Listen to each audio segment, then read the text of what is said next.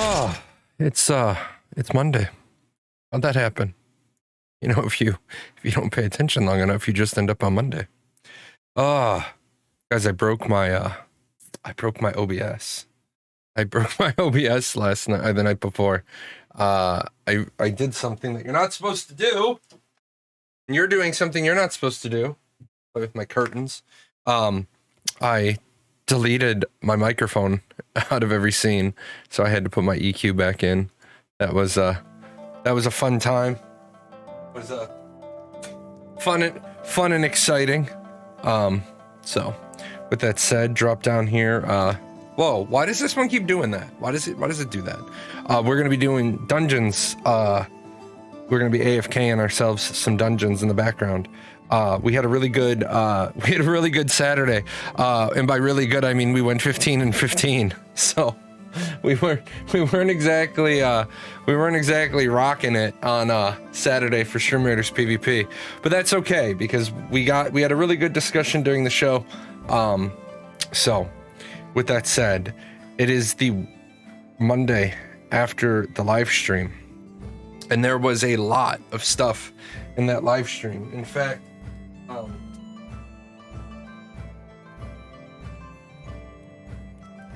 have my notes. There was a lot. Appreciate all that you do and the informational content you create. Keep up the awesome streams. Hey, I appreciate that. That's 9 months, man. That's a Twitch baby right there. That's a Twitch baby. Unfortunately, this past live stream had a lot of goodness in it, but I didn't quite get a chance to finish chopping up the video. I wanted to chop up the video footage. It's like weird because it's not like a long video, but there's like little snippets in there. Was really impressed with the Vec. The Vec looked really good. That's like my future character right there. Maybe not with the gauges, but let's see. You said your wife and you just unlocked Endwalker Dungeon 2. That's pretty good. I didn't feel the need to post this, but the pop-up won't go away. Yeah, that's funny. I like when people say something though, because I like people to have their moment of shout out. Endwalker dungeons are pretty good. The dungeons are good. The raids are good. The story is just horrible, but no spoilers. Dwarves looked amazing. Yeah, the dwarves looked amazing. I got some information from Steven about the Vec. The Vec are not the shortest race. The Nakua, and then the Dunir, and then the Vec. The Vec are the size of humans, but the Vec stance, the haunch stance, is going to make them about on par with the Dunir. So for those of you that don't realize, there has been a design change. The Vec will not be the short little goblin like people. The Vec will be the size of humans. They will just have a stance on them. These lights are like blaring my eyes out. Trolls? No. I don't know why people feel the need to go that route with the Renkai. Like, they're not trolls, they're orcs. I don't like. Tolkien doesn't have a monopoly on defining what an orc looks like. I know a lot of people say, well, it's not going to look like the Lord of the Rings orcs. You're right. The way they're standing? No, because I mean, depends on which genre you're drawing a troll from. There's a lot of trolls that stand straight up, shoulders squared. Goblin is more accurate. Goblins tend, like pangolin tends to be accurate too. Why is it that pangolins always look like they're the politest little stewards? Pangolins got their little hands in front of them and they say, well, you see, my liege, the prisoners, they've escaped. The Vec reminded me of the troll females from WoW. Yeah, I saw people saying that. Renkai definitely look like orcs, but the Vex do resemble trolls to me. Slimmer bone structures, tusks. Uh-oh, is that is a hype train. Right off the bat, I gotta switch hats. I gotta switch hats. Hope they will straighten up when they cast their spells. No, I don't want them to straighten up. I think that's funny. Oh, just a man adding a little bit to sweeten the pot. It's good. So let's knock this off.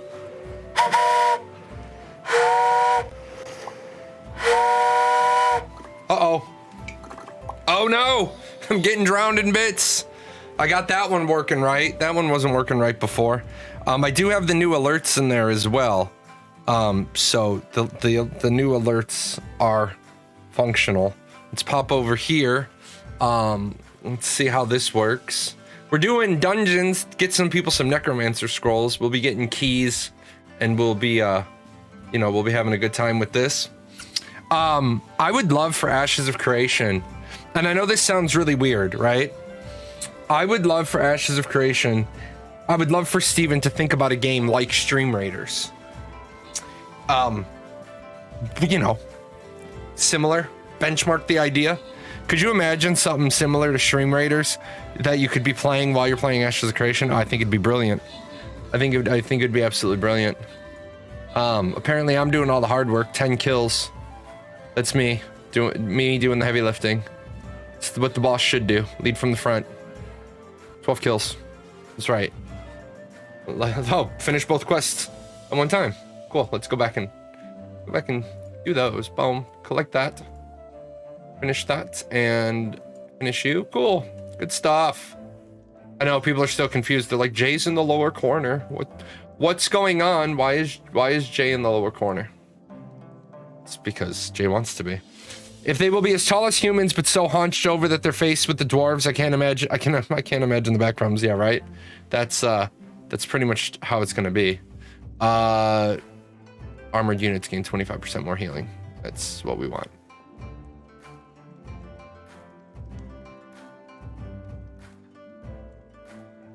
We'll just go ahead and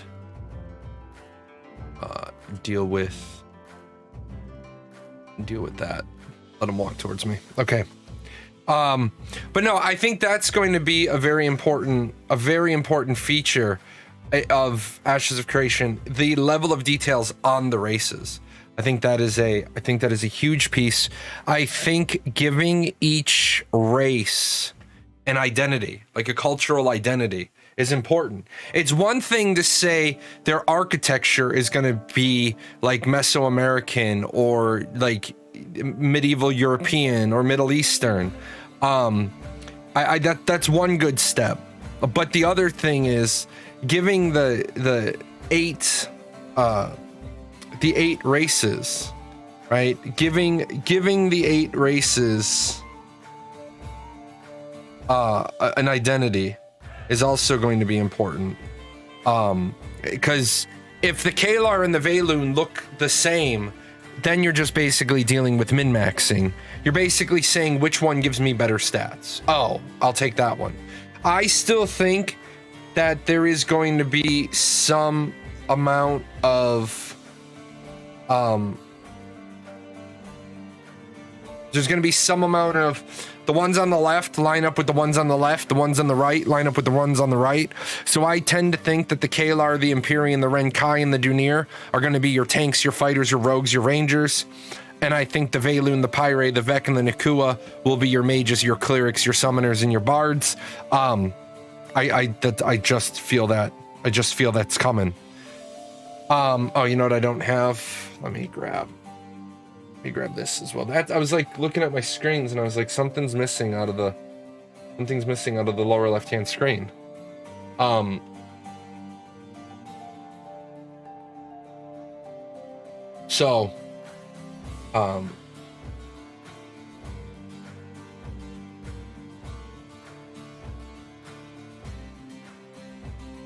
First up, I think the team will do well with race identity. I think they will too. I think that Steven knows what he wants. Plus, Pathfinder is a good template. Plus, Steven's a big nerd. Steven's a big fantasy nerd. So, he, without a doubt, has ideas for what he wants the Nakua to look like, what he wants the Dunir to look like. Next up is With Intrepid already working on the tallest and shortest race models, do you think they sorted out hitboxes? No, because they haven't worked out the tallest and shortest race models. They don't have the tallest and shortest race models worked out. They have the tallest and shortest design. I can put on paper that I want the Vec to be I want the Nakua to be I want the Nakua to be the shortest and the Renkai to be the tallest. That doesn't mean that you're working on the hitboxes. That means you're working on design.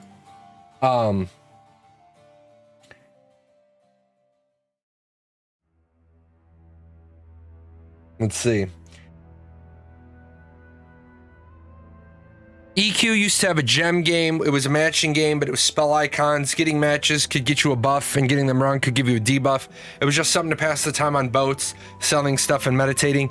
Yeah, Intrepid's, I'm talking about outside of the game. Inside of the game, there's going to be enough stuff to keep you busy, because you're going to have tavern games, you're going to have games of chance, you're going to have duels, you're going to have people betting on duels, you're going to have people going into the arena. I think the problem with the idea of something to do while passing the time on the boats means that the event of traveling on the boat is there as a time sink, and time sinks for the sake of time sinks aren't good. Final Fantasy XI had a boat that traveled, if you couldn't get a teleport between 2 points, it had a boat. And 99% of people, once they had attuned to the crystal, they didn't care about taking the boat. I took the boat 6 or 7 times a day. I was waiting for the pirate event, because the pirate event had an object that I wanted. So I thought that was cool. Like in the auto travel thing, they had a side event. I thought that was really, really well done. Do all races speak the same language? No. However, all the characters understand each other. One thing that is very, very, very, very, very expensive is creating in-game languages. It's not a difficult thing to do.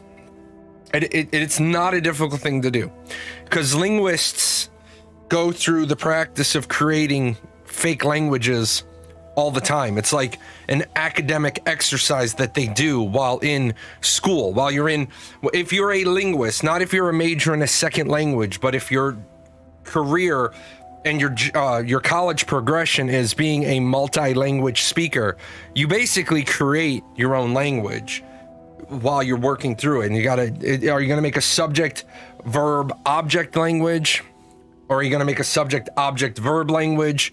The thing here is that it would be great if each race had its own coded language, but then you're going to have people using their racial language in common chat, and then all it does is spam. Yeah, it spams silliness. With that said, let's see how this works out. Playing the non-meta ranger. Yeah, the non-meta ranger. I am very interested in seeing if they can deliver on the idea that you don't have to play a bow-wielding ranger, that you can be a two-handed Great Maul wielding ranger. That would be kind of cool. Aren't we going to have proximity voice chat? No, we are not. We are not going to have proximity voice chat.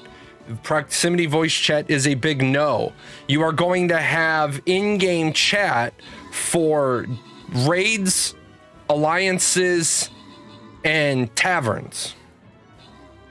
I did a video, and the video's still up. If you like proximity chat over on YouTube, you can leave them feedback. I am against proximity chat because I feel that proximity chat is going to be so underutilized that it then becomes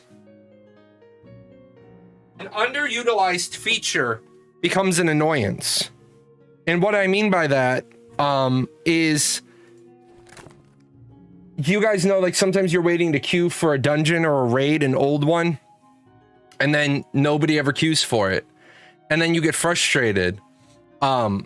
You get frustrated because you're trying to, like, the Ark in Final Fantasy XIV. Very few people Very few people ever run the arc. So if you need it, you're waiting for hours and hours and hours. You're actually better off getting a handful of people who are willing to run it to form 3 different groups. And then queue it up that way. Did Steven ever mention the possibility of armor enchants? Yes, there are armor enchants. There are armor enchants. They come from the PvP season. So, the answer to your question is yes. What you want is there. Let's see. Why aren't you showing up? I think it's great how they're implementing the cultures play into the systems within the game. Yeah, I do too. I think what Intrepid Studios has done to focus the 9 cultures affecting the architecture is amazing. It's something that I wish more games would do. I think it's going to create a feeling that the world is actually a living, breathing world instead of feeling like, you know, I go to Gridania all the time, and Gridania always looks the same. I think it would be kind of cool if I went to Gridania and it looked different because the Lalafels were in charge or the Aru were in charge. I think that would be interesting. Let's see. What do you think they could justify as an off-meta race for each of the archetype? What do you think they could do to justify an off-meta race for each archetype? So remember when I said I think that these are going to be the hold on one second. Where are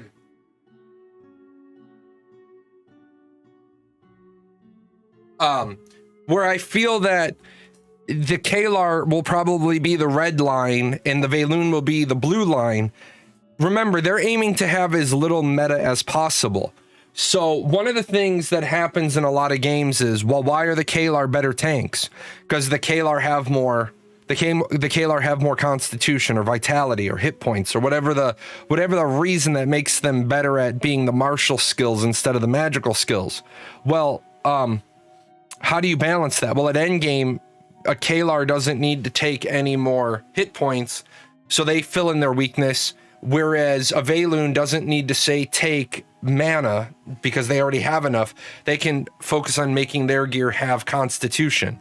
Intrepid is not planning on having hard metas. With that said, that's just how I feel the out of the box is going to work out. Now, is it possible that you can have the person who says, you know what, I want to be a Vec tank? Sure, right? Sure. Possible. Do you think Ashes will have voice acting? I don't have to think if Ashes will have voice acting. I already know the answer is very little, if any, for launch. Voice acting is prohibitively expensive. People think that voice acting is just a matter of like the community members donating their time and their voices to voice lines. The voice actors are 50% of the cost. The other 50% of the cost is the time, effort, energy it takes to mix it, master it, re-level it, all of that. If you guys know, I believe it's ESO had the voice acting bug where the grandma that they hired, the community favor grandma, was voicing some lines, and then they said, she's like, the quote is actually, oh, hold on, let me do that again. Like, you actually heard, like, they mixed it wrong, so like they had the wrong file loaded. They fixed it really quickly. Do you think armor enchants will work similar to weapon enchants? We may have covered this already, but you know my selective memory. Are you talking about enchanting, or are you talking about enhancements? Enchanting, enchanting is taking an item to +1, +2, +5, +10. Enhancing it is tweaking it so that the armor gives more fire resist or more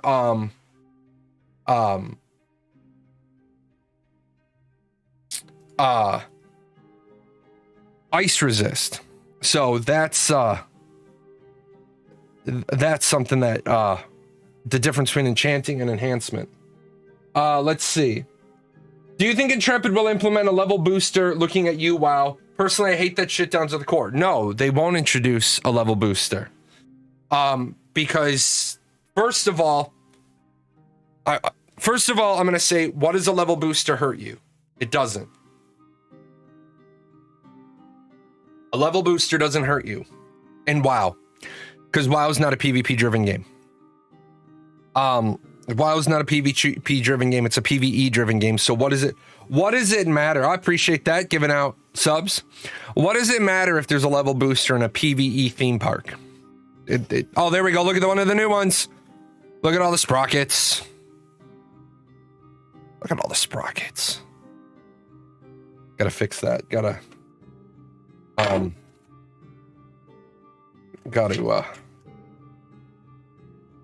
fix the animation. Too close to edge.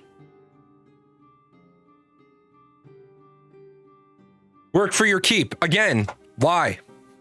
What you're forgetting is that you say work for your keep, except what you're really saying is I don't want new players. Because there are players who don't... There are players... Oh, appreciate that. There are players who do not want to screw around and dick around with leveling up. And I totally understand that. I totally respect that they don't want to waste their time. They don't want to waste their time dealing with getting up to level 90 or level 80, whatever the current expansion is. And I don't have a problem with that. It doesn't affect you. So if the company can make more money, and if the company can make more money, and if the company can get more customers to play, then I am totally okay with that. I am absolutely okay with that. Now, if it's a PvP game, and it makes a difference because now I have a tank, a cleric, a summoner, a bard, and I bought all those, and it's a PvP game. So now as the guild leader, I don't have to waste 180 days leveling up 4 characters. Then I absolutely agree with you. That shouldn't be in the game. But it's a level boost, a level boost that basically says I get more characters or I get more players, I get more customers. Totally cool with that. Ask some good questions so I can recap tomorrow. Yeah, hopefully we don't have a situation where I have to wipe the where I have to wipe the VOD.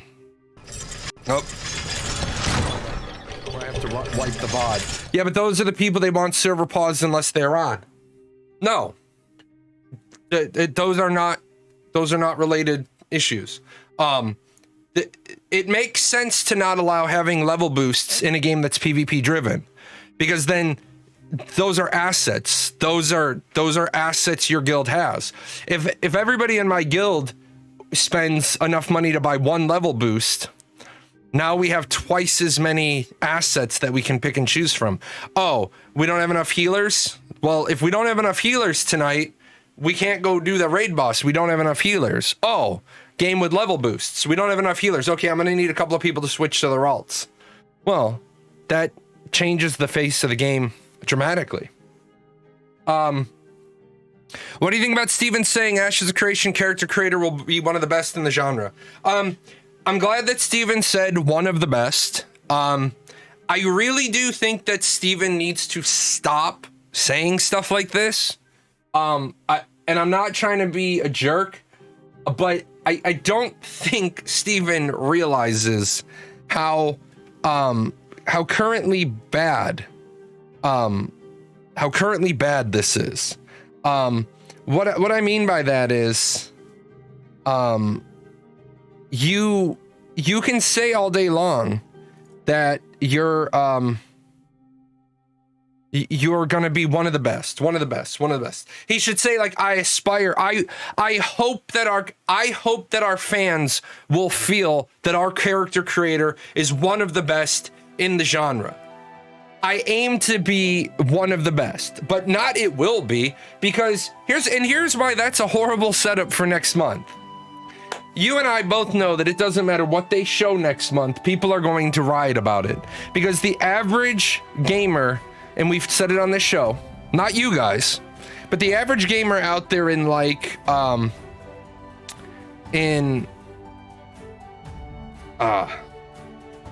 Reddit land is going to see the character creator next month and say, well, that's not better than BDOs, that's not better than EVE Online's, and they're going to criticize it. Your goals should always be private.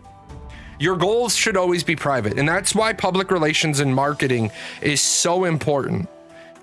I get that Steven wants to set his goals here, but the problem is that you very rarely exceed your goal, right? The word best shouldn't be coming out of his mouth. People can hang him for anything less, right? People will see the unfinished character creator and judge it. Yeah. People are expecting BDO level next month. Again, yes. See, there's a reason why there's a generational difference. Generational difference. My generation, you did not yell into the kitchen, hey, Ma, what's for dinner? Because if you did, you got a pan thrown at you, a shoe thrown at you, a newspaper thrown at you. If your father was in the house and he heard you yell in the kitchen, hey, Ma, what's for dinner? Your dad was like, hey, why don't you go outside and grab a shovel and just dig a hole for me? For what? Because I told you to. And there's your dumbass out there digging a hole. And then after dinner, you want to go play with your friends and your dad's like, nah, fill that hole in. What'd I dig the hole for? Because, hey, Ma, what's for dinner is paid for with you digging a hole. Whatever you cook, now it's your turn to cook. Yeah. What's for dinner? What I put in front of you when it's dinner time. And I say that because now we've got this generation of kids that'll say, hey, Ma, what's for dinner? And the mom will be like, meatloaf. I don't want meatloaf. I don't give a fuck what you want. You sit your ass down at the table. You either eat what you are fed or you go hungry. Like, I don't negotiate. Hold on a second. My second floor is heating up. I think they left the fireplace on. Hold on.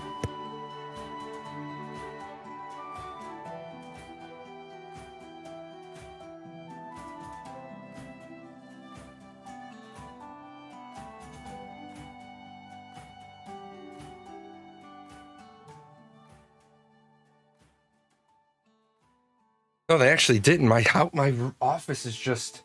My office is cooking!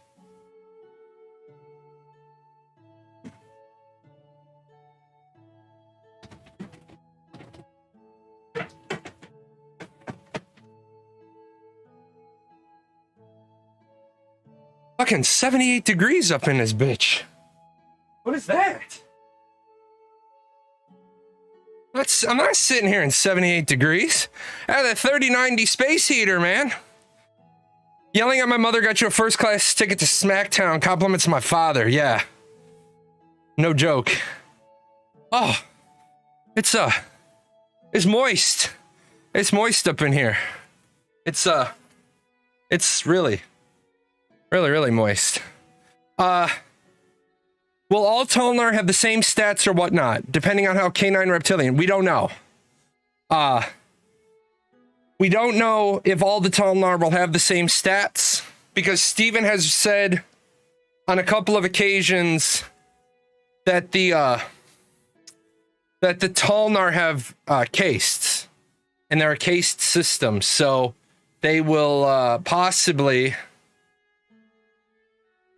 have different stats if you're primary humanoid, primary reptilian, or primary mammalian. So, it's a good question. That's probably a good question for next month's live stream. See if we can get an answer to that one in the live stream. So,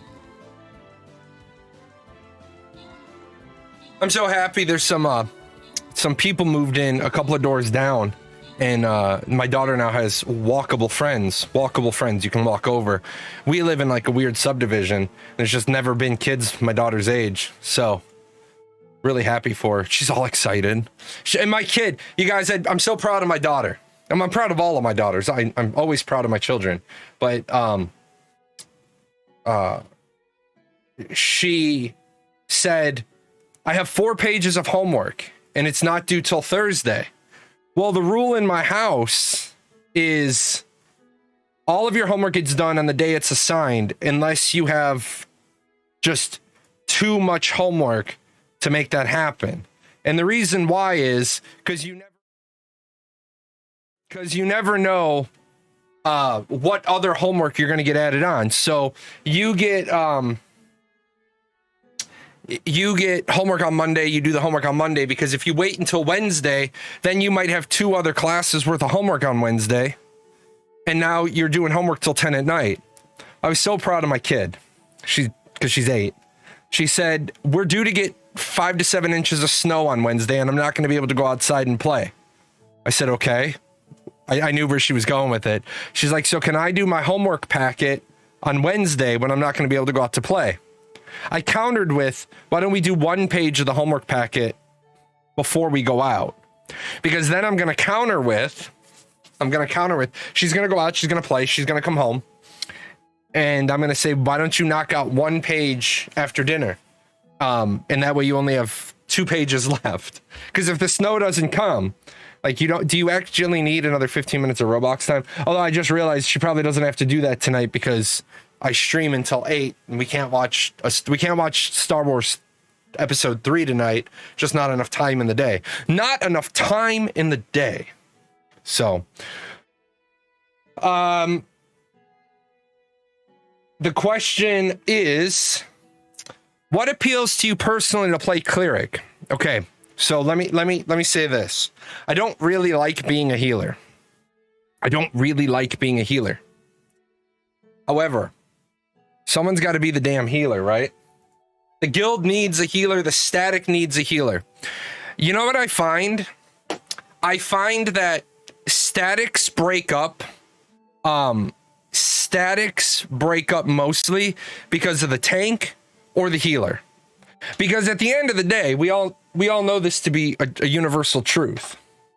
If the tank is happy and the healer is happy, then the static is happy. If the damage dealer isn't happy, but the tank is happy and the healer is happy, the tank and healer are going to look at the damage dealer and say, well, fuck off. We can find somebody better than you. Healers and tanks should never be shot callers. I 100% disagree with you. There is absolutely no reason why a tank can't be a shot caller or why a healer can't be a shot caller.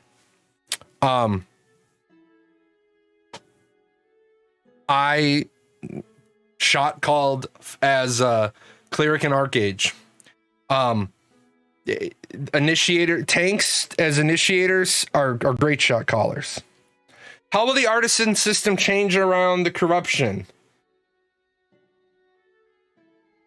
Will the resources change, or will we even be able to use them? We don't have an answer to that. We don't have an answer if the resources in a corrupted area will change. That's a good question for next month's live stream. In fact, that's such a good question. I'm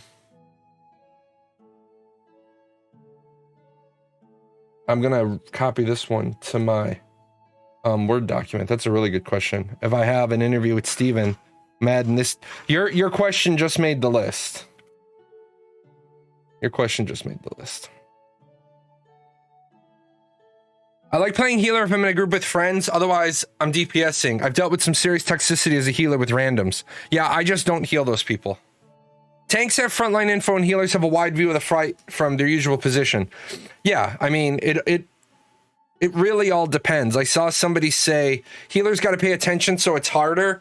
I don't think a healer paying attention is any more difficult than a damage dealer. Than a damage dealer. Damage dealers have to be looking for the people to switch to snipe, to get a kill on. A lot, like one of the things I stress in post fight recap, like the lessons learned, is I'm looking at the hit points of the other guys and I'm seeing a bunch of people with like sub 10% hit points. You should a damage dealer, a ranged damage dealer should swap to somebody who's less than 10%. Now, Ashes is going to be a little bit more difficult to do that in because you're not going to be able to see percentages, only the health bar. But if you see somebody whose crumble bar is almost dead, you better switch to them and pop them. But sometimes damage dealers are like, well, I'm afraid to switch off the primary target. That's why you're people and you're not drones. If you're drones, you fire at what I project. I call a target, you stay on it. But you have to, your people have to be thinking that they're the best computers in the world. They're better than AI. Like, hey, we're all focusing on that guy, but that person has less than 10% hit points. Well, you kill them. You switch targets and you pop them. Our shot caller is always a non-combat person. Well, our team leads, it doesn't matter, but having someone who's not worried about damage, healing, peeling, lets them do their job better. Yeah, and that's why you can have a healer be a shot caller if they're a AoE support healer, and they're basically like, mend, like they're throwing mends, so they don't really give a shit. Like, they're not single target healers. I mean, but it all depends on your group. Your group has to make it work. For sure, healing is hard. Kiting the DPS as well as spacing between abilities and allies is a job for itself. I mean, again, it depends on the game. As a healer, I don't want to say that healing is star-spangled impossible. But what I do want damage dealers to realize is there's a lot of times damage dealers get ass hurt. They get fucking ass hurt. They're like, well, I didn't get any heals from you. Yeah, you were the bait. Like, sometimes you're the bait. Sometimes you are the enemy position that we send people to the bridge because we know that they're going to collapse onto the bridge and we know you're going to die. And we don't we don't want to be, mean about it. I don't want to be mean about it, but sometimes you're a really good group to die. Sometimes it's just your turn to be the group that dies. I tend to not make the same group the sacrificial group over and over and over, but there's gonna be times that you're gonna be the group that gets assigned to die. It's just what it is. It is what it is. Like, no shot caller goes in to say, my goal is to go into this skirmish and have 0 deaths. I don't give a shit how many deaths we have. I care about how many, did we hit the objectives? I like how interactive healing is and how you need to pay attention to almost everything and make judgment calls. It's so immersive being a healer just because you're so focused. Yeah, that is true. That is true. The other problem with healing sometimes, and I do understand, you need to, if you're going to have a healer be your primary shot caller, then that healer needs to have a yeah, but. Because that healer does have to have somebody who, like, you don't realize you're the flank that's being overrun because you're so determined to stand there to the last man. That's also why shot callers need to have a good working relationship, and they need to know it's leadership. And in leadership, when someone starts to overtalk you, you trust like, if I'm shot calling and Frost starts to overtalk me, I have to acknowledge that Frost is going to only overtalk me if he sees something that I don't see. And so at that point, he starts shot calling because I need to focus 100% on my engagement. I have to drop from the strategic level down to the tactical level. Frost has just moved himself from the tactical level up to the strategic level. So now he takes responsibility for the big picture. I take responsibility for whatever the hell it is I don't see, and I got to figure out tactically what's going wrong. And then when I secure my area tactically, that's when I start over talking Frost. It's, if you want a good example of how this works, Ender's Game, where Mazer is teaching Ender, and he says, you have to stop micromanaging the whole fight. You have to give Bean more responsibility. You have to give Ally more responsibility. And then Ender grows as a leader, understanding as a leader, his job is to assign assets So, this is why I don't sit in large voice channels while PvPing. I much prefer TeamSpeak's channel system. I don't want to hear yelling everyone about how bad they suck at the game. True.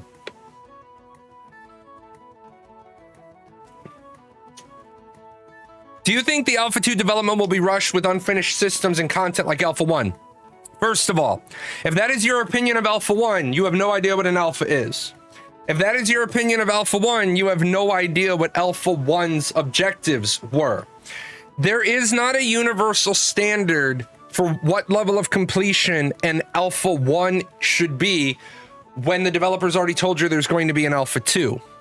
Alpha 1 was not unfinished. Alpha 1 was as finished as Intrepid needed Alpha 1 to be to get the data that they needed. So, with that said, I will defend Intrepid in saying, having many discussions with Steven about what they were trying to accomplish in Alpha 1, they accomplished Alpha 1. They accomplished what they wanted. Now, where I criticize Intrepid is because they originally had a roadmap. They originally had a list of goals that they were going to hit before they went into Alpha. Well, by that measure, they failed. They hardcore fell on their face. Like Intrepid completely failed. But the Alpha 1 they put out gave them the results they wanted. For example, the split body animation decision was huge. Was absolutely huge. This video where Steven talks about they no longer wanted to have you rooted in a forward motion, but based on the data, they decided to go back to a split body animation. Now, split body animation, anybody who advocates for split body animation, then you're not advocating for realism. So if you say, damn,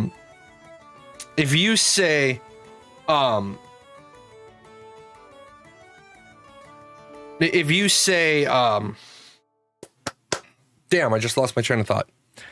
Oh, if you say my realism, my immersion, I'll be like, yeah, well, Ashes of Creation isn't immersive, because who the hell runs left while swinging right? Nobody. Like, nobody. A Jedi, maybe, with a lightsaber. This is true in Ender's Game. You also have to trust your team to make certain decisions. You can't monitor everybody and everything. It's one of the reasons why the Roman Empire was so successful with its military. Lower level officers were given permission to make tactical decisions on the fly. I want to correct you right there. No. Lower level officers being given decisions to make tactical decisions on the fly isn't what made it successful. Lower level officers were given permission to make strategic decisions on the fly. The lowest level officer, just so you guys know what the hell we're talking about here, the way it works, of course the lowest level person is going to make, the lowest level officer is going to make tactical decisions. That's what they do. That's the only thing they do, right? When I talk about levels, right, it's, the pen doesn't save.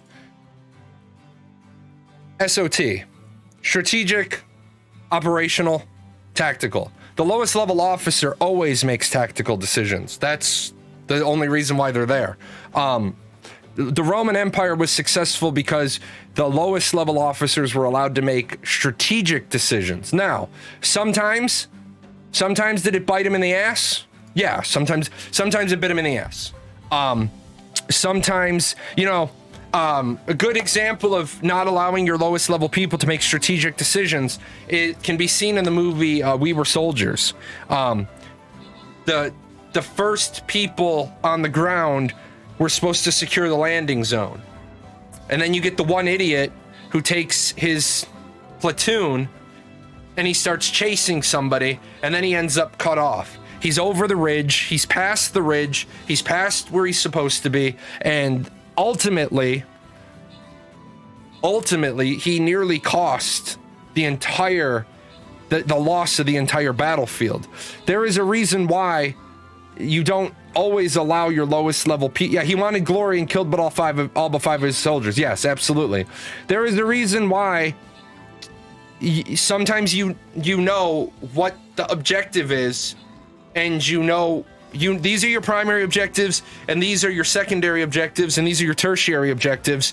But unless it's like you are 105,000% sure you're not about to cause a monumental fuck up, you stick to the plan. You stick to the plan because other people are sticking to the plan. Other people are counting on you to be there. So like sometimes I'll give people, like EVE Online is a good example of this. I give a small fleet, like not a full 250 person fleet, but I give you know, a 50-person fleet of tacklers, mixed bag, interdictors. They don't have a ton of firepower, but they're there for a reason. They're there to make sure nothing else comes through that gate. I get that that's boring shit. And I try to make sure that the people who are on bridge babysitting duty don't get that every day, because then those people are going to quit and they're going to go find other guilds where they can be in the action. But that's why most people don't understand the value of, like, I tell Faye, and I give Faye 49 people, and I say, hold that bridge. And Faye's on comms, he's like, half my people are dead. Don't give a shit. I'm not sending you reinforcements. I made it clear to you, I need that bridge held for as long as you can, to the last man, not one step backwards. If you can buy me 10 more seconds by being the last person dying on that bridge, that's what I want. I want the bridge held as long as possible. And then afterwards, in post, in the little recap, you tell people, hey, I want to give a special shout out to that bridge crew tonight. That bridge crew held that bridge for 2.5 hours. What you guys don't realize is, had that bridge not been held, more people would have ended up on our world boss fight. But they managed to keep over 400 people isolated out of the fight because they held the bridge. You got to make sure that the people who are doing the janitorial work, the guy that's scrubbing the toilets, needs to understand why he's so important. Appreciate that, little toasty. Let's see, what do we got? Oh, we don't have new resubs. We don't have new resubs, but we do have new yeah, hold door. Exactly. Hold the door. Hold the door. That's your job. You got one job. Hold the door. But just popping in to say I appreciate Ash's info as always. Hope you're having a great day. I am having a great day.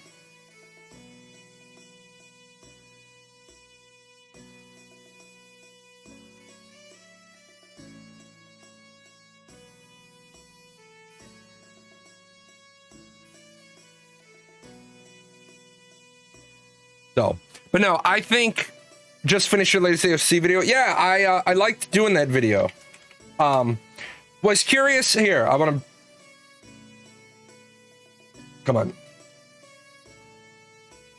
I was curious to find out more about the instance skirmishes and sieges. If they are hoping people are going to want to jump in a little 10-minute battles in the middle of a siege, I think they're going to be disappointed at the poor response. I disagree with you. I disagree with you. You need a new picture that's you when you were fat. Well, I can't help it. You put it on you put it on Twitch. I think you are correct, unless what is the reward for that 10-minute fight? What is the purpose of that 10-minute fight? What is the objective of the 10-minute fight? We all know that Intrepid Studios had a really bad idea, and I'm not afraid to tell them that I think your idea sucks. I think your idea of having 3 dragons in the middle of castle sieges, I think that idea sucks. I think that's a great idea for a battleground. I think that's a great idea for castle siege mode for Apocalypse. But for your actual contesting of who becomes the monarch of the region, I think that idea sucks. However, I think that if we changed it, and instead of putting dragons at these 3 spots, right? I think you have your castle, right? And then you have spot 1, 2, 3, right? Spots 1, 2, and 3, and then you have the campaign headquarters of the attackers. I think these can be instanced fights, right? And you can actually do 1, 2, 3 dots at each one, right? And at 20, 30, 40, 50, 60, 70, 80, 90, and 100 minute marks, these are like pole positions. Like this unlocks for 10 minutes at the 20-minute mark. And if you have this, it does something. It does something. Each win dot has a reward. And then 2 out of 3. Hold on. Each win dot has a reward. And then 2 out of 3 has a bigger reward. And 3 out of 3 has a bigger reward. Now, each of these fights, you have to send enough people. Remember, because each side has a loss condition. This is the throne. This is the campaign headquarters. Now you have strategy, you have objectives, and you have tactics. I think, and you could even do this where all 3 of these come up at the same time. There's lots of ways to do this. But I think pulling those people into a 10-minute battle, getting them out of the main siege, is a great idea. Because what it also means is that you can't overwhelmingly zerg that objective, because if you do, like if the defenders overly zerg one of the objectives, now the attackers are like, oh, well, they're locked in a box for 10 minutes. If it's instance, I would imagine it's made for a specific amount of people, and you could do it that way. You could do it that way, and if you did it that way, then you could have all 3 appear at each tower at the same time, which would take 60 people out of the 250 off the map. So yeah, I like that Intrepid has opened this doorway. I like that Intrepid has said, this is something we're going to explore, because I think this works way more better, way more better than what they were going to do with 3 Dragons. Do you think Ashes will be able to compete with Arc H2 in the Riot MMO?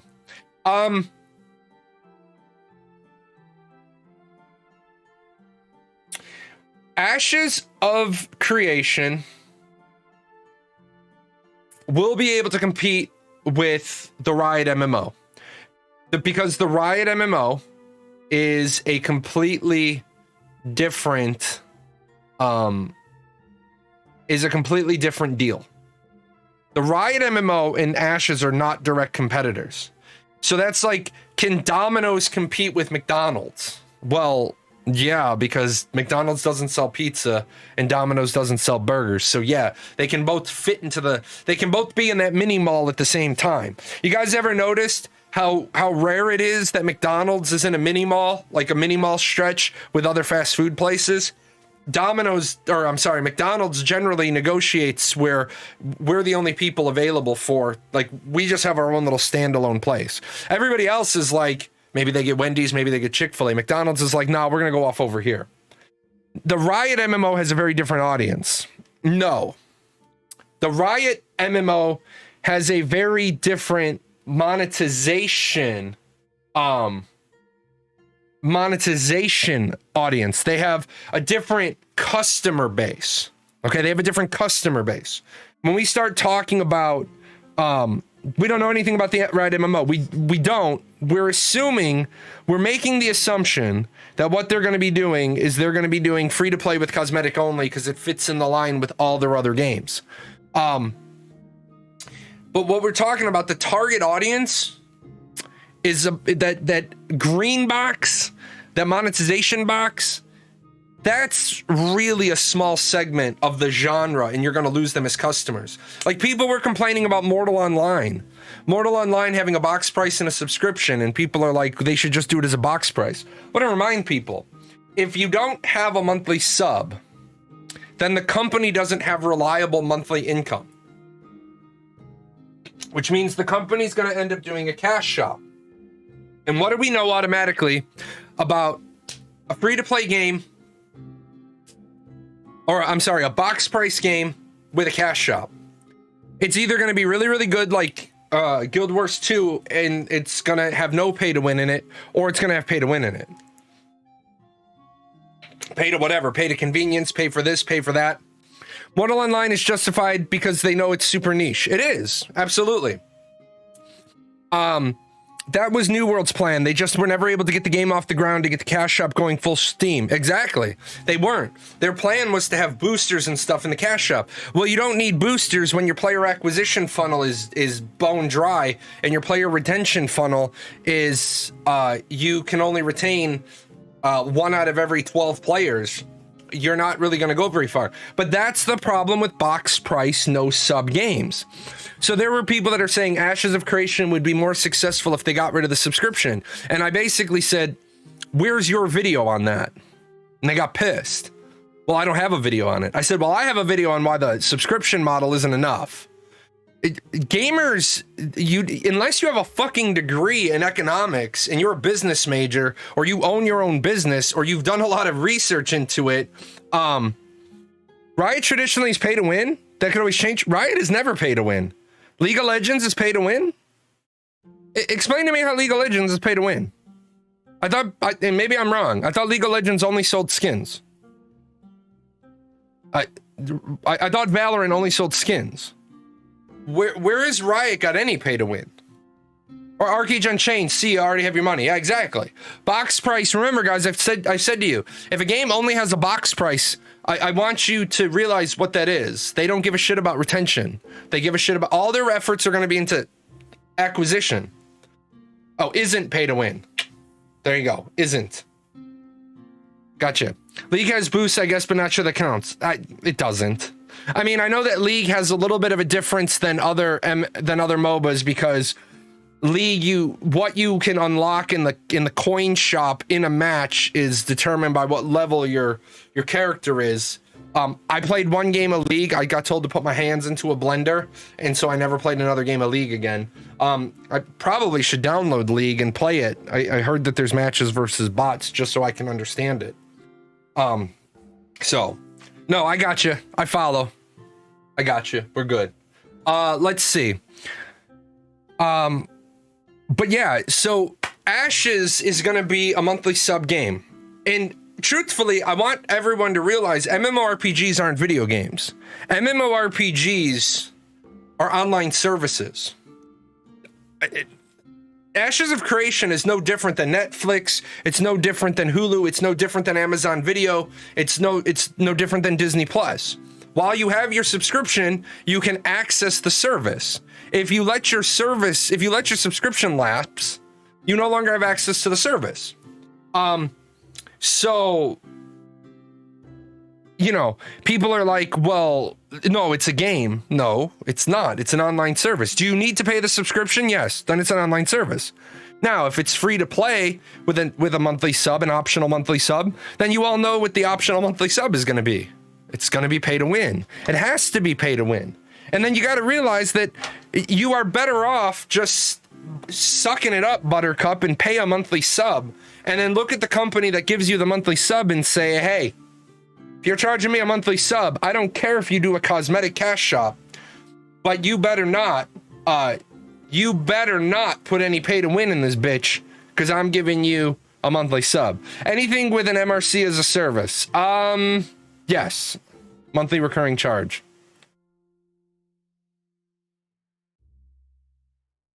You can buy the new champions day one where they're not balanced and roll people till the patch.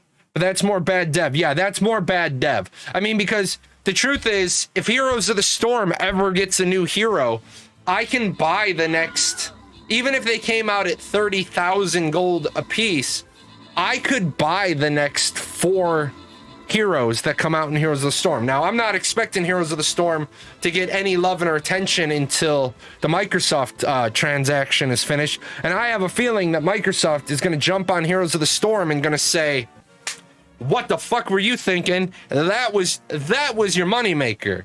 That was your publicity machine. It doesn't matter. It doesn't matter if Heroes of the Storm isn't making you like ass tons of money. Heroes of the Storm, Heroes of the Dorm, esports at colleges. There are colleges that started esports teams for Heroes of the Storm, also for the publicity. So I don't know what Blizzard was thinking abandoning that project, but somebody done goofed. I did see that Sony bought Bungie.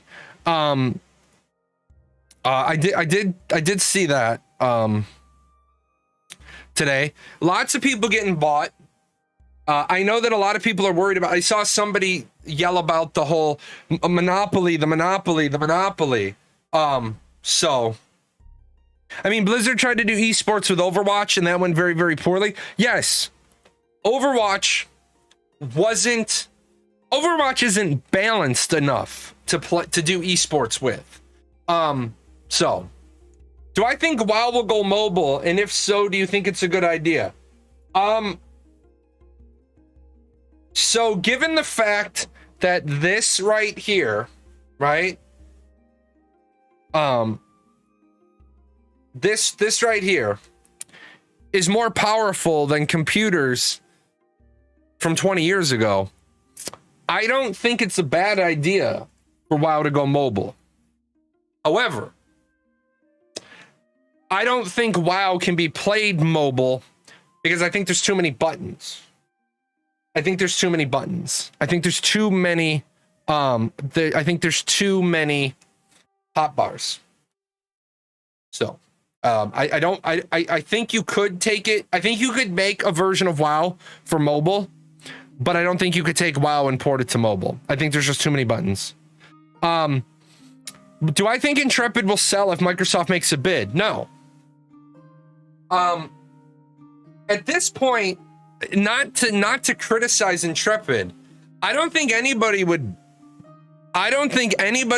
buy Intrepid to continue the development of Ashes of Creation. I don't think anybody would buy Intrepid Studios. I think to continue the development. I think Tencent or Microsoft or somebody would offer Steven money, and then they would buy the studio, which would include the IP, and they'd shelve the IP so that they didn't have to deal with it. I don't think anybody wants to come in and buy Intrepid Studios at this junction, because I don't think Intrepid Studios is like walking into a garage and somebody's got like a car in progress, and they say, hey, can you come over on the weekend? I'm having some problems with my car project. And you walk in and literally the frame is there and nothing else is on. And you're like, when does this car have to be done by? And they're like, oh, I got like 2 days. And then you're like, dude, I don't even see all the parts here. Like, nah, fuck this. I said I would help. I'm gonna send you a fucking pizza and a 6-pack. I'm not getting involved in this. Like, I thought you needed like a hand putting the paneling on or something. Intrepid is yet to make any money. This is correct. Intrepid hasn't made any money. Intrepid is operating in the red. This is true. Some of these companies buy companies just for the parts. Yeah, I mean, that's a true statement. But I don't think Intrepid has any parts that are worth buying. What does Intrepid have that's worth buying? Like, it's not like Intrepid has like an amazing character creator already done and you want to buy them to get that. It's not like they've got an amazing patcher. They've got an amazing installer, an amazing updater. It's not like they've got amazing, like, they don't have anything like yet. I mean, they will, they will, but they don't have it yet. Steven's got a whole lot of fuck off attitude towards people taking his dream over. I agree with that. I agree that Steven doesn't. If Steven wanted his money to be making him money, he wouldn't have put his money into a video game company. Steven and John, if they didn't have money to burn, they wouldn't have done this. Art Artifacts, million pre-registered emails, Unreal Engine 5 basic integration. No. I mean, a million pre-registered emails. If Intrepid sold, a million pre-registered emails is not valuable in 2022. So PvP in this game, yes, lots of PvP in this game. In fact, I will do this for you. There's so much PvP in this game.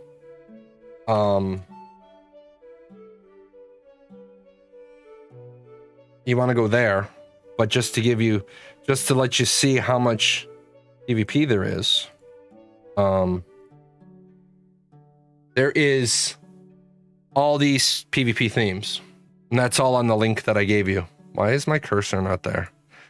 Properties. I have capture cursor checked. Why are you? Should I uncheck that? What are you doing?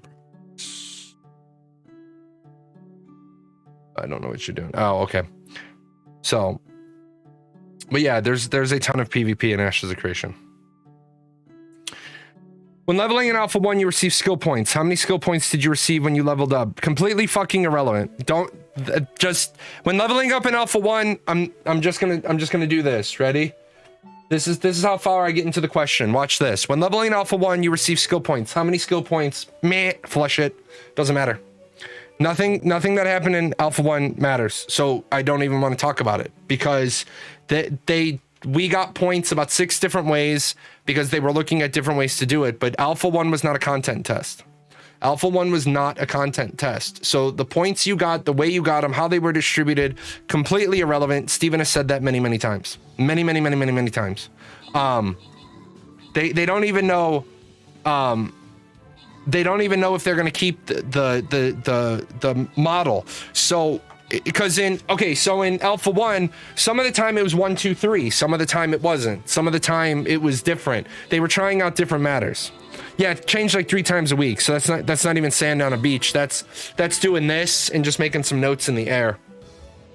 Is there a specific race you are looking to play? Yes, I'm going to play Vec. Why? Because Dirty Puma over at the official forums made me the supreme leader of the Vec. I don't even know how that happened. I don't even know how it happened, but I'm the supreme leader of the Vec. Oh yeah, it changed all the time. It changed all the time. Like every single day. What was my choice before the Vec? So before the Vec, I was going to make a Talnar. And then, honestly, 3 people on the official Discord are so perverted, right? Are so perverted that they over-sexualize the Vec. There are 3 people, 2 of them, well, one of them is now banned from the Discord. One of them had their PI account banned, and one of them remains. I think that if you are a fucking pervert and you are on a company's official Discord, that company, doesn't matter how much money they've given you, they should fucking globally mute you. If you by name come up about being a pervert, now if you come up for being you seem aggressive today, never mind, that's normal. No, not I'm aggressive about the topic. Up until this topic, it's been laid back. But no, there's 3 people on the Discord particularly that over sexualized and over perverted the Talnar. And Intrepid never stepped in to stop it. And I said, I'm like, well, you literally have a Discord that people join and then leave and say, I can't handle those perverts. Now, if you want to have a non-safe for work channel and let people post their anime porn with their anime titties, fine. But when it's in the AOC Discord channel and the moderators just look at it, and when the moderators are like, well, I don't see anything wrong with it. Well, okay.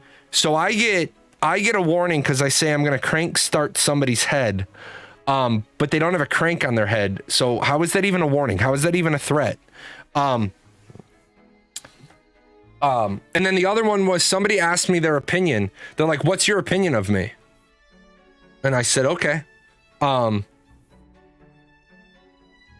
one that remains literally posted porn audio the other day in front of the mods, and Karthos was the one that got in trouble for pointing out and asking how that doesn't break rule 4. Yep. They can't do that if they want to be partnered. I am going to say this. Intrepid Studios is at risk of losing their... they are at risk of losing their very hard worked for Discord because Discord put out a thing...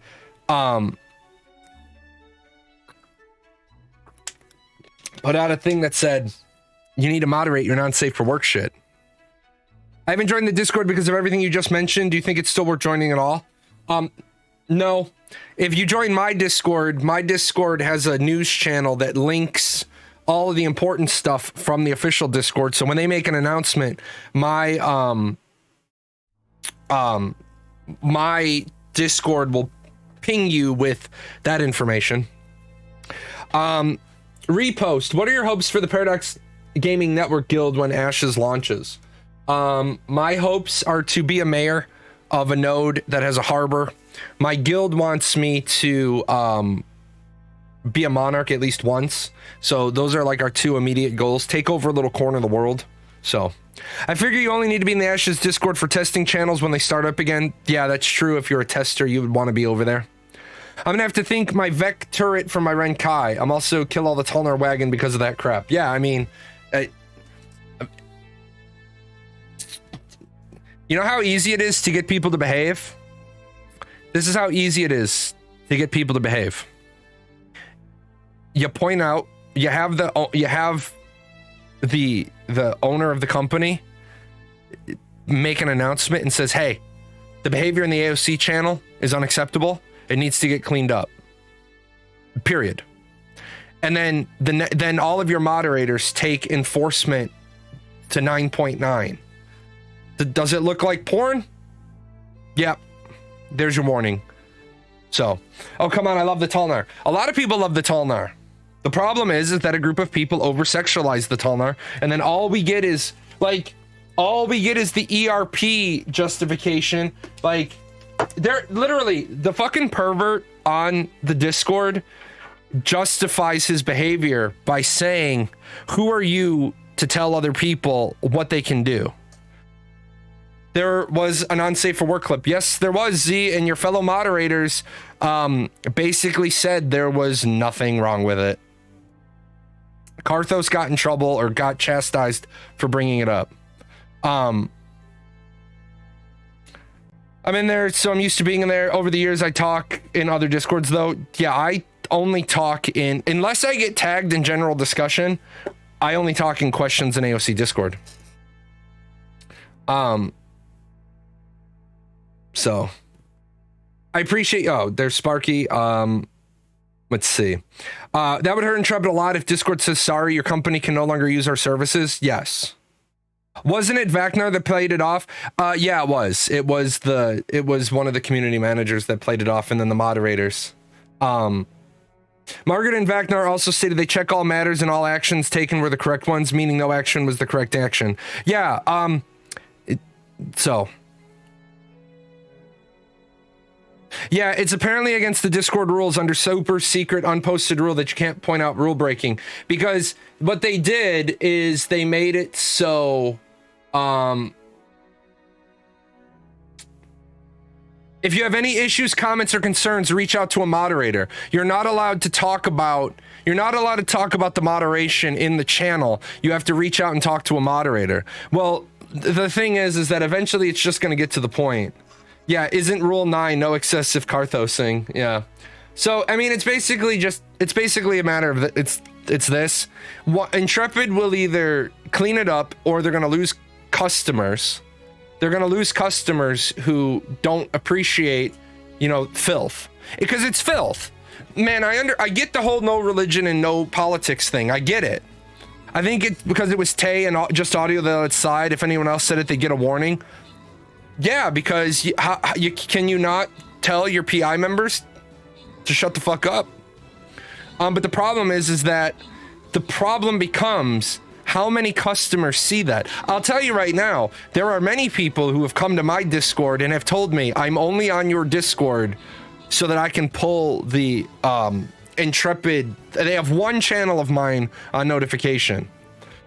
Which time the non-safe for work pictures they kept posting or the audio of someone providing oral services, it's something new every day. It's hard to keep up. Yeah, well, I mean, you expect people to treat your company seriously, but you're not even you have rules. And see, remember I said everything's a link in the chain? And when archers attack in front of soul, when the enemy dies. Okay. Remember, everything's a link in the chain. So you want people to believe that you're going to enforce all of these things about gold buying and gold selling and gold this and gold that, which is great, but you don't even enforce your own rules on Discord, let alone the rules that Discord says you have to enforce. So, shouldn't matter who it is, an exception to the rule negates the rule. Yes, exactly. Let's hope the active GMs are taken more seriously than the Discord moderation. Well, here, and this is the point. This is the point that I bring up. If you don't enforce the rules on your Discord from day one, right? Then how are people going to believe that you're any of the things you say? Active GMs would be getting paid, except their community managers do get paid. Community managers are staff, and they're the ones that laughed it off. One of them laughed it off. So that's my point. If you're going to have moderation on a Discord, then moderate. But then when I get fucking warnings for shit that I say because people don't, one of the moderators doesn't like me, I don't give a fuck, right? That I am who I am because I don't give a fuck about your opinion. That's my honesty. What's your biggest weakness? Honesty. I don't think honesty is a weakness. I don't give a fuck what you think. I don't like one of the moderators. And the moderator learned very quickly. Leave me the fuck alone. Unless I am dead to rights wrong, don't even fucking talk to me. And then one of their moderators doxed me, and I reported it, and it was like, oh, no big deal. And I was like, okay. That person learned very quickly you don't dox people. Be like, oh, you think it's funny to put my personal information in the Discord? Here's a dossier and all your personal information. Would you like me to post it? Oh, shit. Like, you have your fucking resume posted out there with your home address and your home phone number. You thought it was funny? It's only funny until my team of people spend 10 minutes and find everything about you. Didn't Margaret say that it was art someone drew so it was different? Oh no, that's that was something else. Their marketing director told people in a polite way, fuck off, porn is allowed. Yes, that's exactly what happened. So now people push the line. You know where the line should be? The line should be no. It shouldn't be a line in the sand. It should be a concrete wall on the beach. The answer is no. But with that said, moving on to happier topics. Let's see if there's anything interesting on the forums.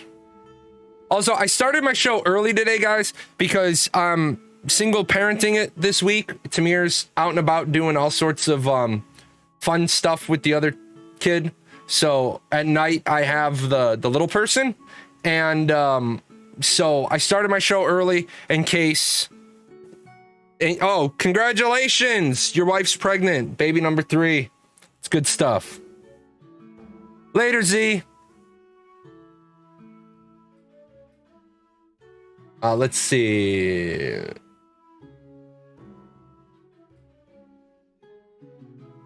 gonna just grab a couple of these.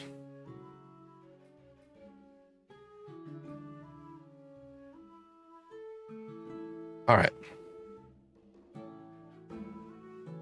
I have no idea. I have no idea why GZ was blocked. What time is it out here? 4:35. It is 4:35. All right, let's turn this off. Man, I don't know why my office is so damn hot. My office is baking, not Michael. Number 2 was during A1, got 6 weeks off from Amazon. Wondering if number 3 due in August will be during Alpha 2.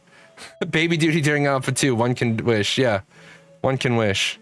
Official forums. So let's take a look at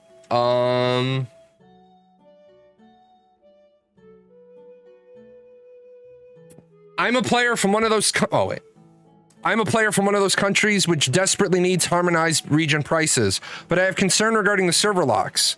My MMORPG friends are from Europe and North American countries. I'm the only guy from a possible harmonized server in our friend group. I really want to experience the game with them in those server regions, but on your wiki page, it says harmonized servers won't be able to play together with each server. Will it be changed? No. Other MMOs and services have done it and allowed users to interact with each other. I want to socialize with my friends while playing the game, and I don't want to miss out. Great. Then,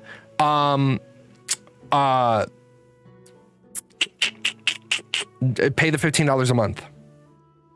Yours truly hasn't followed server rules up to this point. Won't we be able to play on whichever server? Is this literally regulated by in-world regions? Okay, so if yours truly hasn't followed server rules, why the fuck are you posting? So here's how it's going to happen as of right now. Regular subscribers will need to pay. There's my tag team partner, by the way.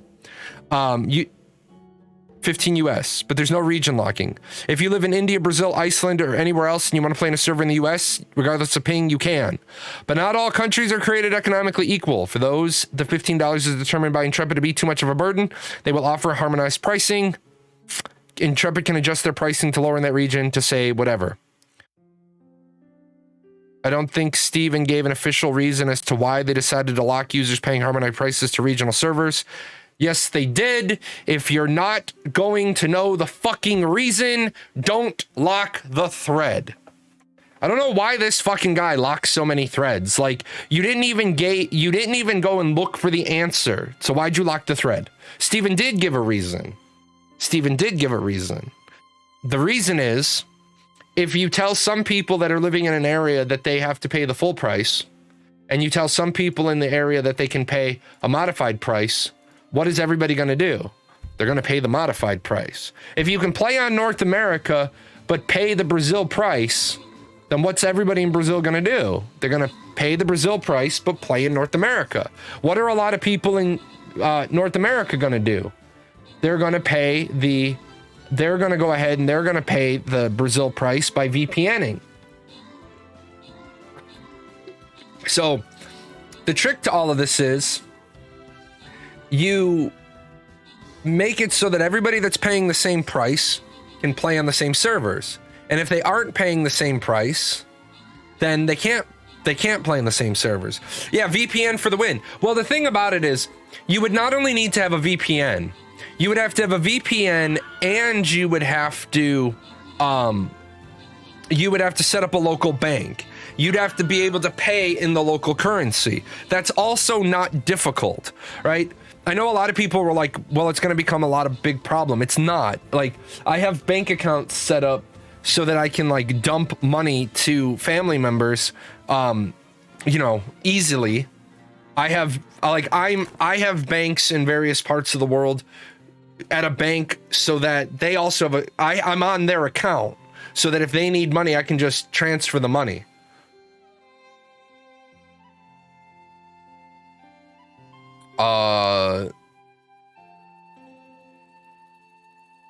There we go.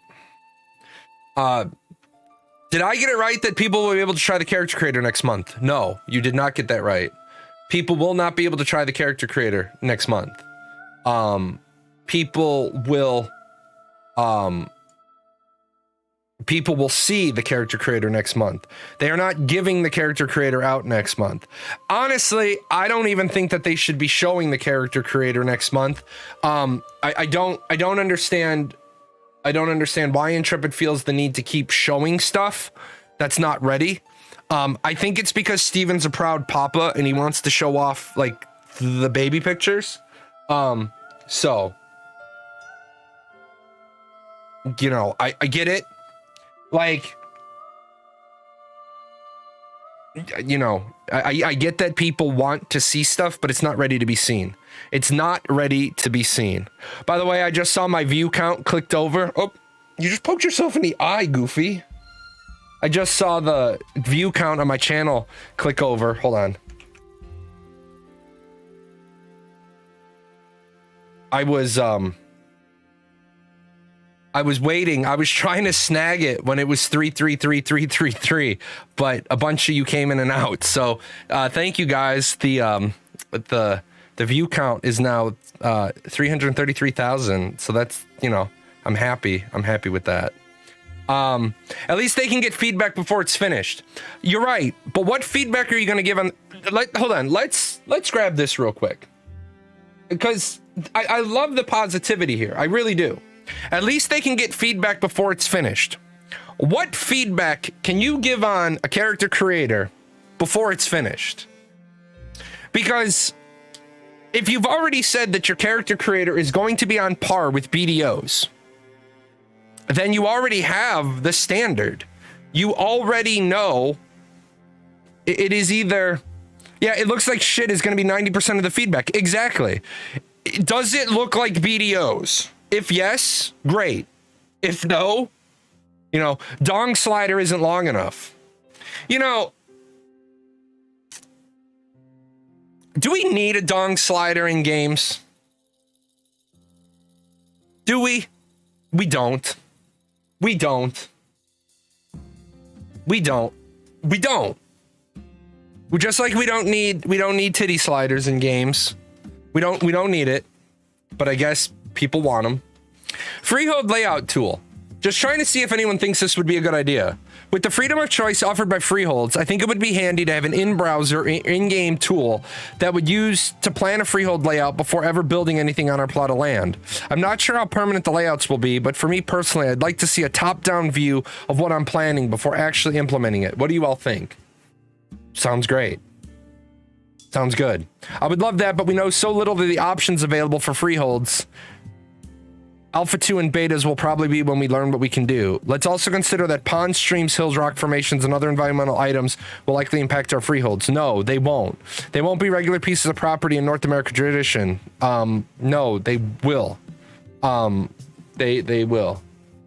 So. Oh, Karthos. Karthos.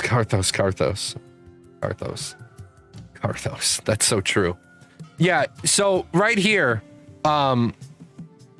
you won't be able to drop freeholds on ponds, streams, hills, rock formations. So keep in mind that you won't be able... Wow, that's even worse. You won't be able to drop your freehold on POIs. POIs, points of interest. Point of interests. So your freehold will be about 0.5 acres.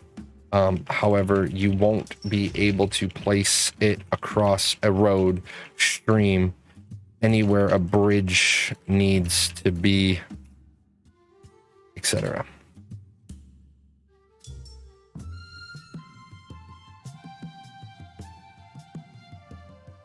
You want to look like the guy from Hunchback. You want to look like the Hunchback from 300. Giving the character creator to be something to give people to play around with. People would create characters instead of populating the Discord. That's at least one advantage. No, because the problem is that remember, it's not the character creator. It is the prototype character creator where the UI isn't even finished yet. So no, they're not going to give that out. There's no reason to give that out. You don't give the character creator out to people until the character creator is finished. And then the problem is, now what I do say, what I really would like them to do is I would like them to have a character creator that exports to a JPEG with a file of all the settings. And I'd love for people to post, I'd love for the settings to be embedded in the image, like an NFT or something, so that Intrepid could look at the most hideous fucking things that people produce and be like, okay, change those settings. Yeah, they plan on getting the character creator out to people early. About a month early is their goal. They want people to be able to spend several days working on their character instead of feeling like they need to rush at launch. I also think that what they should do is they should allow characters to be completely changed for the first 7 days at an NPC. And then after that, not 7 days after character creation, for the first 7 days. I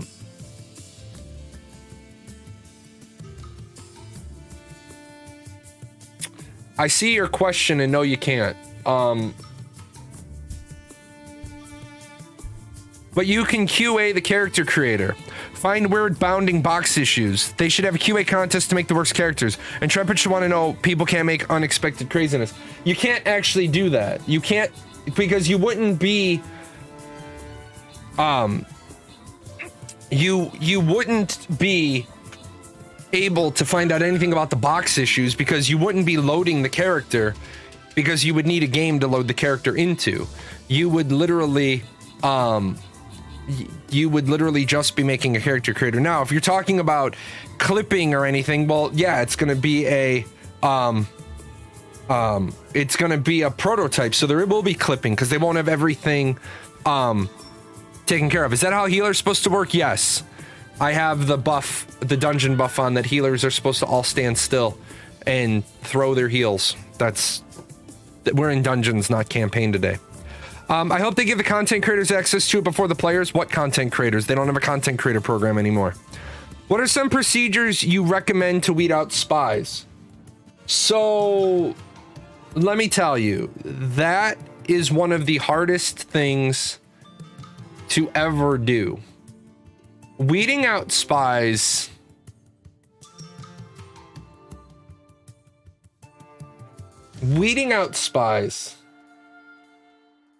is a very, very difficult thing. Now, I know what some people are going to say. I catch spies all the time.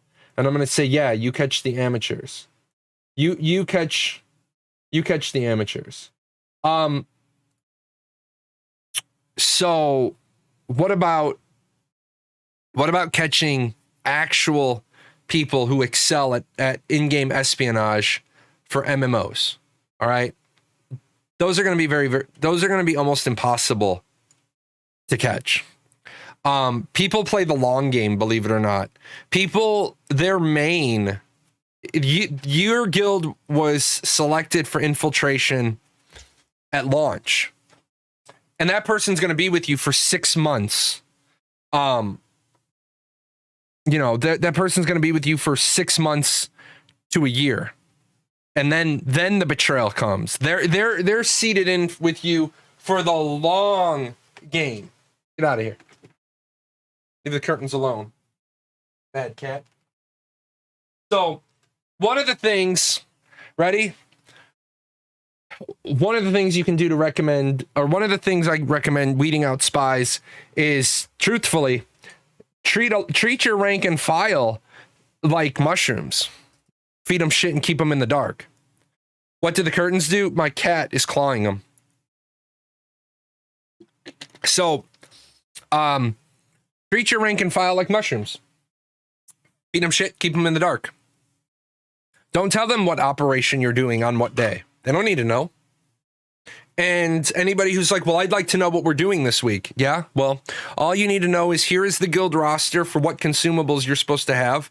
And I need you to have package 2 on you at 5 o'clock or 6 o'clock Eastern on Monday. You need to have Go Pack 2 on you. And the little book for the guild says, what do I need to have? Monday is a day 2 day. I need to have these.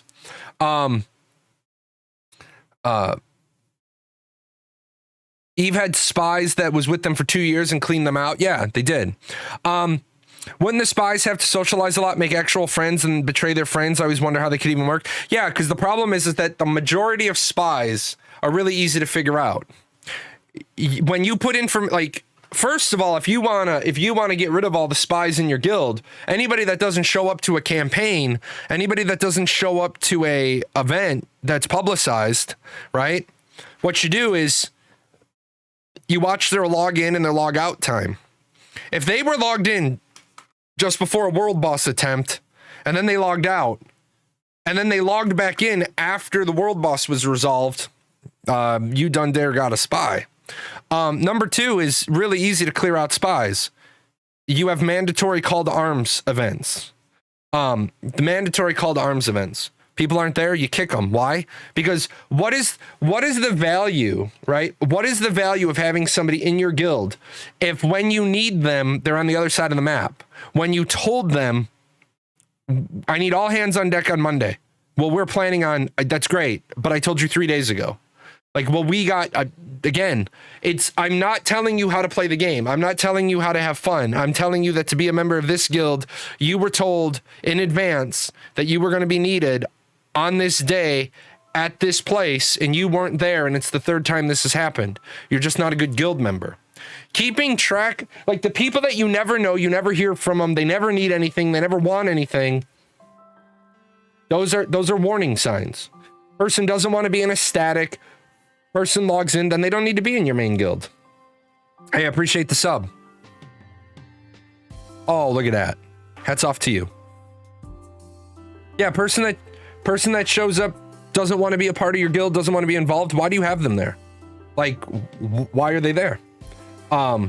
Yeah, it's not the spies you should worry about. It's the high-ranking members that are turned. That is absolutely the most dangerous thing. It's when one of the people that has access to 90% of your resources gets turned. Absolutely. That's the bad day. How do you stop that from happening? Treat your people well. Treat every member of your guild well. The loot that your guild gets, right? Because no, I don't want to remove the painting scene. This is how a lot of guild leaders envision their guild, right? The guild leader's up here, and then here's the officers, and then here's the long-term members, here's the members, and here's the recruits. And people see progression like an upward mobility. The truth of the matter is you shouldn't be looking at your organization like this. Your organization is this. Your organization is a box, and the leader is no higher or lower than a recruit. Now, does that mean I'm going to give you the +7 sort of badassery on your first day in the guild? No. But I am going to find out what is it you need? What is it you want? What are your hopes, dreams, goals? What Carthos said, another really good thing is, oops, wrong button. Really good thing is compartmentalize your resources. Nobody except for the guild leader should have access to everything. Nobody. One person has access to everything. Everybody else should have access to what they need. My logistics person has access to the resources coming in and going out and what we're trading, but the gathering person doesn't have access to the processed goods. The crafting person has access to the processed goods, but they turn their stuff in.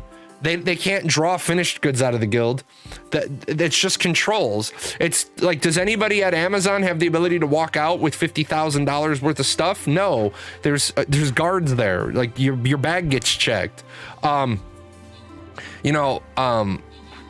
asked Nick, friend of mine, and I said when my computer was getting shipped, I got worried about it because it disappeared.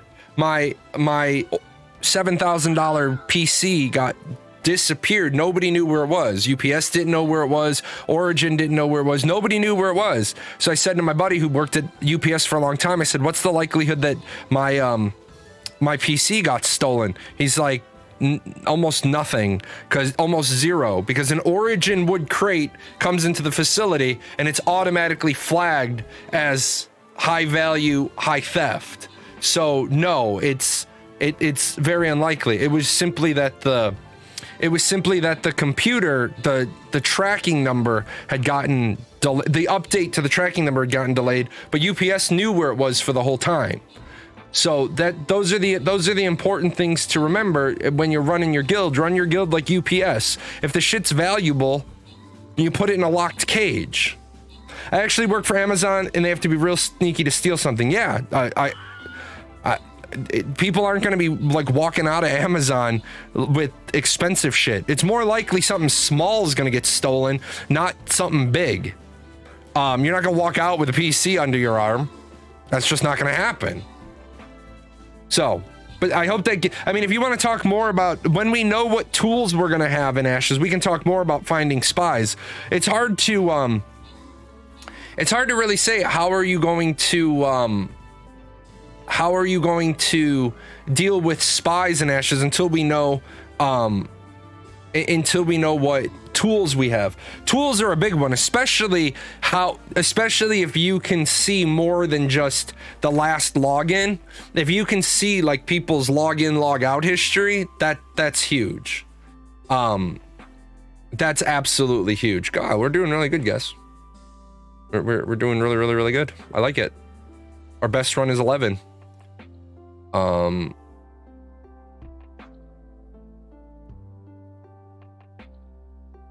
So, Yeah, that is, you know, what you just said right there is absolutely why I will not get Grubhub or Uber Eats or any of that. If I want takeout, I drive and I get my own takeout. You know, is there going to be guild ranking? Yes, there will be guild ranking. Guilds will be ranked. Guilds will be ranked. Not only will guilds be ranked, there's guild levels. If you wanna siege a castle, your guild has to be a specific level, and then guilds will get ranked in the PvP season. Now, the PvP season is sort of weird. What out of game resources to assist besides the Wiki and Ashes 1 would you like to see for Ashes? So let me grab that one. Hey Jay, I want to say thank you for answering all the hypothetical questions. No problem. I love my show. I love what I do. I love my community.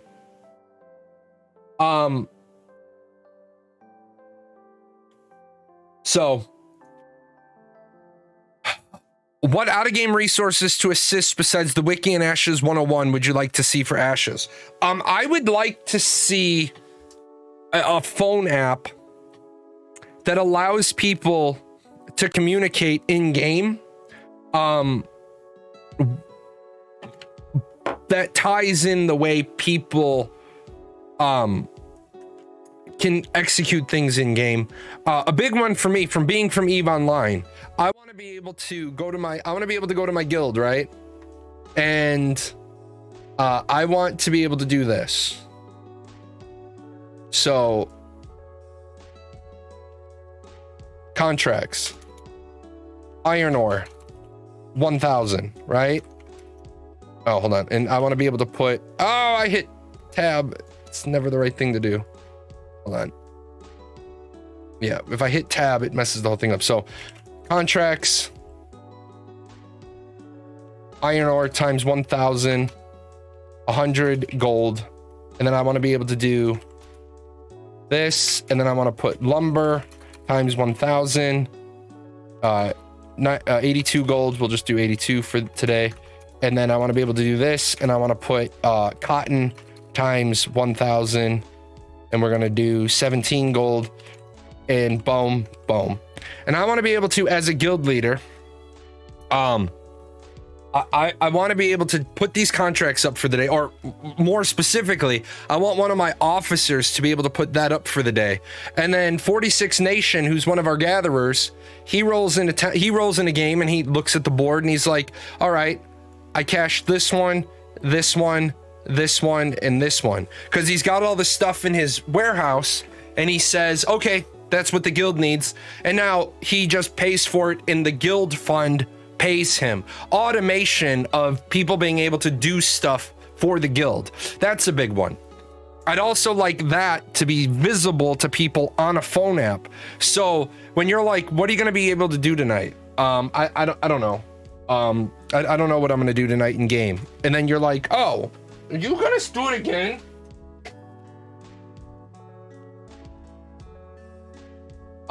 If you're sitting there at work and you're like, man, I don't know what to do tonight. And you're like, oh shit, the guild needs 4,000 iron ore. I'll go do that. Gotta be honest, I won't use the phone app when I'm away from my computer. That part of my life is shut off and I'm off living my life. Any guild that demands I be present at any given time is going to see me as a member. No, not saying you have to use it. Not saying you have to check in with it. I sat in boring ass meetings all the time and I played Neverwinter. I played Neverwinter in meetings, and I sent my little minions out to do their thing.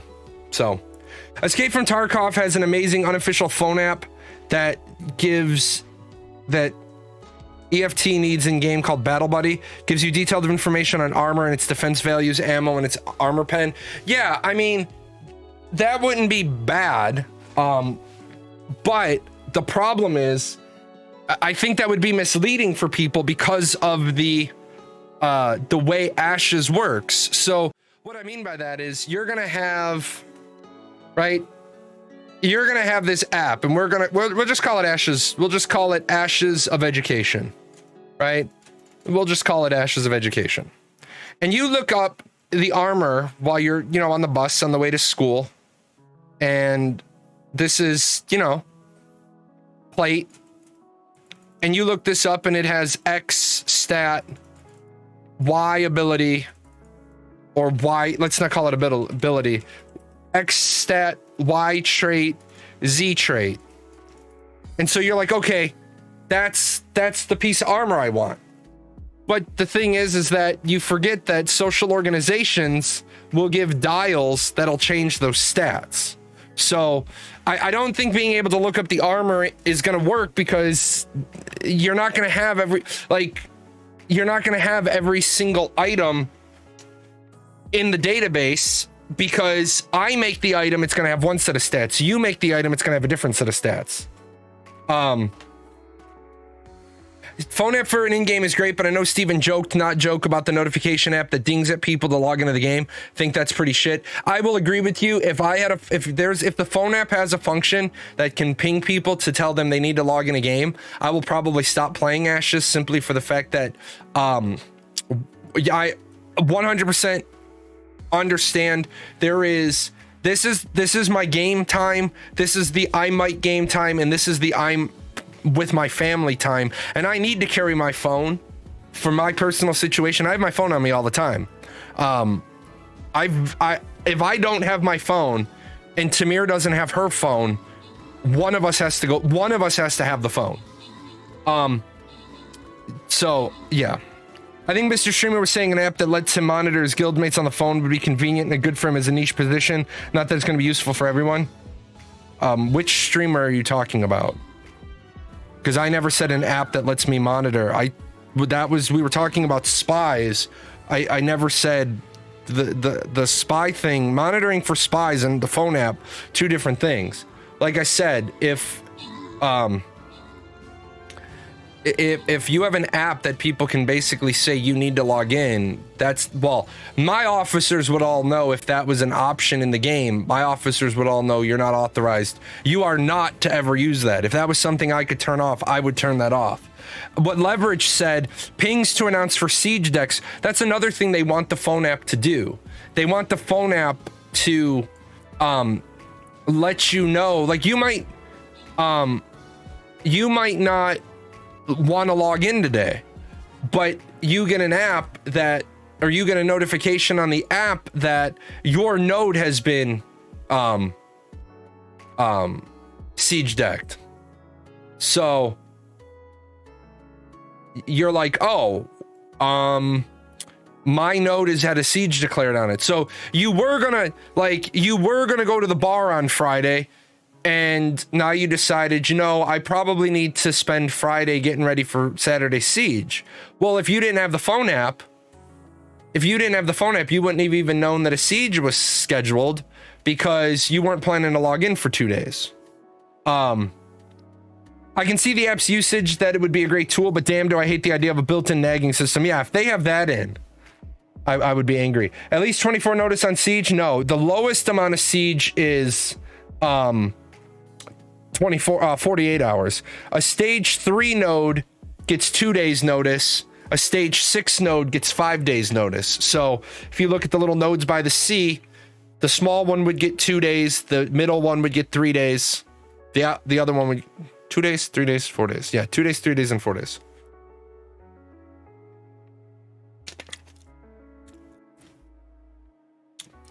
Discussing a Talnar. My friends, Alpha 2 is coming with big steps that make my excitement growing each day. Holy fuck. During the next phase, a number of new features are going to be implemented, including a Talnar. In this discussion, I want to share some information I've gathered and my personal thoughts about this mysterious race. The lore says that the Talnar is a race combines characteristics of 4 major and many other races that were left behind. So while creating your Talnar character, you can adjust mammalian, reptilian, and humanoid attributes. Attitude of NPCs for your character will be different depending on those attitudes. Yes, my mind was blown away when I imagined how it's going to look and work. And that's the case. How exactly? What choice determines if others see you as a lizard or a cat? Well, the reptilian bar versus the mammalian bar. I was thinking and digging until I found an old interview. Some streamer was asking if you can make insect Talnar. The answer was no, as you can guess. But Steven started explaining elements of character creation. One particular sentence. First, you select a base. Hey, this is funny. This would be my interview. Turns out that the first thing you do with Tulnar is choose its base, and then you build the rest. If I understood correctly, the bases are mammalian, reptilian, and humanoid. I think those bases influence further customization options. For example, you click on Tulnar in race selection, and then you're asked to choose a base. If it's reptilian, then you can adjust reptilian-only features. No, that's not true. They're slider bars. Like, you're not going to be able to be 100% mammalian, 100% reptilian. You start as a humanoid. And then you've got bars that, I mean, maybe you can go full right reptilian and full right mammal, but I doubt it. It would make a lot more sense if it was something like, this, right?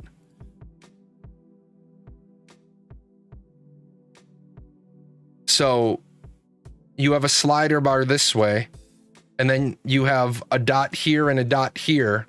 If you dot this one this way, you can go that one that way. But yeah, we don't have the final answers. Basically, we had some attributes that can be turned on and off. That is true. There are feline and bestial components to be scaled up. This is true. Meanwhile, I have a few questions for you. What Tulnar would you like to make? Don't forget about class and armor, since each set looks different on every race. It's going to be nowhere as visible on Tulnar. What? Okay, we're getting the fuck out of here. We're getting away from the Tulnar. What's up, Fupo? Again, I don't understand. Can we handle quest XP differently? Disclaimer, I'm a person who doesn't believe in players receiving XP without doing PvE. It leads to all sorts of in-game behaviors I disagree with. Nobody gives a fuck what you disagree with, okay? That disclaimer doesn't need to be there. I think I've solved it, Intrepid, as always. It's free to use. Create a separate banked XP bar similar to XP debt. Fill this bar when players do quests.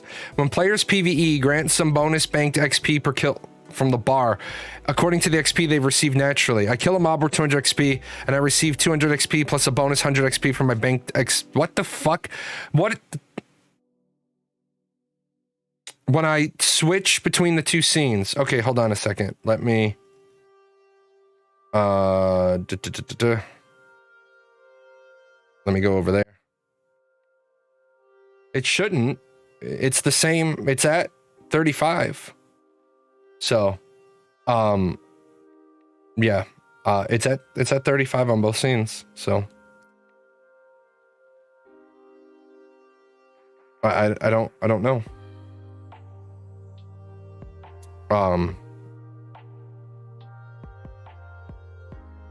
So,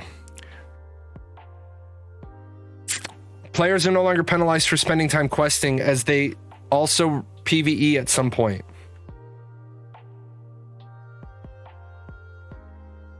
Yeah, it gets quiet when it's transitioning.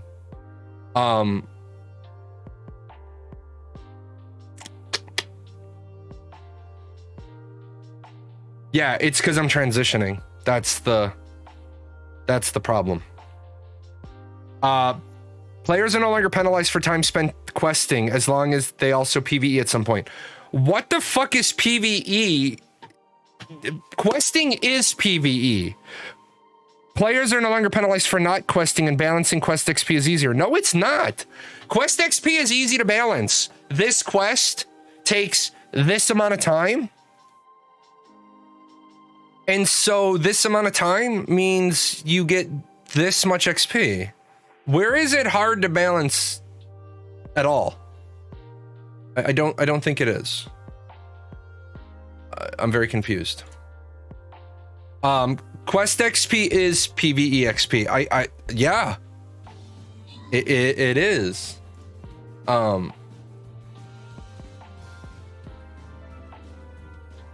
this is the guy that says, okay, yeah, we're not even gonna look at this post.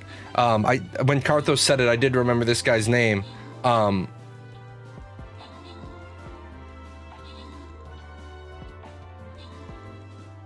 want to see what Karthos said though.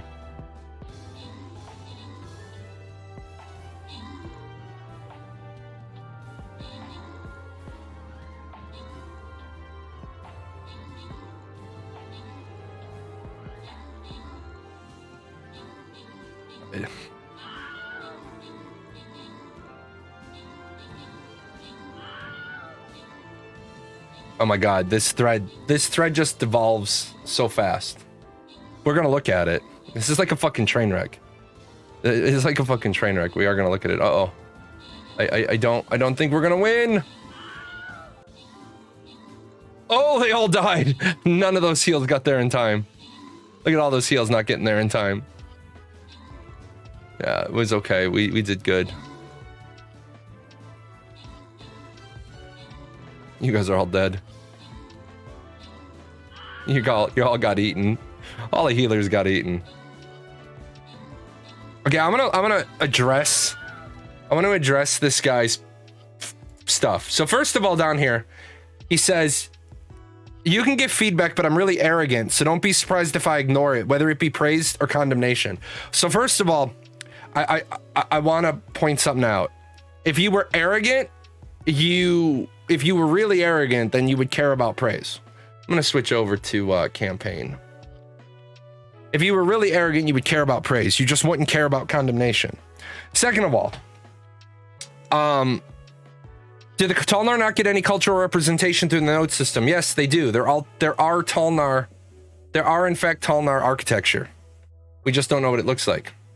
So I'm going to go down here where Karthos says, giving an idea suggestion in a public space and then telling people you aren't receptive to feedback is a total waste of not only your time, but the people who are trying to give advice to as well. I get the irony that I am indeed giving you feedback, but this is more for the benefit of other people who might waste their time reading this thinking they can have an open dialogue. He responds, I understand the feeling. The problem is that people can like things that are almost objectively bad for design in games, especially genres of games. Sometimes open dialogue therefore just evolves. It's similar to someone who comes in and says we should have flagged PvP in Ashes. Starting from the Ashes core design, there's only certain meaningful discussions one could have on that. There's no need to entertain the perspective. Well, we do have flagged PvP in Ashes. For example, I didn't say that I don't care about feedback. I was warning that I'm arrogant enough to ignore things I consider to be based on ignorance. So your whole fucking post is based on ignorance because create a separate banked XP bar similar to XP debt, but in a good way. Build this bar when players do quests. When players PvE, grant some bonus XP. Questing is PvE. So what do you mean when so I do quests and I fill my banked bar, and then when I do quests, I get more XP. And then he says the bar has no limit. Players are no longer penalized for spending time questing as they also PvE at some point. Yeah. Like Leverage says, this guy is stupid. You're a fucking idiot. Like, this is why when you say I'm arrogant, so don't be surprised if I ignore it, this whole thread should just be fucking closed because you don't even know what PvE is. Less worrying about players who try to level purely by quests and avoiding others and never learn to use their skills. Who fucking cares?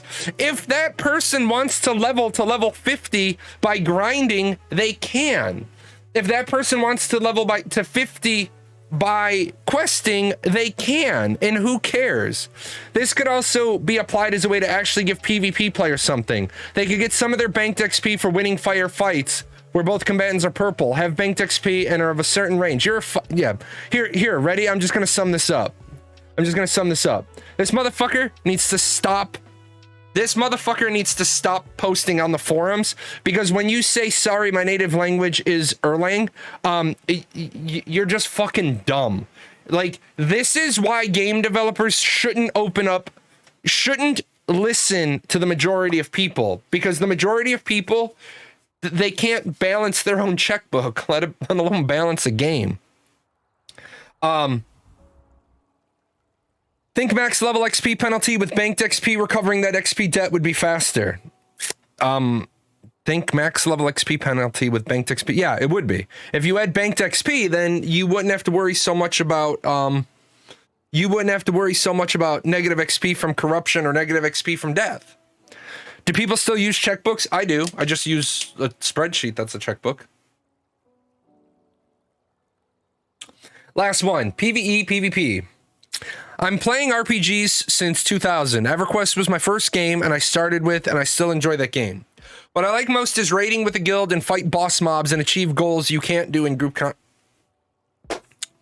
What I like most is raiding with a guild and fight boss mobs and achieve goals you can't do in group content.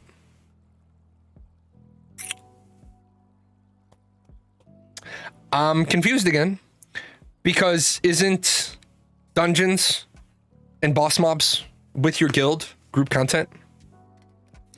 I tired of other RPGs, but I did not like most of them because PvP. Because personally, I do not like PvP at all. Ashes of Creation could be a really nice game without PvP. That is what I think. Is it planned for the future to bring some PvE servers? No. Ashes of Creation is a fucking PvX game, right? A fucking PvX game. What? Seriously, why do I gotta be the asshole, right? Why do I gotta be the asshole? Why can't these people rub two brain cells together, right? I like really badass roller coasters, but I like the Disney intellectual property. I like the express lane at Universal, but I like the ambience of Disney. Well, why can't Disney just have better roller coasters? Because Disney's a family-friendly park, and Universal Studios is a roller coaster heavy park. If I want to ride badass roller coasters, I go to Universal. If I want to have a friendly environment, I go to Disney. I don't tell Disney to start changing, because Disney tries to change, and then they create Genie and the Genie Plus, and it goes to shit, and everybody hates Disney right now. Did you do this risk versus reward numbers thread? Is there one? I don't. Did I? I didn't. Where is it? I didn't see it. Oh, is it brand new? Hold on. If you got the link for it, gimme. No, XP. Oh, risk versus reward in numbers. Yeah, sure. Let's do it. Let's do it. Let's look at it. This guy's fucking... Karthos is setting me up for failure, guys. We all know this. All right.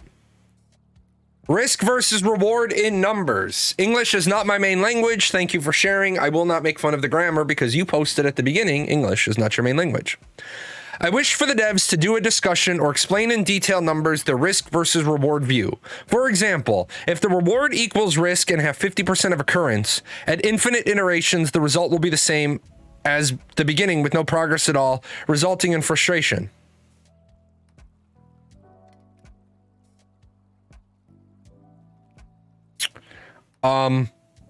Okay.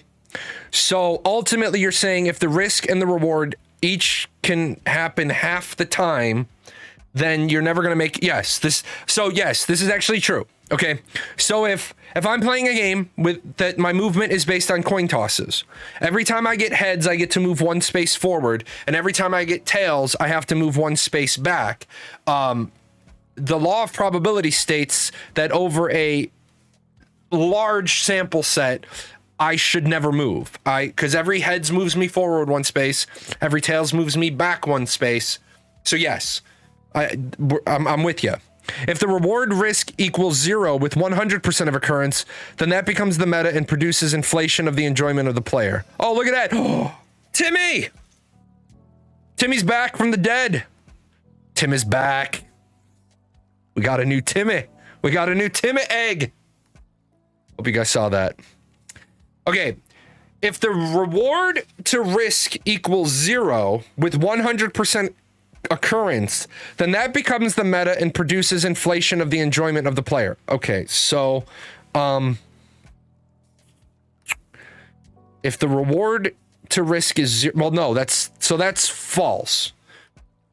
If the reward to risk is 0 with 100% of occurrence, that's wrong. If the reward to risk equals 0, then the reward is 0. I'm going to assume, hold on.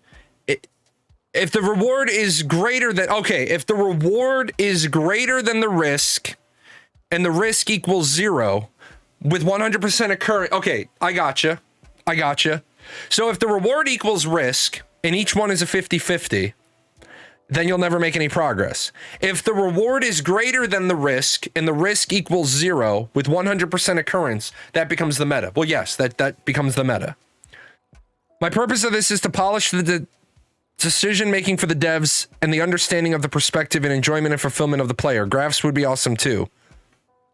I wanted to ask this since that one video where Steven showed us dashing forward while attacking animation that got changed. Is it true that it could feel real, immersive, and powerful, but it felt like a self-stun?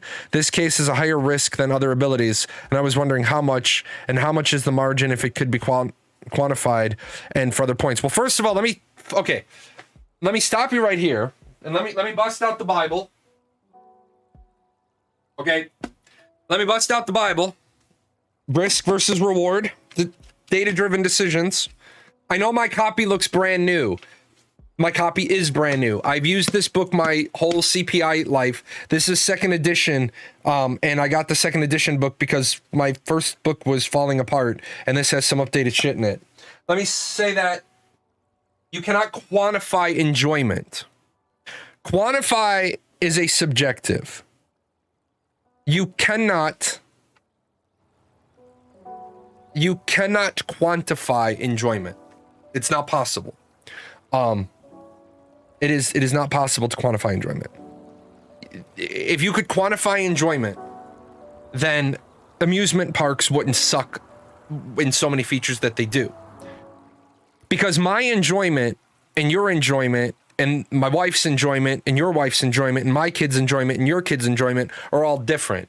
Even inside of a family, my wife and I have different levels of enjoyment. You notice that you can tell when I'm happy. Like when I'm happy, when you cross my happy threshold, you can clearly see it. But the rest of the time I'm rather stoic. So the problem here is you're asking them to give you, my purpose of this is to polish the decision making for devs. Well, first of all, let me just stop you for a second. Pump the fucking brakes. You don't know what they have, so how do you polish it? How do you know Steven doesn't bust out a fucking spreadsheet to you and you look at it and you're like, damn, that's polished?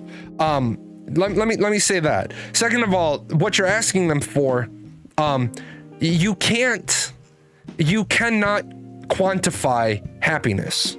You cannot quantify happiness. And you'll notice this in all the surveys you have. On a scale of 1 to 10, how much enjoyment did you have at our parks today? You say 7, I say 10. They say positive. They have a number on their chart and they say everything above this number we're rating equal. If you guys think that, like, if you guys think when you do a feedback on a survey for like Universal Studios, 1, 2, 3, 4, 5, 6, 7, 8, 9, 10. So this is 1, this is 10. On a scale of 1 to 10, how much fun did you have today?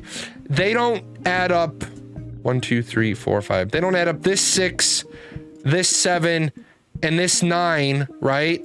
And say that's 16 plus 6, 24 divided by 3. They don't come up with a mathematical formula to say that's an 8 rating of fun. No, they've decided that every number here, these are positives, these are negatives. So anybody that ranks 4 or later, they said no, they didn't have fun. If they ranked 5 or higher, and we count that as fun, they had fun. Now, that doesn't mean they don't ever do statistical metrics on the numbers, but they're not going to ask you that question based on fun, because you can't quantify fun. And even if it's not fun, what do we change to make it more fun? Send me a PM on Discord.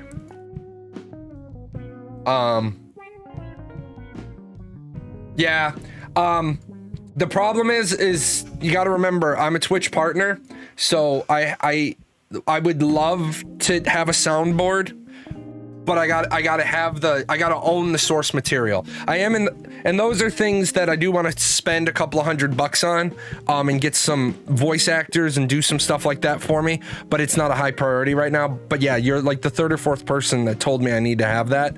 I just got to be careful how I do that, because you can only have 3 DMCA strikes on your channel forever, unless you're one of the top stratified people, and then you can have as many as you want. With that said, this guy's a really good concept with some really poor communication. I would really interested to see him explain this in his native language. Yeah, I would. So I asked him to clarify, hoping he might DM me. Yeah, I would like to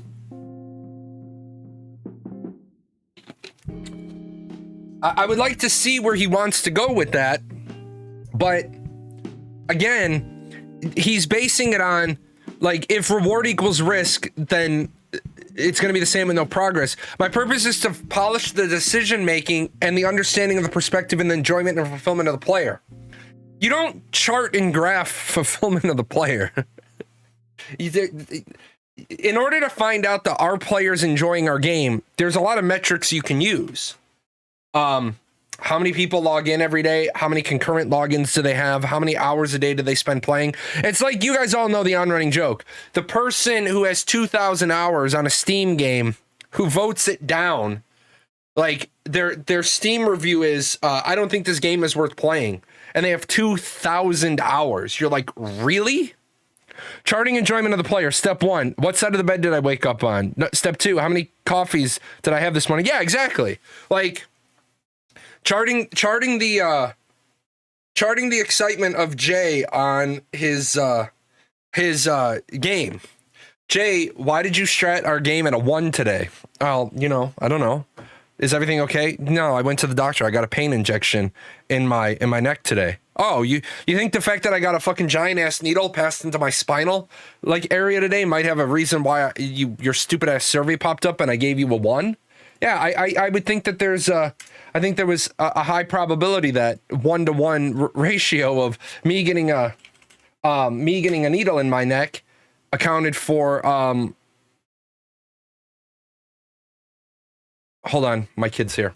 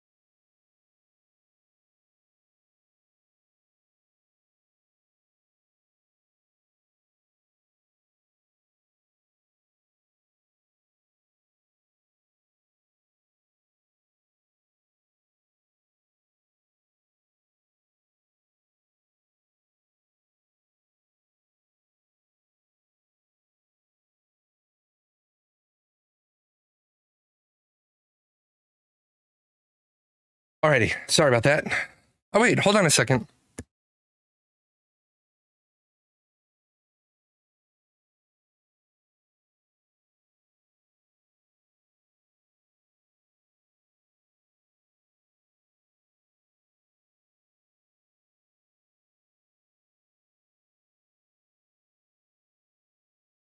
All right. My kid just threw me for a giant loop. Sorry about the disruption. I told you, normally my wife is here. My wife's got stuff she's got to do with the other kid. My kid comes in and says, I'm home. And I'm like, okay, but you're not due home until 6. And it's not saying my kid can't come home early, but I was like, so you're home? And she says, yeah. I'm like, but it's not 6 yet. So.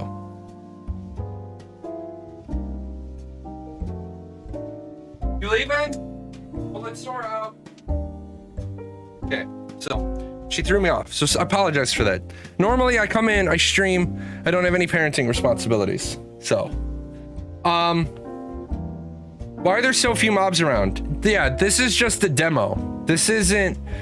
The footage that you're seeing isn't meant for representative of gameplay. This is representative of what the game looked like for Unreal Engine 5's changeout. What do you hope Ashes has learned from New World? Both good and bad. Okay, so I want to say this first and foremost.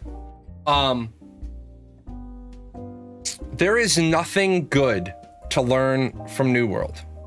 There's nothing good to learn from New World. What there is to learn from New World is you don't send your game to launch when you barely have a game. You wait until you have content. I do not know who at Amazon Game Studios thought that what they had was good. It's good that they can learn on New World's mistakes. No, it's not. And here's why I say that. Because there is nothing that New World did that any game company should have done. New World basically just ignored the entire instruction manual. It's like, why does this bread taste like shit? Well, you didn't put flour in it, right? Like, you fucked up the recipe. When a game is good, you look at the things that it did well, and then you look at the things that it did bad. New World is a monumental failure. Like, New World, $500 million put into New World.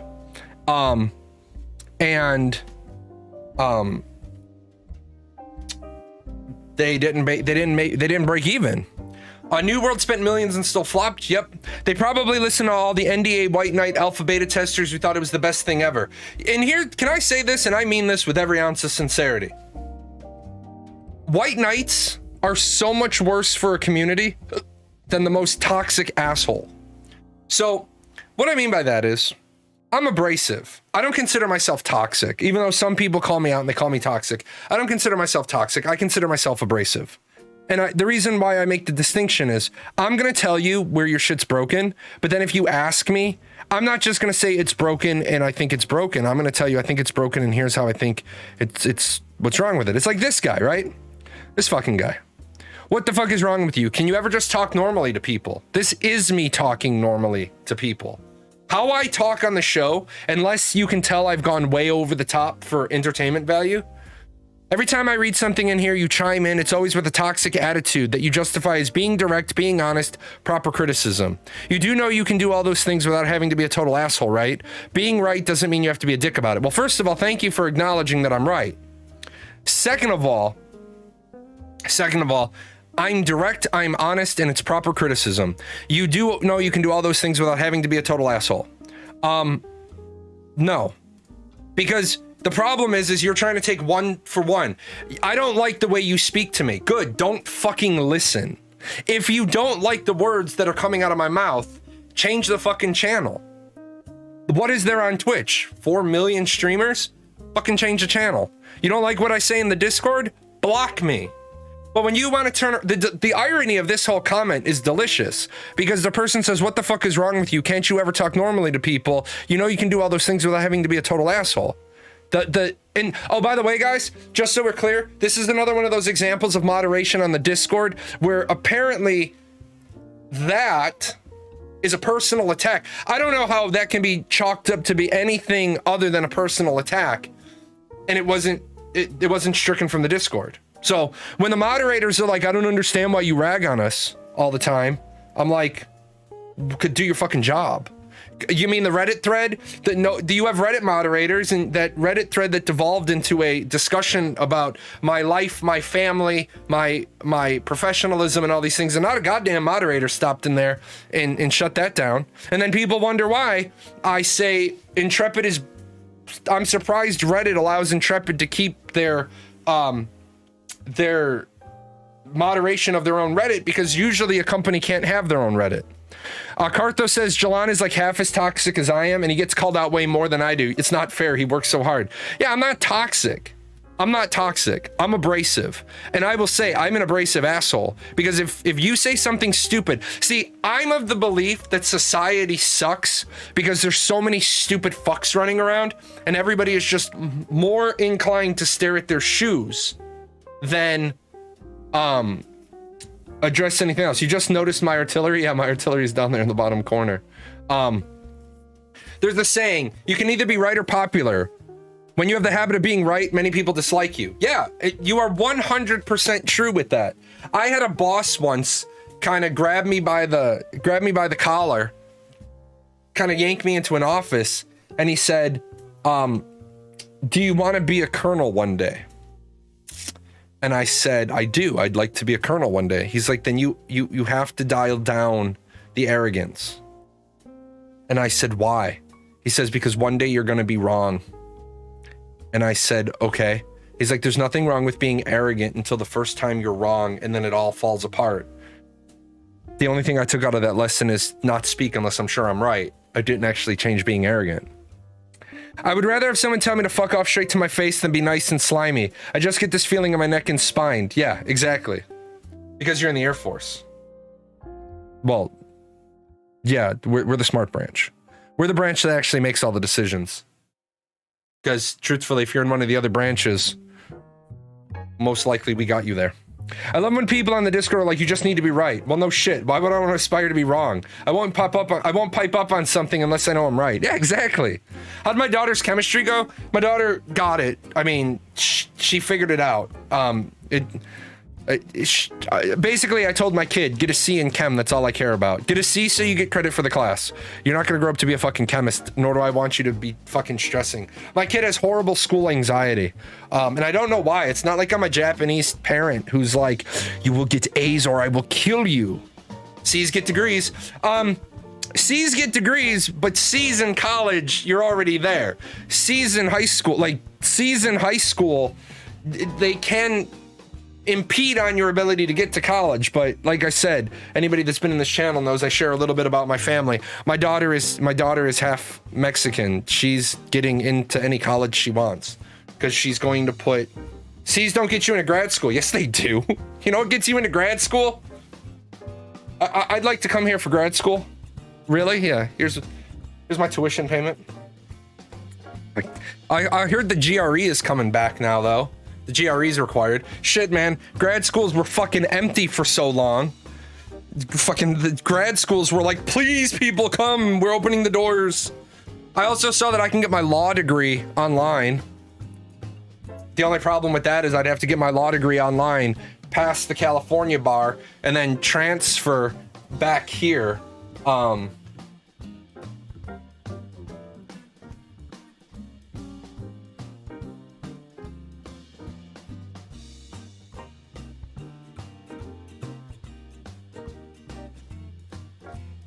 So, I had barely a C for my GPA and got into grad school. Yeah, C's definitely get you into grad school. Now, my high school counselor was like, you only have applied to one college, you should apply for more. I have 24 college credit hours coming out of high school with a 4.2 GPA and a 29 on the ACT. This college is accepting me. You know, it was funny. Okay, I'll tell you guys a story on my high school graduation day. My high school graduation day, the dean of discipline got us all together. And he said, look, I've heard some shenanigans that you all are planning on doing some shit when you guys go to throw your cap photo. I want to let you know if there's any shenanigans, I'm holding everybody's transcripts. So everybody gets in line. My last name, I'm all the way at the end of the line. I knew him personally. I knew him outside of school. He was, I dated his niece. So I walked up to him and I said, so you and I both know that you're completely bullshitting all these kids, right?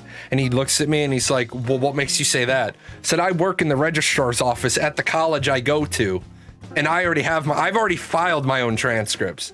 He's like, shut up. Her fucking transcripts are already mailed, bro. 2.7 GPA, 2 bachelor's degrees, and a master's. They didn't care what my GPA was, as long as the check's cleared. Yup. Yup. The subscriptions on some of those lawyer resources are crazy. Westlaw is close to $1,000 a month or something. Yeah, but see, the trick is, but the big trick to it is they don't tell you you're going to an online law school. But can we just be honest for a second? Law school is not fucking hard. Law in Karthos can tell you, I know Karthos was in the same undergrad I was. My undergrad is pre-law. Pre-law is just history. Pre-law is history and poli-sci. You can do criminal justice if you want. You don't need to. You can go to law school with a degree in history. In fact, they like you to have a degree in history if you go to law school. Because history majors learn one thing: how to read a lot of books and how to summarize a lot of shit. That's all law school is. The law is simply knowing which slice of the law you want to practice, and then every single day reading all the decisions from the day before and knowing, well, this case just happened here and there was just precedent from there, so I'm gonna make sure that I quote that tomorrow.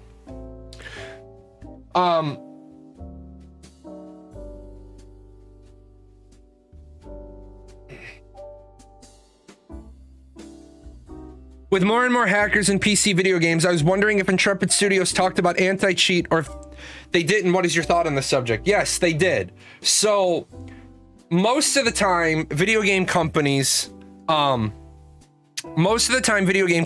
don't actually think about what they're going to do with their anti-cheat software until just before launch. Intrepid Studios has been aware of cheating, and Steven hates cheaters. So one of the first things that Intrepid laid in was the ideas and the mentality of how are we going to stop cheating? What is stopping cheating going to look like in our game in comparison to a lot of these other games? Well, one of the things is they want to have heat maps that basically track gold transfers. If you build in early on a heat map that tracks gold transfers, then you don't have to wait for people to put in tickets about cheaters. You literally have a, oh, and you know what I need to do? I need to make this just a touch bigger. You literally have a database that's kicking out little things that say, hey boss, you probably need to go check out this transfer. Now, for example, 10 people give me 10,000 gold today. They look and they're like, oh, every one of those 10 people is a member of Paradox. And Jahlon's the GM of Paradox. The GM just looks through and he's like, guild to guild transfer, clear, clear, clear, clear, clear, clear. Okay, so now this random person whose account is 5 days old just gave 100,000 gold to another character. Let's investigate. Let's look at some stuff. If you build those tools in from the ground up, then the GMs say, okay, well, I can accurately track cheaters. But if you don't build that stuff till the end, you don't know what you need. So, just curious with someone with the GI Bill, what do you think of places like University of Phoenix Online as legit degrees? Okay, so I'm gonna run a 360 around you really quickly. Ready? Really quickly. Do I think that a degree from the University of Phoenix is a good degree? It's a good enough degree because it's a degree, and if a place is looking for somebody to have, if the place is looking for somebody to have a degree, then you have a degree. Next up, I have a video over on my Jahlon On channel where I tell you that college isn't always the answer. College isn't always the answer to everything. So there are places and times where the degree you have is going to be scrutinized. A degree from a college that's 87,000th in the nation versus a degree from somebody, if somebody's got an Ivy League education, well, if the quality of the education is important. Now, back to, should you go to the University of Phoenix Online? No, because most colleges, most universities have their own online cohorts, right? Have their own online cohorts. If you don't know what a cohort is instead of spending 16 weeks in a class, you spend 8 weeks in a class. So what the university, you don't have any say in the classes you take. So you go to your university and it has a night school, it has a night cohort. So semester 1 is like this. It's 8 weeks. Semester 2, 8 weeks. Now, you may be in 4 days a week or you may be in 2 days a week. If you're in 4 days a week, you do 2 classes. As you see, you're going to knock the shit out of your education. Now, with that said, The University of Phoenix Online. Is it a good school? No. Why? Because it's an online fucking college that anybody can get into. There's no requirement. They are literally there to take your money and give you a degree. I also want to remind people that every college is like this. Every college is like this. College degrees literally mean that you had a way to pay for it, and two, you showed up to class on time, often enough, not naked and not drunk. Is the University of Phoenix accredited? University of Phoenix has been continually accredited by the Higher Learning Commission and its predecessor since 1978. Yes, the University of Phoenix is accredited through the Higher Learning Commission. It is the same accrediting body that oversees brick and mortar schools within a 19-state region. The current accreditation is good for the 2021-2022 school year. So, I do, as you guys know, on my show, if you're going to talk bullshit, then I'm going to call you out. The University of Phoenix is accredited. It's accredited. It is the same quality degree as anywhere else. With that said, it's an online school that has low standards, but the standards are high enough that they keep their accreditation. Now, what was the ITT or DeVry or whichever fucking one, which one of the tech schools it was? They lost their accreditation.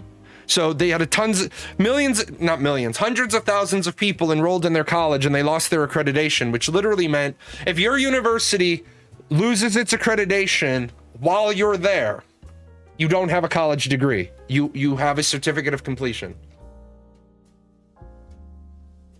So keep that in mind. You need to have an accredited college. If I were hiring software designer at University of Phoenix, I would file that resume. Well, that would make you wrong because the University of Phoenix is accredited. University of Phoenix is accredited. That's why I got to be careful. Your friend just got a job at the Apple data center for $28 an hour, doesn't even have his GED. I want to say this, and I know this is going to come off as weird, and I want everybody who, it wasn't DeVry that lost it. I want everybody to realize this. If you are a business owner,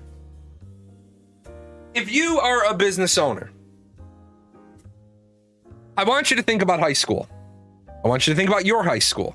And I want you to think about what a monumental waste of time the average high school is. Do not assume that the person that doesn't have the GED or doesn't have the high school diploma is an idiot. Okay? There are a lot of reasons why kids don't finish their high school diploma. There's lots of reasons. There's lots of reasons for that. One of my kids doesn't have their high school diploma. It's okay. My kid realized the value of it and is actually working in a program that will allow them to have a high school diploma instead of a GED. And I'm very proud of her for that. But at the same time, the last two classes she has is English and science. Do you really think finishing a high school diploma at 20 years old is going to do anything other than the ability for you to put a high school diploma on your fucking application for a job? I think we need to start realizing that as long as the person can show up on time, dressed appropriately, not drunk, not committing felonies, you can train most people to do most jobs. Now, most people to do most jobs. I don't think, my kid better find her way home. It is dark, but I told her 6. She's got 10 minutes. So in 10 minutes and 1 second, I'll be walking out in a top hat. For example, we have so polluted the higher education system in this country. As you can see, I suffer from this condition. It's called the white condition. My nephew, unfortunately, being a product of an Irish-Polish union, also suffers from this condition. My nephew fucked up. If you guys know what a feeder school is for medical school, a feeder school is you go to this undergrad at this university, and unless you're a fuck up, you get into medical school. My nephew didn't do that. My nephew didn't know to do that. Nobody told him. So my nephew graduates with an undergraduate in biology and starts applying to medical schools. What's the likelihood of him getting into medical school? Not very high. Why? Because all of the slots are filled up. And the ones that they have remaining are the ones that they're doing in order for affirmative action and whatever other fucking federal programs. So they've got to make their numbers look good. For my nephew to become a fucking doctor, he had to join the military and get into their medical school program. Fucking school is fucking useless. Parthos had graduated high school with a 3.7 GED. GPA, not GED. Maybe I did fail out of high school. My grandfather didn't get his GED nor go to any school, but he used to be able to tear down and rebuild any engine built from the 60s to the 80s. I am more book smart than him, but I'm still way more knowledgeable. He is still way more knowledgeable than a mechanic than you. My father came over from Ireland with whatever the fuck a high school equivalent is that America doesn't recognize. And so my father fucking could have been king of America if he had had a college education. That dude fucking, he showed up here broke and he took care of 5 kids, drove us all to success. So the only reason I got my master's was because it was just expected and I didn't know better, but I got a solid job. Yeah, you know, the problem I did is I told you guys the problem with my ideas was I got my master's degree, so I was just finished with school. I didn't realize it was going to basically block me from getting a public educator job until later on in life, because they're like, damn, he's going to be too expensive. I never actually used my master's degree. I have an MA in education. The day I got my MA in education, 2 days later, I left for the military. I was a reservist. I got a job teaching, but I never actually used my master's. It's not like I was in an administrator role. And then I went active duty military and I retired. I'm like, shit, I have this expensive ass degree I never used. College isn't really meant to fill you full of knowledge. It's supposed to teach you how to imbue yourself with knowledge and critically think. Yes. Undergraduate is designed to teach you how to do research and how to properly annotate and document your research, which is why you either learn PSF or MLA or APA, depending on which field you're in, Modern Language Association citation or American Psychological Association or political science format. Anybody that's a history or poli-sci major, you love our citations. We've got a little tiny 26-page style manual. My kid said to me the other day her paper wasn't in MLA style, and I was like, oh, fuck. It's like, hold on. I'm done with high school. Fuck this place. Joins the army. Yeah, I mean, but here's the thing. A lot of people do that. And now that I understand the new retirement, it's not bad. But again, I think that before these kids are allowed to go to the military, you need to sit these E1s and these entry-level kids in and say, look, you can put 5% of your monthly income into your 401k. You're going to put 5% of your income into your 401k. All right, guys, I got to AFK for a minute. I don't know where my kid is. I'm going to go find my kid. I'm going to put you guys on the Be Right Back screen. I normally don't do this, but I'm an overprotective Papa Bear, so I'll be right back.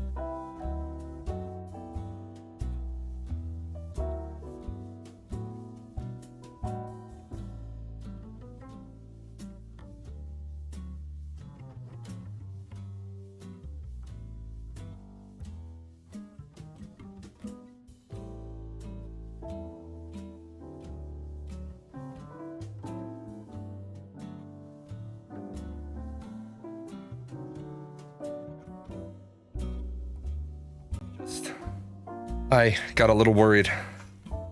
I got a little worried, but she technically had 4 minutes, and she technically was right.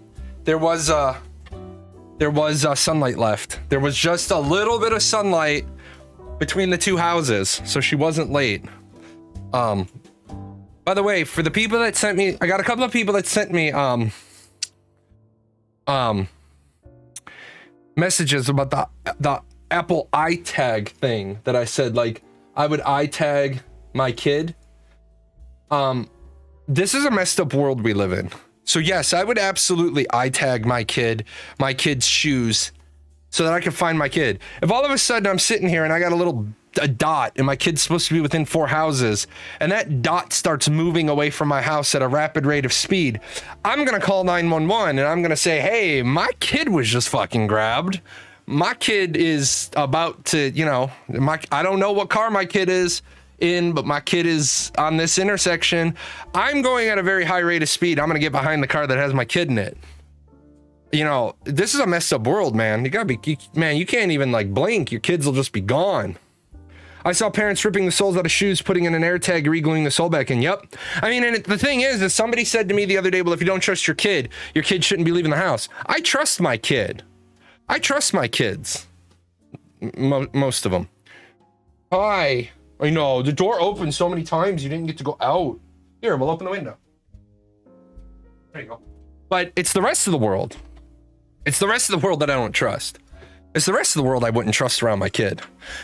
I'm from Eastern Europe and went to technical high school because I wanted to learn how to craft. And I'm happy with my choice because I learned something I can always do if, God forbid, go back down to 0. Because of it, I started working young age at 16 fixing motors. Yeah, I mean, you know, there's a difference between defending your kid and stalking your kid. Yeah, I agree with that statement. At the same time, when my kids don't make good decisions, we analyze their decision-making process. But no, the technical schools, man, I wish more schools in America would go back to having tech trades. I remember the kids in the high school,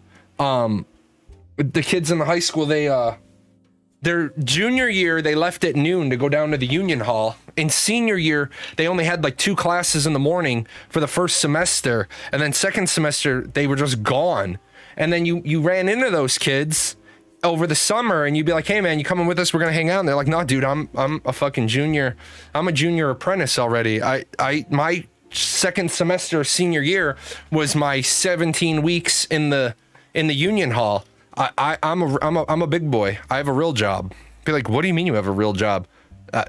I'm a junior apprentice. I've got 6 months probation, and then I'm an apprentice. Like, what are you making? They're like, I make this now, and then if I make it through probation, I get a big fat back paycheck.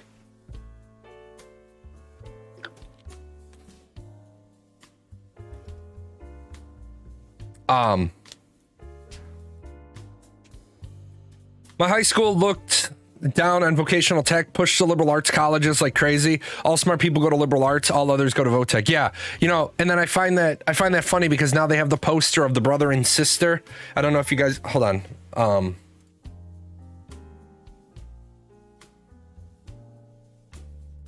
Let me see if I can grab this real quick.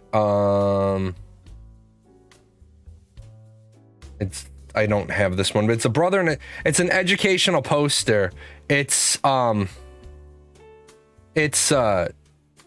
and sister next to each other, and it talks about the sister's journey, and the sister's journey is went to college, spent all this money, got out of college, can't find an entry-level job. And then it's the brother's side of the poster. It's like the brother went to HVAC school, 2 years out of college, he was working, 4 years out of college, he owns his own business. He's writing his sister a check so she can pay her fucking college bills. And it's, you know, it's just representative of colleges do, like Cartho said, colleges do very little for you. And one of those things is most colleges, they lie on a statistic. Colleges will say we have a 95% job placement rate, which sounds great. 95% job placement rate. Sounds awesome. The fine print of that is only 5% of the university students ever stumble themselves down into the recruitment center and get the and, you know, get the job placement help. That sounds like the actual crux of the wage gap issue. It is. It is the crux of the wage gap issue. It's like from Fight Club, man, where Brad Pitt's talking about calling his dad. Went to college, finished. Called my dad, said, what do I do now? Get a job. Got the job, got promoted, called my dad. Get married. Got married, called my dad. What do I do now? Have kids. Had the kids, called my dad. Said, what now? He says, how the fuck should I know? You know, like, it's great when somebody's telling you what to do. It's great when the next thing is, this is what you do next. Until, if the people actually knew what you do after that, why aren't they doing it? It's like, there's a joke in education. Those who can do, those who can't teach, and those who can't teach teachers. I used to be offended by that until I realized it's pretty goddamn accurate. Like, people telling you you should chase your dreams, and you look at them and you're like, so your dream was to be a high school guidance counselor making $34,000 a year? That was your fucking dream? Okay. When you play MMOs, what personal inspirations do you have while playing? None. Personal inspirations? None. I have an internal locus of control. I decide what my goals are and then I pursue them. So, your university costs 2.7 thousand euros in total. I was dumbfounded when I found out people in the US pay hundreds of thousands of dollars. So let me tell you this. One of my classes, just one of my courses cost more than that. Just one. And I had to take 40. I had to take 40 classes, and one of mine cost more than that. Universities do the same. If you cancel university within the first 2 semesters, you don't count in the statistics. Yeah, that's why they try hard to get you out early. So if you fail early. Yes, exactly. But yeah, my personal inspiration, I don't have personal inspirations. I have personal goals. I like to be in the top. If there's a stratification for a category, I like to be in the top 100. So like if there's a gear ranking, I like to be in the top 100. If there's a, like in Ashes, if there's an election, I like to win it. If there's PvP seasons, I like to win it. Now, arenas are a little different story because I don't like arenas because I feel arenas take you out of meaningful PvP, even though Intrepid calls arenas meaningful PvP. So, I am all about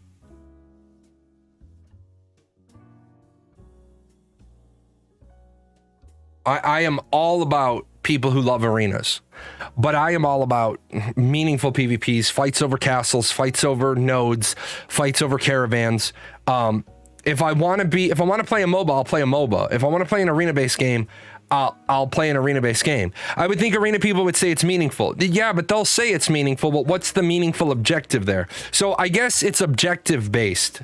I'm all for objective-based PvP, but you know, it's like, and I'll say this, I lose dozens of hours each week on Heroes of the Storm. I'm not gonna lie, I spend a lot of time in Heroes of the Storm. I like the game.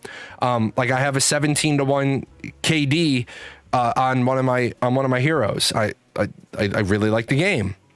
But I don't want those characters, like, and the reason why I've been spending more time in Heroes of the Storm is because Jesus, for the love of God, I hate with a burning passion of 1,000 dying suns the Endwalker expansion for Final Fantasy. It's just like, this is gross. I hate this.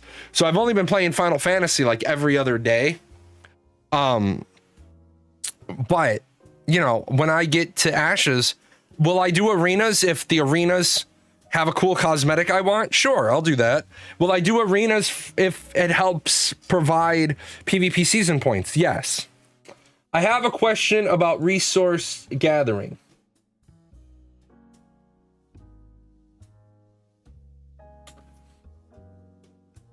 One second.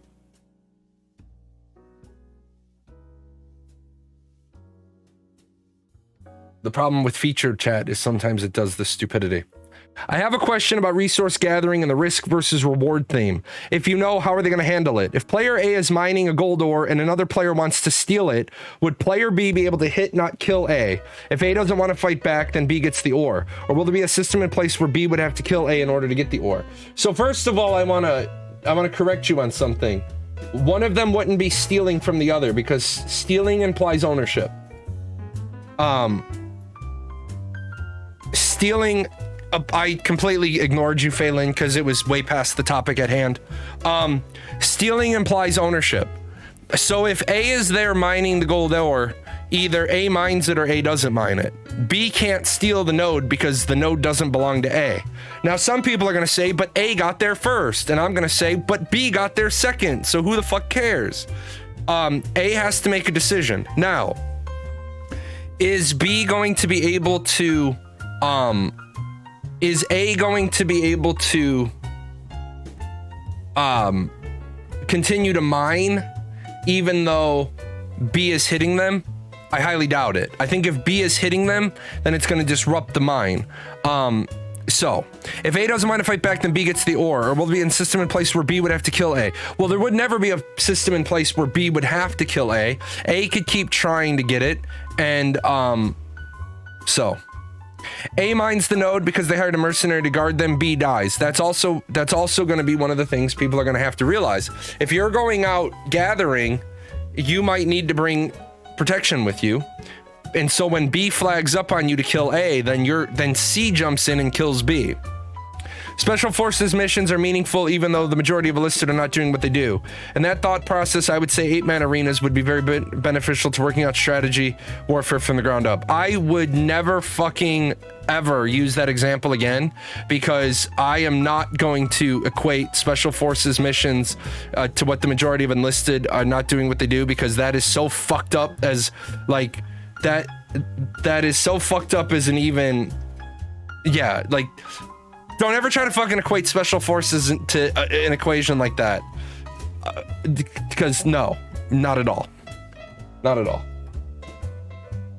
I suspect as much. I think that if you're being beat on with a sword, it's going to disrupt your concentration on swinging a pick. I mean, yes and no. There are games that don't,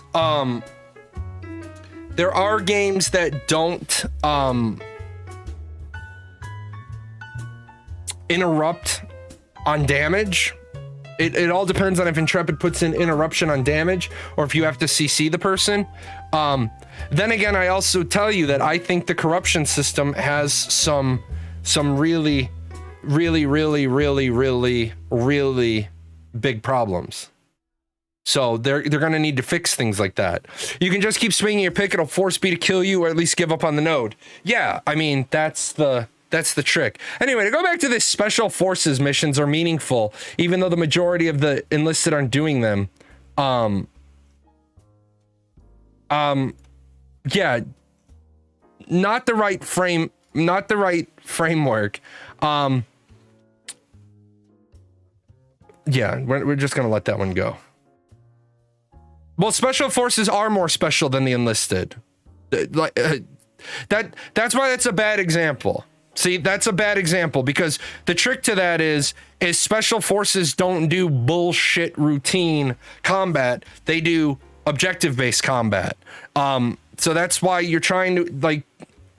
It's a bad example. It's a bad way to do it. Also, I'm gonna say this: if we go down that route, arena fighting is not going to be reflective of open world PvP fighting. Great, you're one of the best 5v5 teams. The fuck does it matter? Now you're facing 250 versus 250. Now, I did say to Steven that we need to put in 8 versus 8, and I don't even know. See, this is one of those things that I can't even grasp. So, you know for a fact that your group size, okay, you know for a fact your group size is 8. You do arenas 1v1, 3v3, 5v5, and a 20-man free-for-all. Okay, but your group size is 8. How the fuck is there not an 8 versus 8 already planned? Yeah, people are gonna have 8-man statics. So in that, 8 versus 8 needs to just be a thing in the arena already. We need to just already be there. And if we're not already there, I'd like to know why we're not already there. You can always tell when somebody has 0 experience in a true open world PvP game when they equate elite PvPers with, yeah, exactly. I wonder if the PvP missions during sieges will be 8-man. No, I highly doubt that. But it would not make sense to have instance PvP missions in the sieges be 8-man. They should be 40-man, because you're not talking about pulling 8 of 250 being a meaningful pull. You're talking pulling one whole raid out. It would change that. We talked about it earlier in the show. It would change the dynamic of it would radically change the dynamic of how you use your 37 your 37 groups, or your 37 of each archetype, and then you have 7 groups, and you're taking one of your, or sorry, you have 6 groups. You're taking one of your 6 groups off the board and putting them into an instance fight. That's going to make a difference. Also, that breakdown, or that mentality, guys, is why you're going to have 5 tanks in a 40-man content. I know some people said, I'm never taking 5 tanks to 40-man content. And I said, okay, well, watch this, right? So what you have here is we're gonna do a tank, we're gonna do a healer, right? We're gonna do nope, healer, stay pink. We're gonna do a support, right? And then we're gonna do support, and then we're gonna do 1, 2, 3, 4, 5 tanks, right? So what we're gonna do is we're gonna do this, and we're gonna do this. So this is your one party, and when you make a 16-man party, that's what you're gonna grab.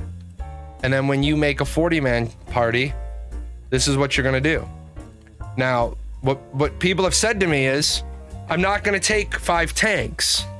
What I'm gonna do is I'm going to change out this tank, and I'm gonna bring another damage dealer. And I'm gonna take out this tank, and I'm gonna bring another damage dealer. And I said, okay, let's talk about 2 problems. Ready? Number 1, where are you getting 2 more damage dealers? Where are you just gonna get 2 damage dealers? Okay, because there's 8-man parties, 40-man raids. Where are you just pulling 2 damage dealers out of your ass? Number 2, and the more important question, what, how, why are you doing with your 2 benched tanks? How do you keep them from guild quitting? So remember, it's Monday night, and it's raid night. You tell the 2 tanks, ride the pine, you're not coming with us tonight. You took the tank's entire static away from them. So you're the guild leader, and you say you need this part of their static. You need 7 of the 8 people of their static in the raid tonight, but they don't need you. Okay, so this guy who gets benched, right? And he's kind of just sitting here, and he's sitting and he's thinking about the world. And I come along and I say, hey, you look somewhat geared. I can fit you into a raid group. So, while at 5-man parties, 1 tank each, and 40-man raids, use 2 main tanks. Yes, I am very happy that a different video game that wasn't based on statics, that had a looking for group, that had a party matchmaker, that wasn't Ashes of Creation, did it differently. So I'm very happy that running next Ramus as a Frost Mage in Patchwork's quarter, I had the job of Frost Noving both sides of the ads. We're not talking about WoW. Okay, we're not talking about a game. I'm just saying it works so guilds can organize it. No, it didn't work.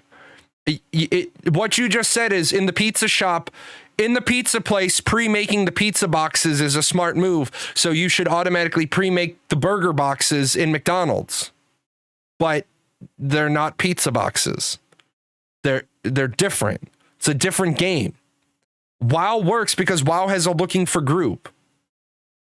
You want to do a dungeon, click, oh shit, I got auto matchmaked. So the problem here in Ashes is these two tanks are gonna say, get fucked, guild, we're gonna leave.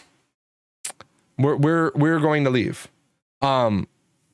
And now this static is what's gonna happen is this tank leaves and comes over to Paradox because I said I'm not gonna sit you. And the healer is the spouse. The support is the best friend. So now your guild just lost this. So now next week you can't even run the content because you're down a bard and you're down a healer. And then what's going to happen is, you know what? This person was really good friends with them, just not in their static. This person's really good friends with them, comes over here. 3 people get mad and quit. These people decide that this guild is bullshit. They don't come to Paradox. They just leave. Yeah. So here's the problem. The guild leaders who are trying to do what Lockie just said, and I'm not bringing 5 tanks to 40-man content. Well, and I say why? It's not the first person to tell me. It's not the first person to tell me it worked in WoW. In Final Fantasy 14, it works a different way as well. In 8-man content, you have 2 tanks in a party. In 24-man content, you have 1 tank per party. Why does it work that way? Because the fucking developer said so. It still makes no sense to me why they do it the way they do, but it works. But in Final Fantasy 14, you can also be every class and every character. So when I'm in an 8-person group and they say, we're going to do that content and we only need 1 tank, I'm like, cool, I'll switch up. I'll switch to a different class. I can do that. In Ashes, you're locked to your class. Now, I saw somebody said, hopefully the DPS augments work that way. Sure. Maybe your main tank is a tank guardian. Maybe your off tank is a tank cleric paladin. And then maybe your other tank, maybe your secondary main tank is also a guardian. And now maybe your other 2 go knight and spell shield because they can keep kind of up with the DPS. I also want to remind people that as much as Intrepid says that you're going to be able to spec into DPS, can we have a cold, harsh splash of reality ice water on our face for a second? There is no way in all of creation that a tank with a DPS spec is going to do as much damage as one of the 4 core damage dealers. A tank is not going to have the DPS output of a fighter, a rogue, a ranger, or a mage.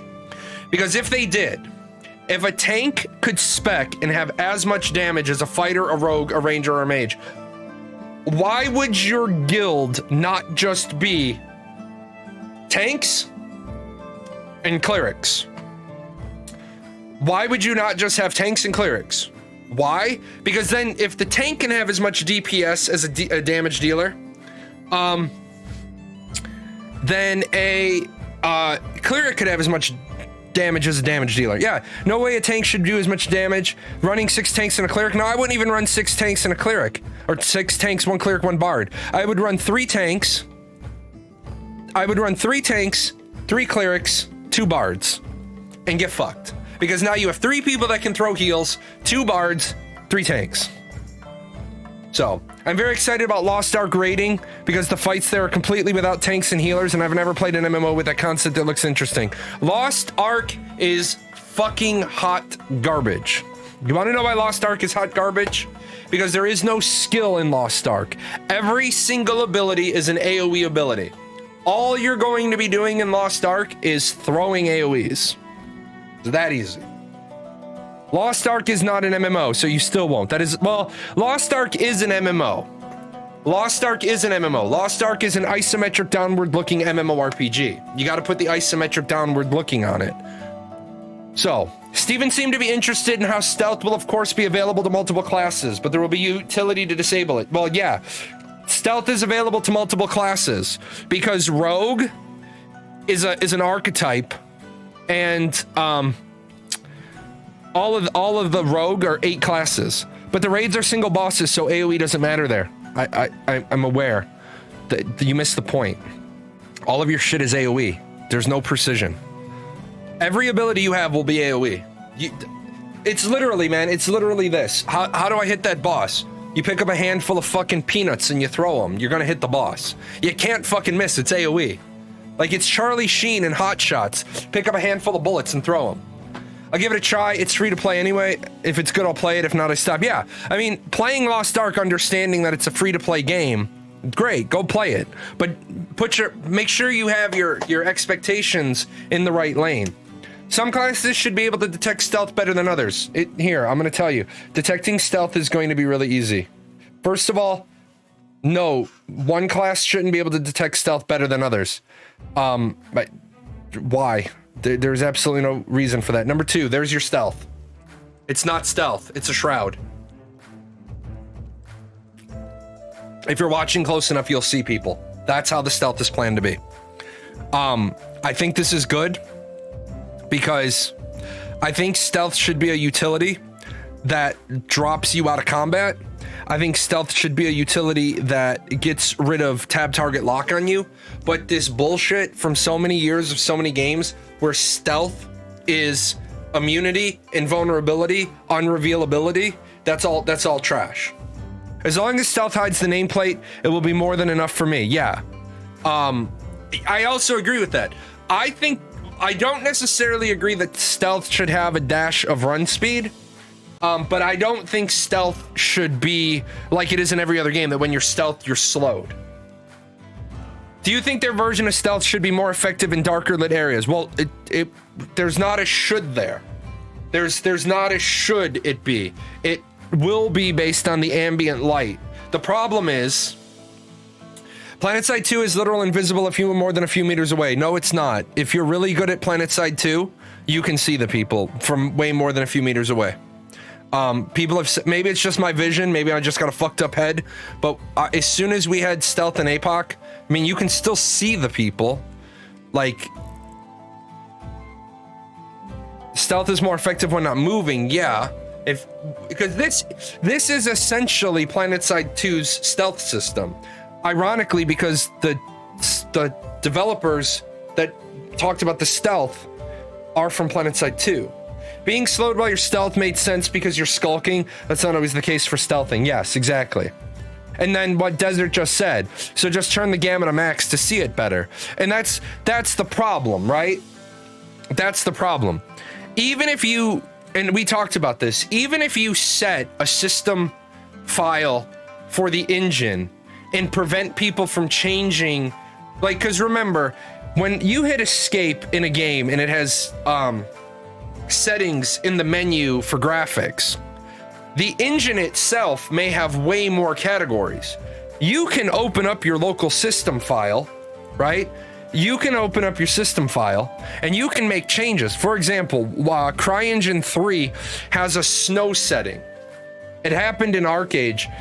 For 1 year, they decided to put snow in, and what they didn't realize, it was crashing out people's computers. So there is no turn snow off in the settings menu in ArcAge, but if you open up your CryEngine system INI file, you typed in snow _ display equals quotation 0 end quotation, and then you reloaded the game, the snow was hard disabled, because even though the settings menu doesn't have a snow option, the engine reads the system INI file. The way around that is you tell the server every packet of information, it says these are the settings that can't be changed. So the client side system INI folders, INI file says make these changes, and the game says sorry, can't do. the server says I must maintain these settings. Well, then people just change the gamma on their monitor and you still can't solve the issue. Do we know when Alpha 2 comes out? You're full hipped. How much devil's lettuce does it take to be full hipped? Like, you got to get all the way in the hippie? The stealth, we have no date on Alpha 2. Alpha 2 won't have a date until they're ready for it. Intrepid learned their lesson. They had to fucking fuck around for 7, 8, 9, 10 months with their Alpha 1 dates. Now that they don't have any dates to give, they're not going to give any more dates. Now that they don't have any more dates to adhere to, they're going to be good. I'm going to be right back. I'm on my 3rd bottle of water.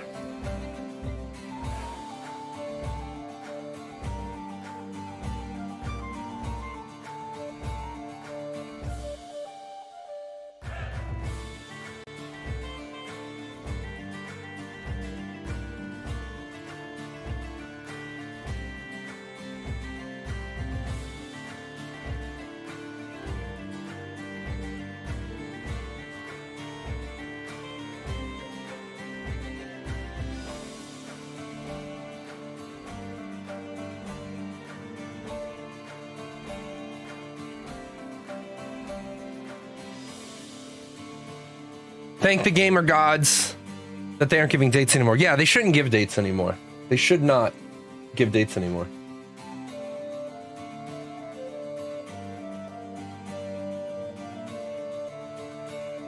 Hearing the way Steven said they weren't going to give dates in the MMORPG interview was pretty funny. Clearly self-aware. No, and they are self-aware. And the problem is that I take a certain amount of credit for them being aware of the issue with their dates because I beat them over the head with it. I beat them over the head with it nonstop because it was a lesson they needed to learn. I understand that people don't like me. I understand that people don't necessarily agree with the way I talk about Intrepid. And the truth of the matter is after 5 years, Steven said he wanted to make an MMO. He wanted to make a studio that was unlike all of the other video game companies out there. My response to that is, I'm getting chased by Sprocket. My response to that is, you had a learning curve. And if you're going to act like every other game company, you're going to get called out for being like every other game company. And so when you don't want to get called out like being like every other game company, stop doing it, right? Stop acting like them, and I won't compare them. Like I told Steven at one point, if you guys remember a long time ago in a land far away, I said to Steven about the Apocalypse Legendary Pass, I said, the way you just got done presenting the Legendary Pass, you're acting a lot like Blizzard or EA. And Steven actually says, oof, no, I wouldn't say that. And I didn't let him go off on a tangent. I immediately followed up and I said, so what you're saying is there was all the money for development is there, all the money for testing is there, but now all of a sudden we're going to do a battle royale for an MMORPG and you're going to be selling a Legendary Pass for it. And Steven gave an answer. The answer only exists because I'm an asshole. If I hadn't been an asshole about the question, the answer wouldn't exist. That was before they had a marketing director, and they did something that was really stupid. And guess what? Young companies are going to make decisions that are really stupid. They need to be called out on that shit, because that's the only way you grow. And anybody that's ever been an athlete knows this. Anybody that's never, anybody that has ever had a coach. If I come to practice on the first day of the season and I can run let's call it a 525 mile. If I can run a 525 mile on my first day of practice, and 4 weeks into practice, we run a practice run and I run a 525 mile, the coach should be like, well, what the fuck is the point of having you on the team? In 4 weeks of training and 4 weeks of conditioning, you didn't get any better. I agree. I think the same thing with school. If you walk into school and you get a 90% on the pre-test and you get a 90% on the post-test, why the fuck are you in the class anyway? You didn't learn anything. You already knew 90% of the stuff on that lesson. Montessori, baby, move them on. They know 90%, move them on. So, if Intrepid doesn't want to get called out for doing stupid shit, it's like fucking Carlos Mencia says. You don't want to get called out for doing stupid shit? I don't know. Stop doing stupid shit. Let's grab this one. What is my opinion for Unreal Engine? So I did an entire video on Unreal Engine where I go into a lot of details, and it's amazing to me, and that's over on my YouTube. It's amazing to me how many people absolutely positively don't know a fucking thing about Unreal Engine, and then they're literally just sucking on the tit of technology, and they don't know if they're drinking piss or vinegar. Somebody said, going to Unreal Engine 5 was a great move. If the game takes longer to develop, it will hold up way better than Unreal Engine 4. My response was, no, that's not what Unreal Engine 5 brings to the table. The person says Nanite and Lumen, correct. So it should hold up visually and keep pace with other games coming out for a longer period of time. Again, no. I said to the person, do you know what Nanite and Lumen do? And the person says, yeah, I'm good with this though, you're probably right. So what the person really was saying is, I don't have a fucking clue what Nanite and Lumen do, and I don't want to look like a fucking jackass. If you don't know what something does, then ask questions and get educated. It's like people ask me about my rig, and they ask me, why do I have a 5950 in my rig instead of a 5900? Why did I incur the extra cost for a 5950? It's because I work with 4K video footage. It's like the gamer I know that fucking just went balls to the wall on the right on everything. They put a Threadripper in their fucking gaming machine, and they don't understand why their games run like shit. It's because you have a non-gaming CPU in your gaming machine. A Threadripper is not designed to game on. It is not a gaming station. It is a workstation. It does different shit. It's like the same thing I tell people. You don't need a 3090. You don't even need a 3080. You want a 3080. You're wasting money with a 3090 if you're not a streamer. Because half the power on the 3090 card is on a chip you're not even using. So for the people that have been on my show a bunch of times and watched people go back and forth about technology, the trick to the 20 series and 30 series cards is that they have an encoding chip and a decoding chip. If you're not streaming and you're not recording, you're not encoding shit. Look at your graphics card's utilization with whatever you have now and look at the encoding. And then why are you going to spend $1,500 on a card where half the power is on the encoding chip? And those people are like, well, those people are like, I just want it because I want it. Okay. Unless you are at 8K, you aren't even using half of the 3090 VRAM for gaming anyway. We're not even there. We're not even there for, that's what I'm saying. We're not even... For the gaming side, absolutely. If you're not at 8K right now, here's the funniest shit part. Right now, because I'm not doing anything, I don't have a game loaded, so I don't have a game engine loaded right now. I am using 13% of my video encoding because it's not a very complicated stream, right? I'm only using 3% of my CPU, but that's because again I don't have a game loaded. I'm using 13% of my video encoding, and I'm using 0% of my video decoding. I'm using so much less than 1%, it registers as 0. You don't need to go all the way to the right when you're buying your power. It's like my overall CPU utilization is 21%. OBS is using 3, and I'm using 21 gigs of RAM out of 63. But like I said the other day, when I made this week's video, it was nice. I was able to go in there. I was able to grab multiple instances of 1080 footage or 2K footage, depending on what was what. And I was able to have it all open at one time. Buy the right tool for the job. It's like, I see people, and I might offend some of you, and if I'm offending some of you, I'm sorry. It's the people who buy a pickup truck, and the pickup truck is 5 years old, and the bed is pristine. If you've got a 5-year-old pickup truck, I expect to look at your pickup truck bed, and if you don't have a bed liner in it, I expect that fucking pickup truck bed to be full of dinks, dents, holes. If you've got a pickup truck liner at 5 years in, I expect your pickup truck liner to look like, you know, it's like cheese, man, and it's time to get a new one sprayed in there. People say, well, I like to drive a pickup truck because I like being higher up. Then get a crossover.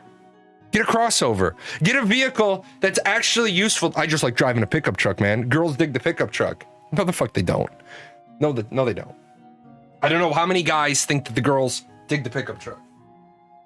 The girls don't dig the pickup truck. The girls dig the fact that you drive a $40,000 pickup truck because they assume there's $40,000 worth of gold and then their hills. If you're picking up the girl for the pickup truck, I ain't saying she's a gold digger. I'm just saying. Blender, yeah, Blender's another one. I mean, but you wouldn't. So the average person can't afford 2 machines. So the average person buys an all-in-one. The truth of the matter is, if you're using Blender, you're using Unity Builder, you're using ZBrush, you're using certain art programs. What you want in hardware for graphic animation and video animation is different than what you want for gaming. So you got to make sure you buy the right thing. It's like going to a clean shop or a dirty auto shop. One goes to work, the other clearly does not. No, I agree with you. And you know what? I love a dirty, nasty, filthy auto shop. I love a dirty, nasty, filthy auto shop. You know why? You know why I love a dirty, nasty, filthy auto shop? Because when I get my bill, there ain't going to be like a 35% charge for shop maintenance and shop cleaning. I don't need you to clean the stall after every vehicle, but that's what they do because somebody in marketing said a clean shop is better. You ever need to get your car worked on in a hurry? You all know that one, you feel like you need a tetanus shot to walk up in that auto garage. But yeah, make sure the receipt has some grease on it too. I ain't got time to be paying for you to wash your hands between every car. Now, do I want my surgery suite to be pristine? Eat off the floor? Yes, I do. Yes, I do. That's what I need. All I need to see is ASC. Yeah, absolutely. I need to see when I walk in. I want to see all the fucking all the medals, not the medals, all the plaques, all the training certificates. That's what I want to see. That's what I want to see. I like a fucking auto garage that right out the back door is a junkyard, and they got some like 13-year-old kid sitting on a 5-gallon bucket. Hey, Jimmy, go get one of these. And the kid just runs off. Fucking car parts falling all over and shit. Little Jimmy pops up like Sprocket. Here you go. That'll be $4. Like, always amazes me. People are afraid to buy used parts. So you want to spend $2,700 on it new or $900 on it used? Well, I don't know what warranty comes with it. You're completely right about the 3090. I told the same to a friend and he told me I'm wrong. Yeah, the problem is that people think all the way to the right is what you want. All the way to the right is very rarely what you want. All the way to the right is very rarely what you need. Some people think that the better, some people think that you get what you pay for, but by paying more, you get better. Sometimes paying more is exactly the same. I'm less afraid of refurbished than I am of simply used. Depends on what we're talking about. Car parts, I'm fine with used. If you hand him a clean bill, it better smell like fast orange, or I'm assuming the car isn't fixed. Yeah, exactly. Depending on how much work you have to do to get that part you're replacing, most of the time I'd rather go new than used, but most of the time I go use used parts. Depends on how much work you're doing versus how much work they're doing versus is it one of their parted pieces versus there is some things you need to know about, right? There is some hold on, let me do this real quick.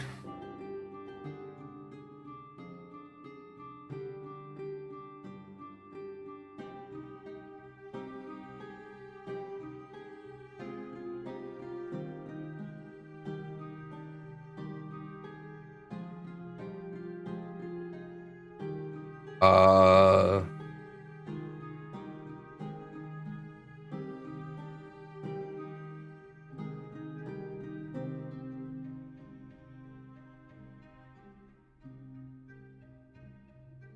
Okay. Let's see.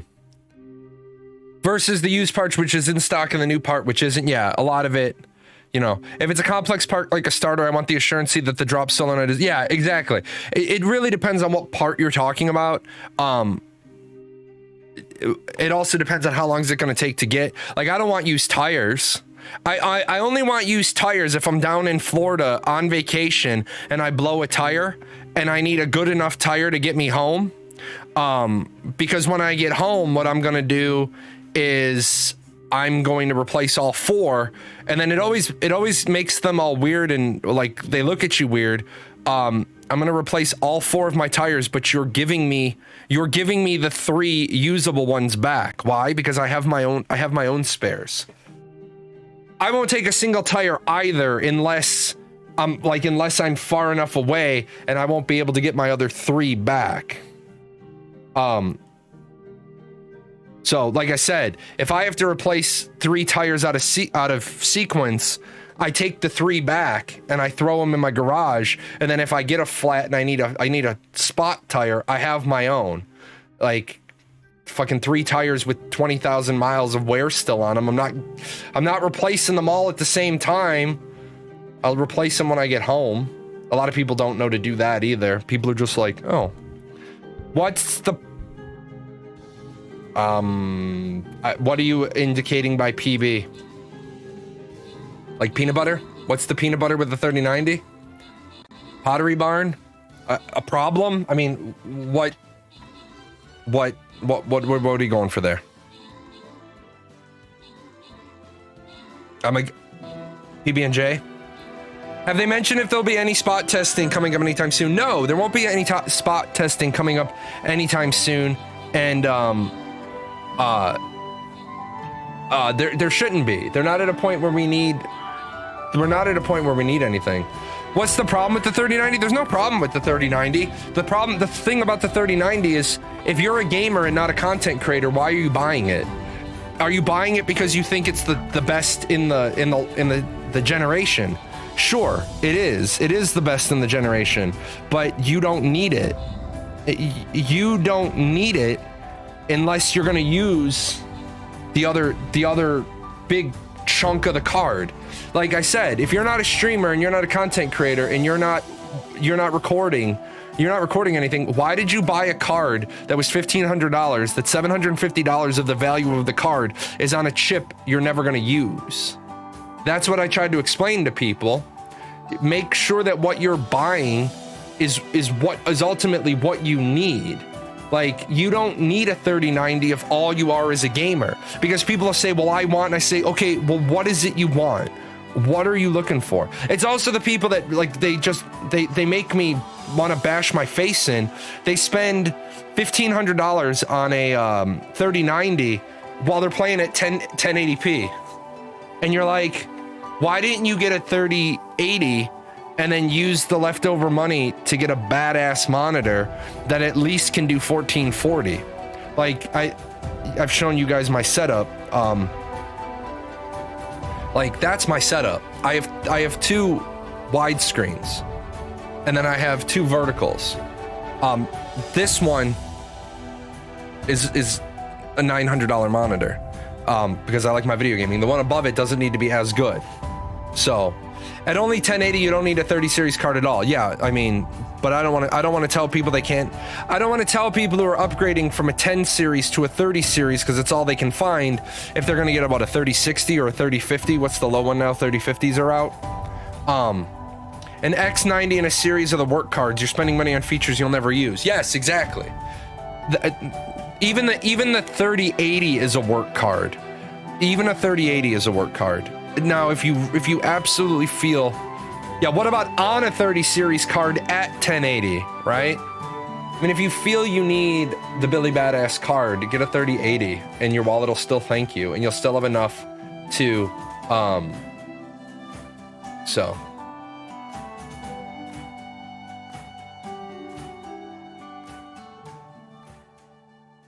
Oh, I know what that is. Okay. I know what the audio dip is. The audio dip. So I'm going to have to go back through and change how I do this. So I know what the audio dip is now. What it is it's the move transition. The move transition is moving my microphone. That's why it's dipping out and dropping and coming back in. So, put mic back in OBS as an input, not as a source. All right. So what happened is one of the problems that you guys were saying is always the double audio. Well, that's because I had desktop audio in all of my scenes. So what I did is I took out my desktop audio and my mic, but I use a move filter. So you're gonna hear the audio go weird. But when I do here, let me. So you're gonna see this, and now watch how everything moves around the screen. And then if I go from here to here, right? And then I go from there back over to here, you see the stuff moving in and out. Well, unfortunately, the mic is now a source. So while it's moving out and moving in, it's gonna dip the audio. So after the show tonight, I will go back. Man, it's fucking gonna take me so long, but that's okay. It's gotta be done. It's gotta be done right. So I'll get that fixed. Oh, I might be able to just copy my filters. I should work. Okay. So yeah, we'll try to get that fixed. The audio issue was only happening for the Jahlon Ross portion. Every other transition was fine.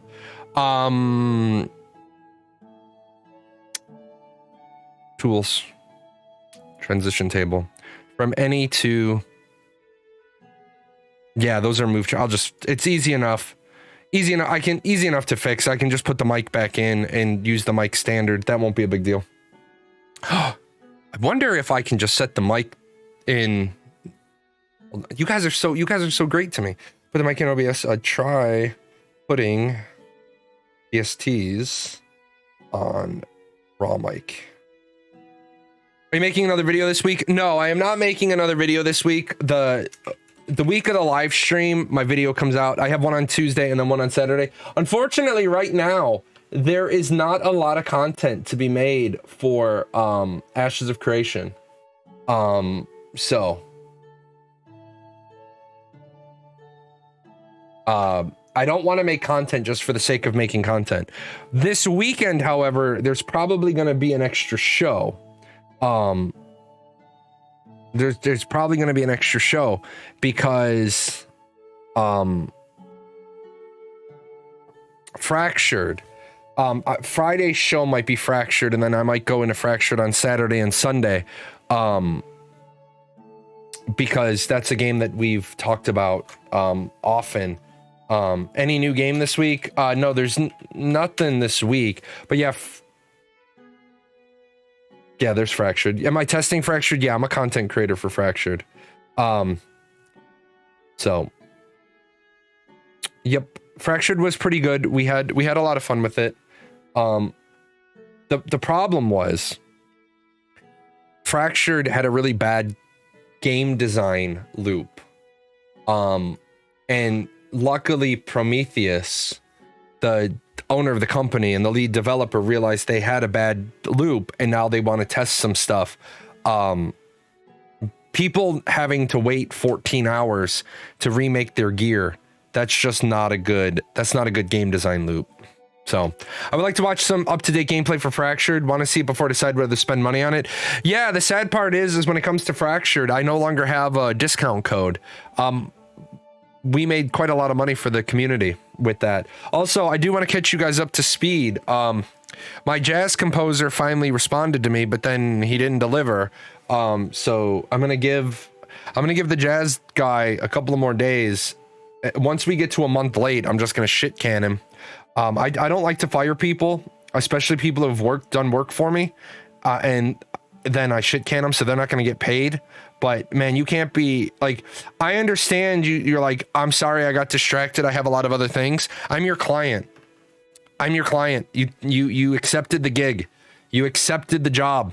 Don't get offended when after you're 30 days late and then I want my money back, because I'm about to hire another composer who's going to be able to deliver in 21 days.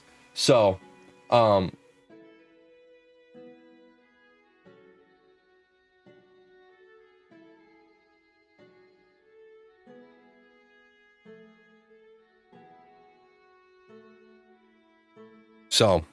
what are they wanting us to test? Let me check real quick, because they did send out developer news.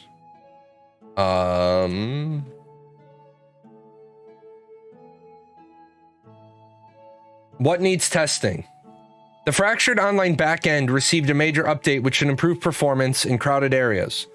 They want to test the 2 new autorun keys, the general settings page, the latency compensation, and the combat improvements. Attack animations are now faster, but there can be a cooldown before the next attack. It is no longer possible to gain attack speed with slow weapons, exploiting animation canceling. So they're looking to fix some bits and pieces. I'll share this. So that's what they want us to test for Fractured this weekend. So. Oh, is it still full loot? No. They made some changes about how loot is going to work. Design journal, that's going back a while. This is the one track that's, oh, you know what? They don't have the,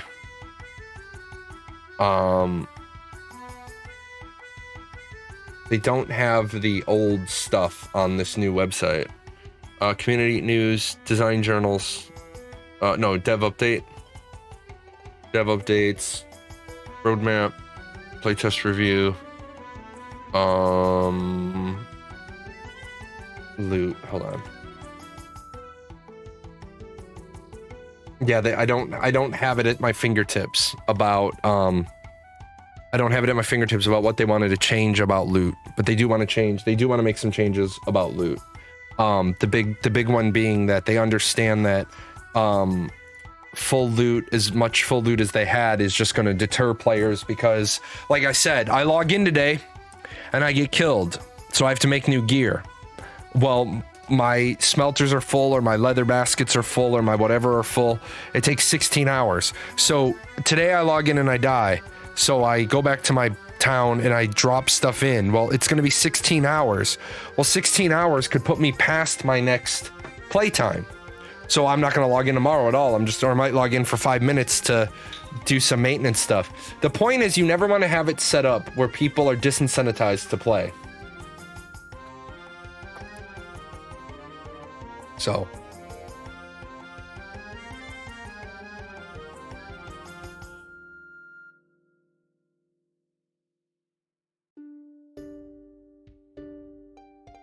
So that sounds like the Talisman theme song. Yeah, I gotta be careful with the music that I do. A lot of my composers like to borrow and benchmark a little too heavily. And they gotta watch that, because my work can be out there for a long time and then it'll get DMCA struck. So that's hard to do. So. You don't want to get stuff DMCA struck later on down the line, because then technically you own it and now you're fighting with them, and then they get to go in and they get to put a DMCA strike against it, and then if they find out that you've made money on it, they're going to turn around and they're going to be like, well, you've made $752 on projects involving this, you owe us $762. And you're like, oh, really? Well, that's not cool. So you need to make sure that you don't end up getting boned like that. That's somebody asked me the other day for a more a more in-depth reason why I have a C corporation. It's always amazing. I've got all these accounting fucking majors, all these people that I ask them the name of their company and they don't have one, but they want to tell me why having a C corporation is wrong. C corporation is the ultimate separation of liability. Yes, you can have an LLC. Yes, you can have an S corp. Yes, you can do a DBA, and all of those set up properly. Each one of those has a certain amount of liability limiting that goes on, but nothing is going to give you more liability limiting than a C corporation. Yes, double taxation, which sucks. However, there's no, unless you're being a total idiot with your company, there's no way to pierce the corporate veil, because when you have an S corp or you have a limited liability company, it's all pass through income. So a lot of people don't set up their accounting right, and they end up touching company money, or they end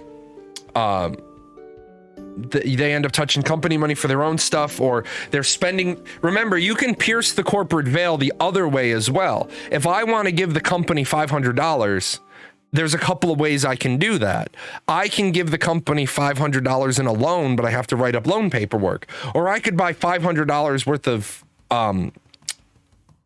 not $500, $650 worth of product that the company gets, but then I have to pay tax on it. That's that double taxation thing. Well, unless you're a fucking moron, you can't pierce the corporate veil as a C corp. So that's why I have it set up that way. Because somebody was interested the other day, like, why did you choose a C corp instead of a limited liability? Well, because I wanted no pass-through income. I want the company to make money that the company does stuff with. Speaking of which, why did they not send me a bill? They didn't close out. I like nobody on Fiverr is cooperating with me right now. It's like I just need all new composers. I need to be Jack Nicholson from The Departed. I just need to kill everybody and start over. That's the way that needs to happen. So just gonna lurk for a bit. That's cool. I like lurkers. Let's check out the Reddit. Anything good on the Reddit?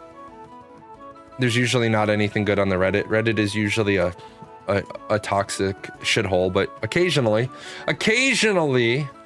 oh, here's one.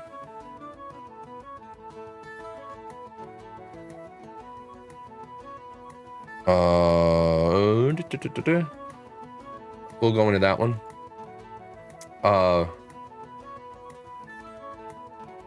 We'll do this one. We'll do this one.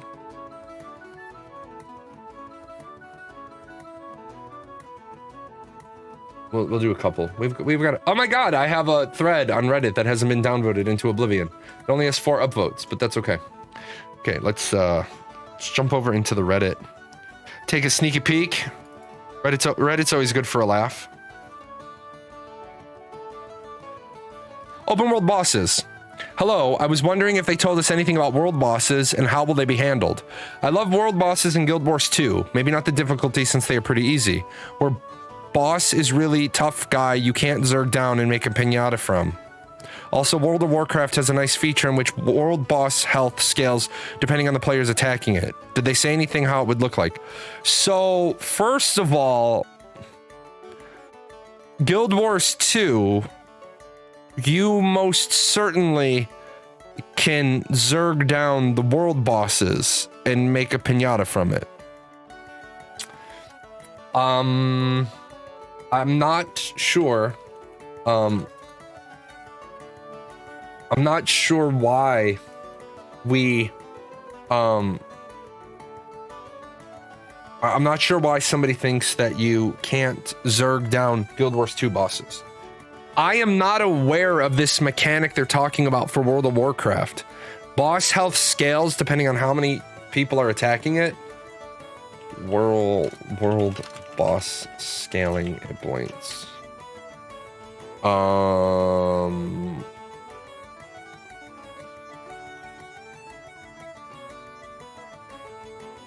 So I'm very quickly reading. It says that it scales linearly on a linear basis. If it's scaling on a linear basis, then that's not just giving the boss more hit points doesn't fix the problem. Let's see what people have to say. Levels, stats, or skills will not be scaled to allow low-level players to participate in encounters with higher-level players. It only says it won't scale down for low-level players. What about not letting people zerg down bosses? For example, if a boss has 1 million hit points, it's very hard for, say, 20 to 30 people, but if you come with 100 people, it's just one shot. Well, okay, so this is where...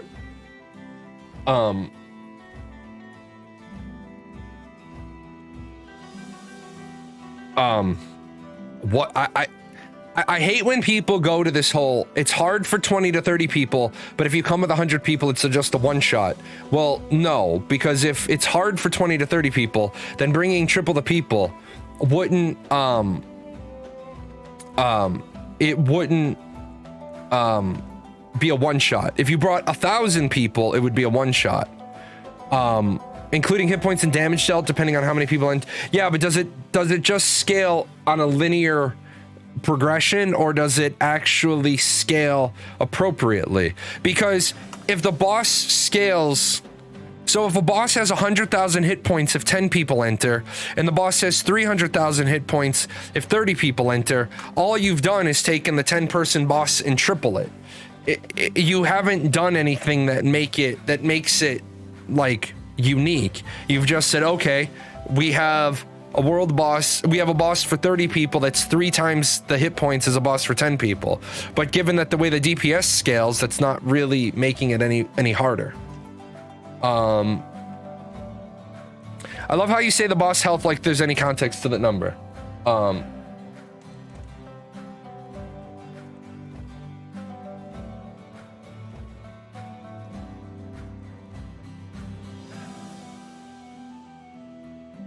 So,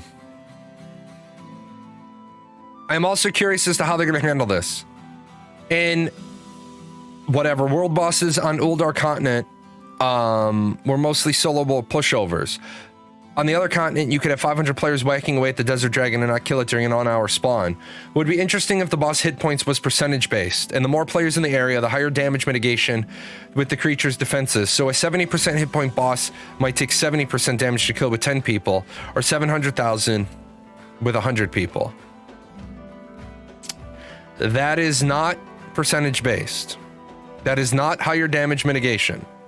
That is simply taking 10 times the people, so it has 10 times the hit points. Also, it would be cool if there were achievement for killing each boss with 10, 100, and 1,000 players. So fighting a world boss with 10 players was impressive, but actually coordinating and doing enough DPS with 1,000 players would feel like a much more epic feat. No, having 1,000 people on something is literally just lagging the server down. So...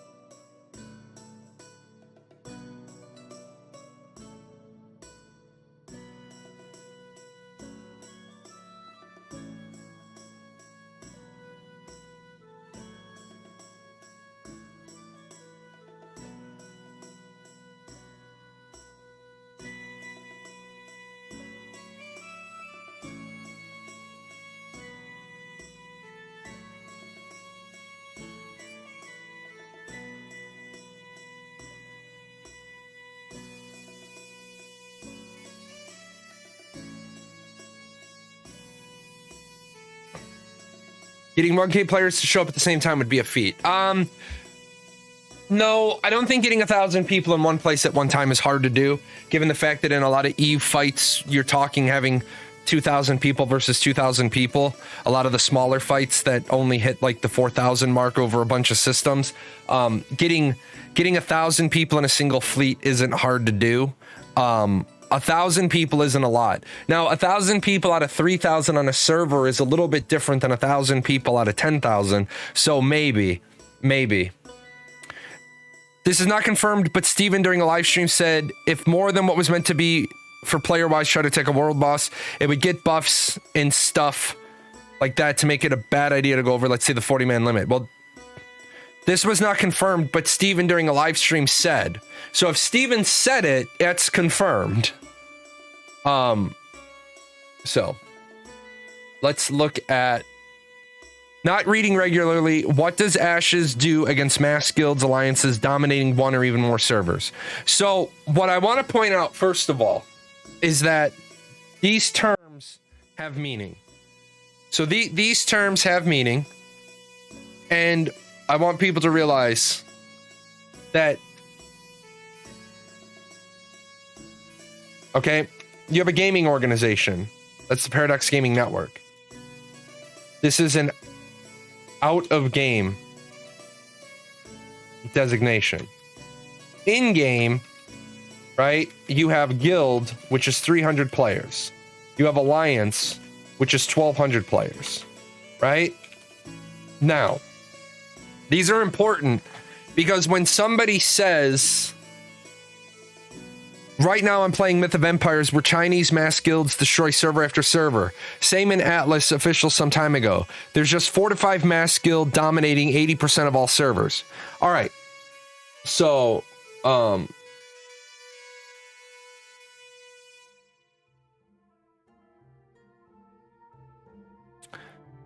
if they're on multiple servers, they're a gaming organization. But I want to remind people that Myth of Empires and Atlas operate differently than an MMORPG. The alliance I'm currently in has 1,400 members, and it's not really a big one. Sometimes Chinese mass Zergs appear on our server. You notice by the lag spikes, you can check the server population, and it jumps from 40 to 50 to a maximum 100. They Zerg a base down, completely destroying it. It's not fun, you just got Zerged. It would be a shame if the same thing happened here.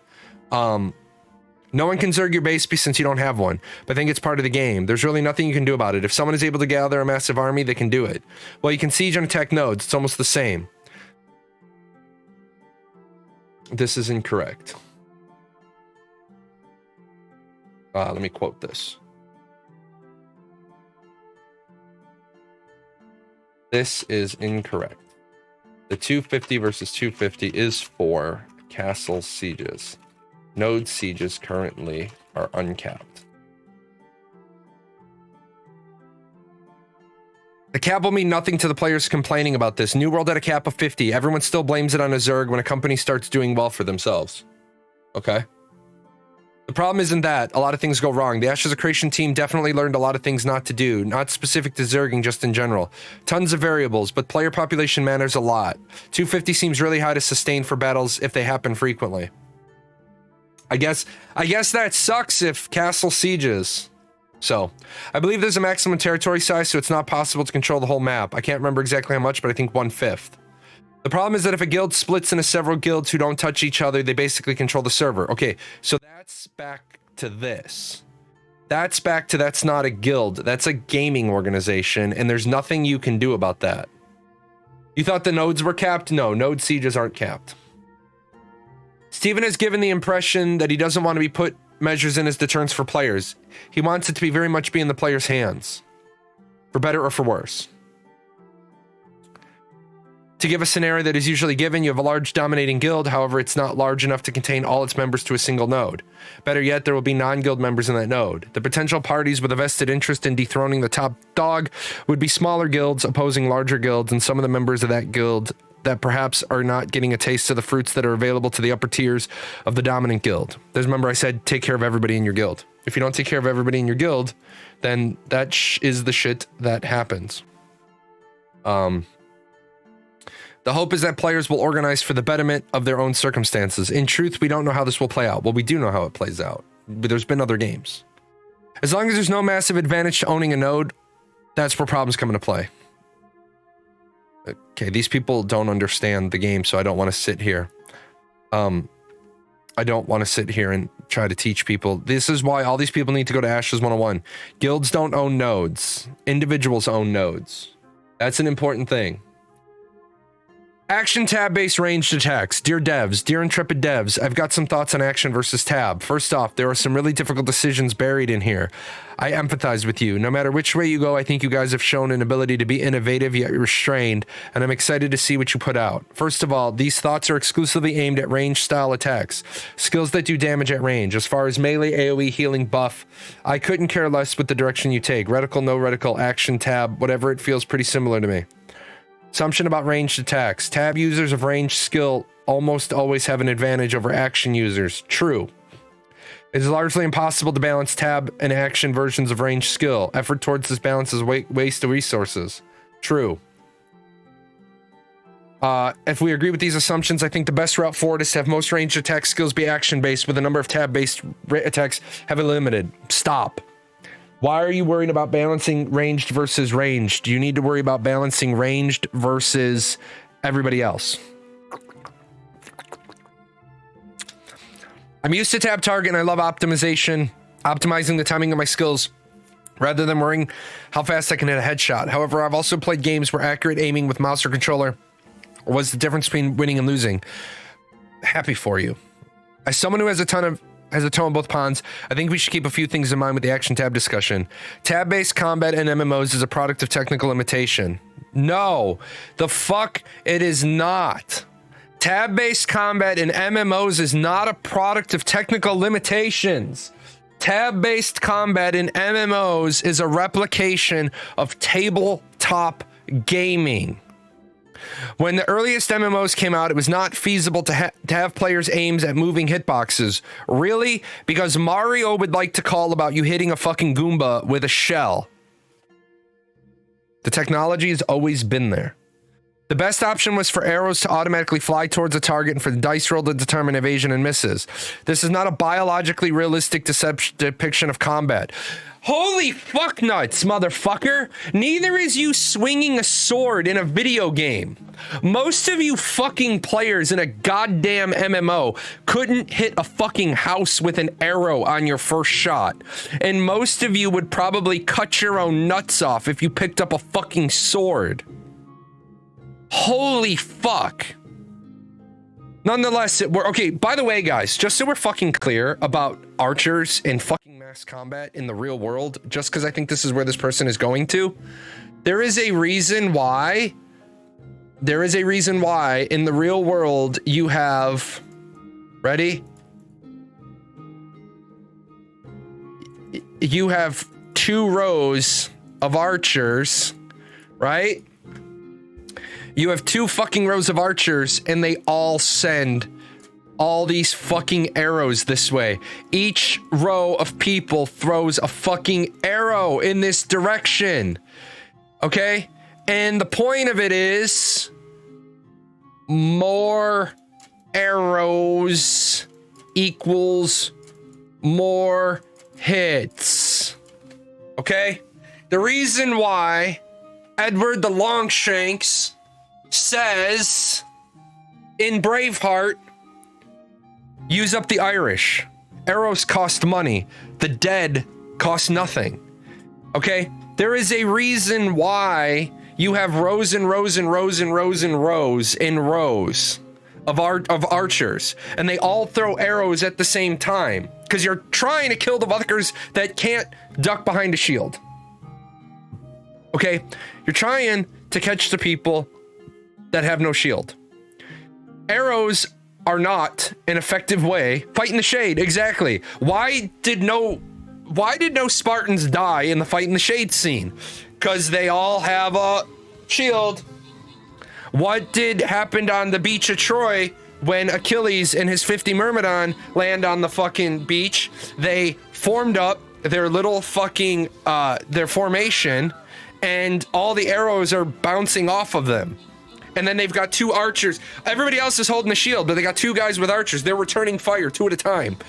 Okay?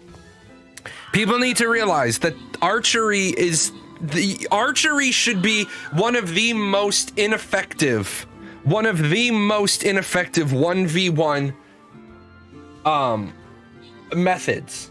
Archery should be completely ineffective 1v1. It's a fucking video game. Okay? It's a fucking video game. It is a game. It is imperfectly balanced for entertainment. Just like I wanna point something out. Okay, I want shit that people don't fucking think about. In Rifts, the tabletop game, not Rift, the video game. In Rifts, the tabletop game, the author actually writes a little excerpt about laser weaponry. He says, number 1, you cannot swing a laser like a sword. You cannot turn the beam on and draw in paint. You pull and it fires a tenth of a second beam of light. It's beam. Number 2, finding where a sniper comes from with laser fire is very difficult, because unless there is a reason why you have installed a speaker on your laser weapon, it doesn't make a sound, right? It does. There's a problem I need to fix. The way I did my mic doesn't work. I need to fix the mic after the show. I put the mic in every scene as its own source, forgetting that my source transitions is a move transition, so it moves the audio mixer out and then brings it back in. It was to fix the echoing. Right solution for one thing, wrong solution for the other. But anyway, the author of the books said you can't automatically know dead point where a sniper just shot from with a laser weapon, because it's not a fucking 10-second beam. It's a tenth of a second beam of light. The other thing that he said, he's like, it's really easy if you think about it. You can have a laser sight, and if you have a laser sight on a laser, you pull the trigger enough to put the laser sight on it, and then you just pull the trigger the rest of the way and you're gonna hit your target. He literally says this in the rules section from the developer to the players. He's like, yes, I understand the idea and the methodology that there are laser sights in our game. And if you were to put a laser sight on a laser, then you would never miss. You'd have 100% accuracy all the time. And absolutely true. And then a few paragraphs down and he says, and please remember, big bold letters, this is a game. So when we get to this, but if the devs of older MMOs could have included action for ranged combat, if they hadn't been limited by the tech of their time, I think they would have gladly taken an action combat route. So hold on a second here. You're fucking telling me that this fucking numpty on the Reddit, who already said this is not a biologically realistic depiction of combat, nonetheless it works and it has worked, who doesn't understand how fucking arrows work in the real world, thinks that if action combat has been dealt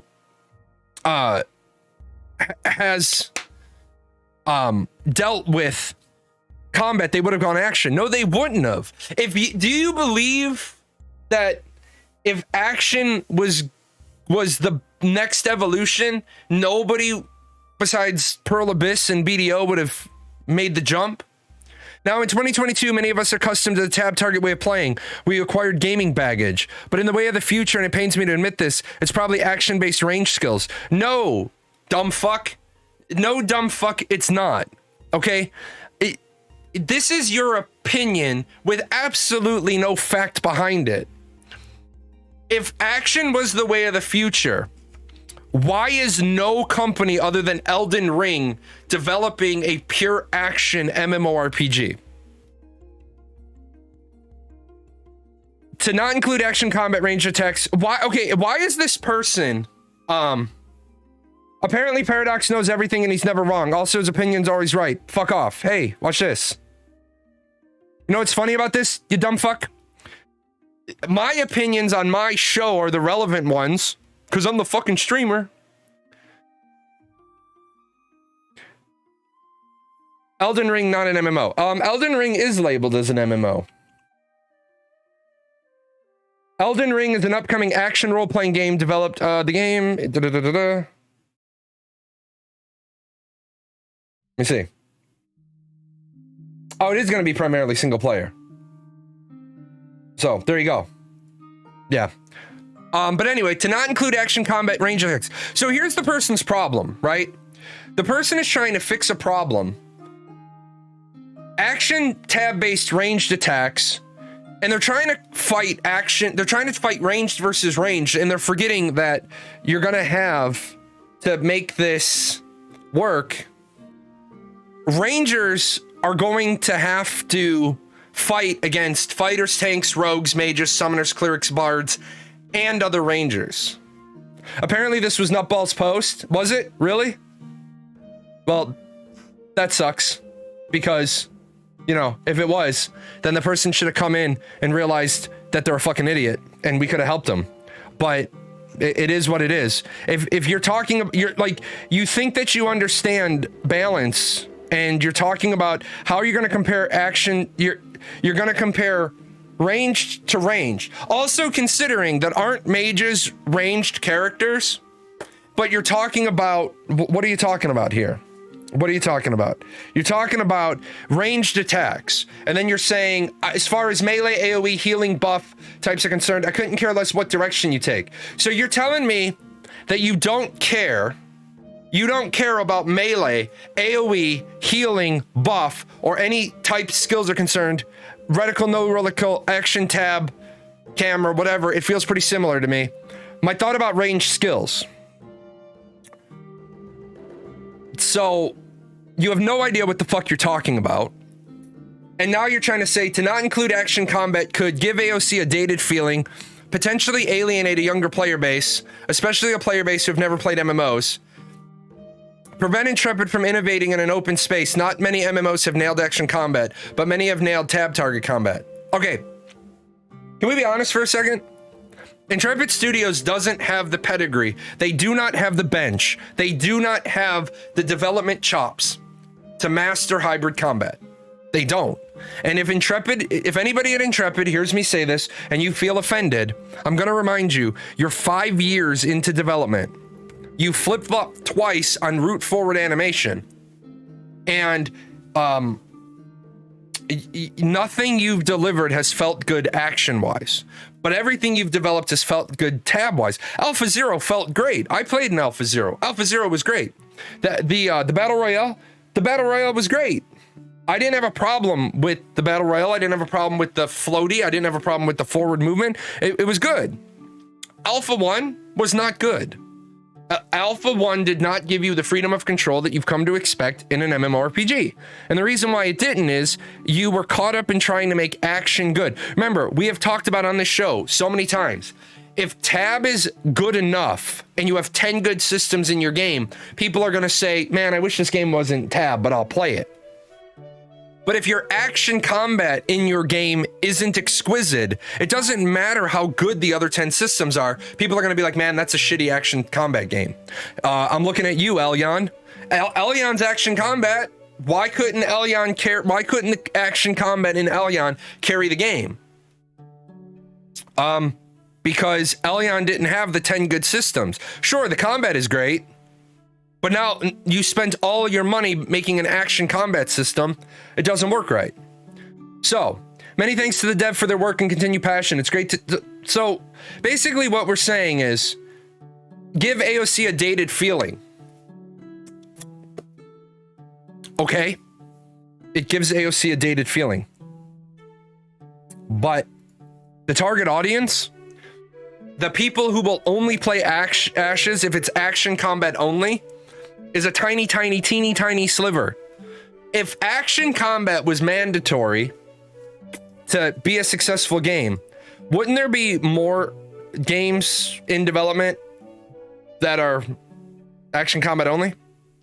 Number 2, potentially alien a younger player base, especially a player base who have never played MMOs. Can we be for real right now? A player base that has never played MMOs is not your target audience. Your target audience is MMORPG players. It's down to the burger joint, pizza joint place. If I own a burger joint, I celebrate the success of my fellow business owner and his pizza joint is being phenomenal. But that doesn't really help me sell any more burgers. Video game players are not the target audience of Ashes of Creation. The target audience of Ashes of Creation is MMORPG players. So if the audience has never played an MMO, they don't know what they like. Remember, I said, if you want to make hybrid combat work well, the only way hybrid combat works well is if the tab players have a full frontal lobotomy and the action players have a full frontal lobotomy. And then what you introduce them to being hybrid is the only thing they know and the only thing they remember. I'm going to tell you, real talk, I'm a tab player. The hybrid combat system may be palatable to me, but I'm never going to call it tab. I'm going to call it hybrid. If a tab player doesn't like it, they're going to say that's not hybrid. They're going to call it action. What's the action player going to do if they don't like it? They're going to call it tab. Prevent Intrepid from innovating in an open space. Not many MMOs have nailed action combat, but many have nailed tab target combat. Yeah, you're right. But that's not... Combat isn't what's going to make Ashes of Creation innovative. The node system is. The 8 meaningful PvP systems is. Having sieges that are worth a damn. Having wars that are worth a damn. Look at that. It's Timmy. Timmy back. Timmy back from the dead. Hi, Timmy. The rebirth of Timmy right there. I'm sure they'd like to grow the number of MMORPG players, but that's much harder than dipping into the current customer base. You're right.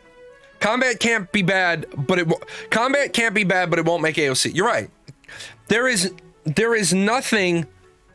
Having choices that matter is, yes. Having choices that matter is.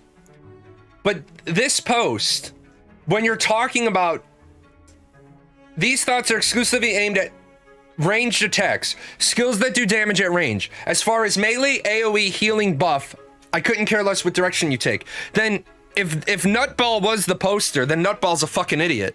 Whoever the poster is a fucking idiot. Because how are you going to talk about balancing anything? Healing should follow the same rules for ranged as damage abilities. Melee, you're not worried about how that's... So you want all ranged abilities to be action.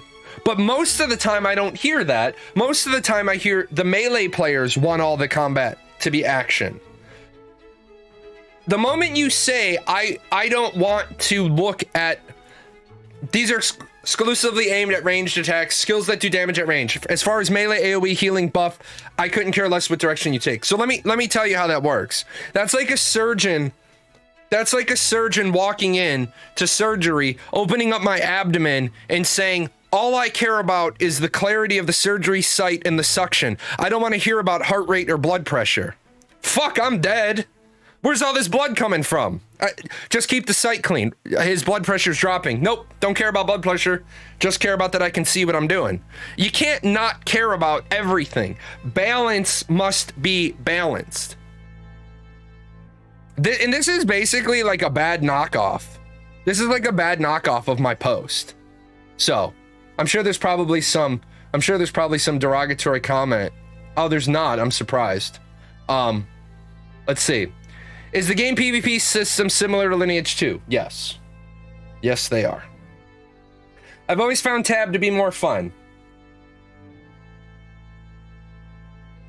Why don't you stay there? Why don't you stay where I put you? You bad window.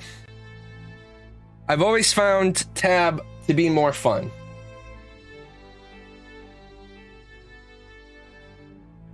I wish this program worked all the time. It tends to not work. I've always found tab to be more fun, but I think it's less that I like tab more than action. It's more that the game as a whole feels more fun, fleshed out. I've always found tab to be more fun, but I think it's less that I like tab more than action. It's more that the game as a whole feels more fleshed out. I don't think tab or action has anything to do... Oh, look at that, getting chased by Sprocket. I don't think that has anything to do... Honestly, I don't think action or tab has any bearing on how the game is fleshed out. I think that you could have really good tab in a game. You could have really good tab target in a game that has very few systems. Or you could have tab target in a game that has a lot of systems. And I think the problem is the combat's always the whipping boy. The combat's always the whipping boy. I'm gonna be right back.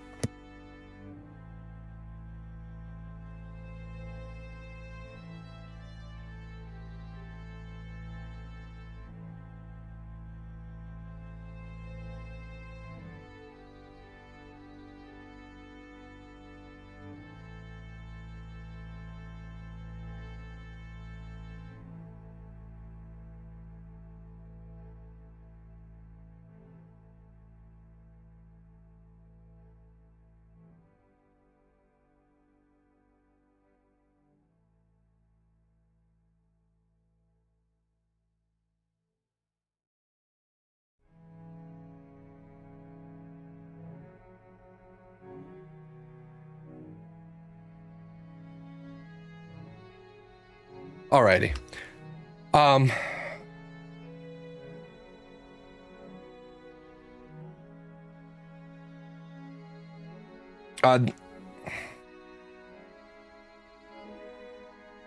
It might be the tab is easier to make and therefore easier to flesh out. Yes. I think action combat works in games that aren't massively multiplayer. Yes. I agree with both those statements. That's what I mean. I just think consistently tab games have had more enjoyable content. Ah, yes. I love your stream theme with the steampunk designs. Oh, I appreciate that. Means a lot to me. Shout out to Nearly Dead 007. Appreciate that. It's like, here, I'll do this real quick. My whole chat scene, where are you? My whole background is steampunk themed. People get all mad, right? That I show them this. I don't like showing them this because they get mad. But at first, people thought that this was actually my office. They thought that these were bookshelves. People felt robbed. Those backdrops, believe it or not, those are shower curtains. I was looking for a backdrop canvas, and the steampunk ones were several $100s, and I was gonna buy it. And I just have 3 of the same shower curtain back there. saved a whole bunch of money. So, with that said, I don't mind action for like basic attacks and some poison arrow abilities, but not every ability. Well, see, that's the thing, right? Fake it till you make it. I know. Fake it till I actually have a library full of first editions. Yeah, the other thing, because I see TV in your name, you know what? Here, let me tell you why the shower curtains is a good idea. Y'all can spend your thousands of dollars on that foam and shit that you put up. A shower curtain absorbs sound. So, it says you're a veteran. What branch? I was in the Air Force. I retired from the Air Force, God, 4 years ago now. Can't tell it's fake even now, I know. Yeah, right? But yeah, the shower curtain absorbs the sound as it bounces around, so that's good. Plus I have a curtain behind me. I have a sound curtain or a sound drape behind me. No foam for me. Anyway, I don't mind action for like basic attacks and some poison arrow abilities, but not every ability. Yes, exactly. Exactly. I know, Phelan, I was in the chair force. You would have had a chair too if you just scored higher on your ASVAB. Not everybody can be in the best branch of service. We do have standards. We do have standards. Apparently not for our shoulder surgeons though. Scored a 99. I'm sorry. Should have gone Air Force. I am the Air Force. The mighty, mighty chair force. I spend Thursdays on the golf course. I have every Friday off. You scored higher than me? You did not score higher than me. Sorry. I had that old school fucking ASVAB with the coding speed. You gotta go. Phone's about to die. Yeah, never let your phone die. Oh. Always have, oh, you had coding speed? Coding speed was the dumbest fucking part of the ASVAB. Like, I literally asked, they still give that to Navy recruits? Yeah, we don't have that anymore because the thing that they needed coding speed for was our logistics, and we don't do logistics that way anymore. It's like, I asked them what it's for, and they said, to see if they can be navigators on the ships? No, we did it for how quickly can you not fuck up inventory? Because I asked, I was like, what's the point of this? And they're like, it's inventory management. How quickly can you not fuck up inventory? ASVAB is, the ASVAB is a dumb fucking test, because if you really are serious about passing the ASVAB, here's what I don't like about a single test that determines your future. You go and you take the test, or you go and you get the, you go and you get the ASVAB prep book, and then all of a sudden you raise all your scores by 20 points, but then you can't handle the tech school. I saw that all the time. In my tech school, we had a 60% attrition rate. So for those of you that don't know what that means, 6 out of every 10 people who joined our tech training, 6 out of every 10 failed out. And a lot of them, they got exit interviews and they said, yeah, I took the ASVAB study guide. And well, that doesn't help you. You fucking you basically cheated to get the 20 points you needed to get into the school, and then you get to the school and you're unable to handle it. As far as the people who fly the drones, man, I'm glad that those people are now finally starting to get the mental help that they need. There's a huge difference between being deployed downrange or being deployed on a carrier, and which I mean, and when they're on a carrier in hostile waters, that's considered being deployed downrange.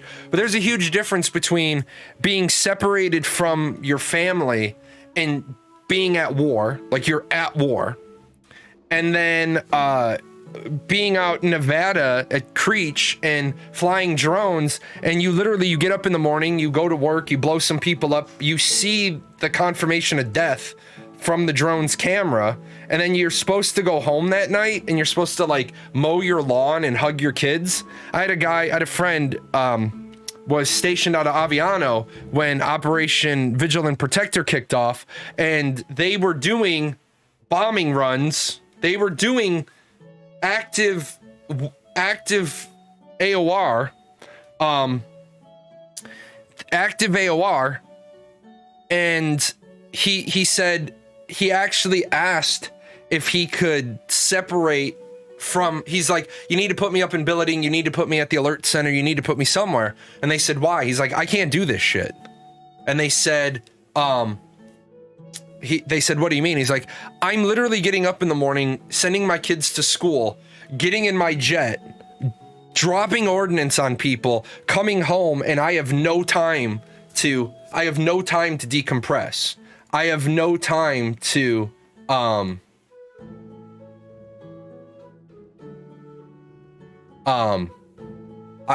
have no time to get over that shit.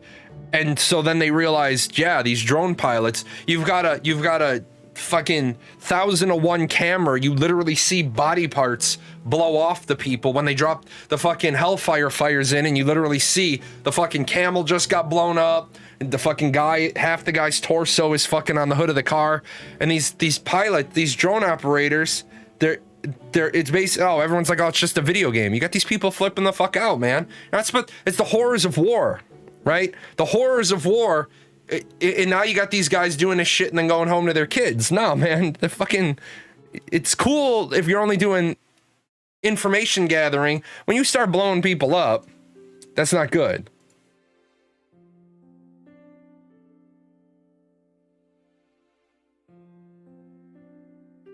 So, I was proud of myself. I took the ASVAB for fun and just out of curiosity and got the second highest grade in school. Good. Should have joined. It's a good time. Now that I understand, because I didn't really want to understand the retirement system because I left and I was like, well, this doesn't affect me. Now that I understand the retirement system, I am back to telling people, if you need to fix your life, if you need to get ahead in your life, join the military. People are like, but I might die. And you might fucking die. You might fucking die any day of the week, twice on Sunday. Any day, like, shit, man. People live in bad neighborhoods. You know, probably right, but I was young. Yeah. I tell people now, any other recruits that I talk to, I tell them, go in, and the very first thing you do is you put the maximum amount of money out of your paycheck into your 401k. And the government, whatever the max that they match, whatever they match, you put in. And I got a couple of them. You made the live show. Good job. Finally made it to the PC. Much better. Yes. Oh, where's my hat? Thanks, Sprocket. So, but no, I tell people now, it's like, if you have the opportunity to, join the military. This is just about the right era to join the military for 4 years. Get your GI Bill. Put your money in. You shouldn't be having fun. You shouldn't be trying to party. Use your tuition assistance. Get a fucking Pop-Tart job. The way you find a Pop-Tart job is you look at the length of the tech school.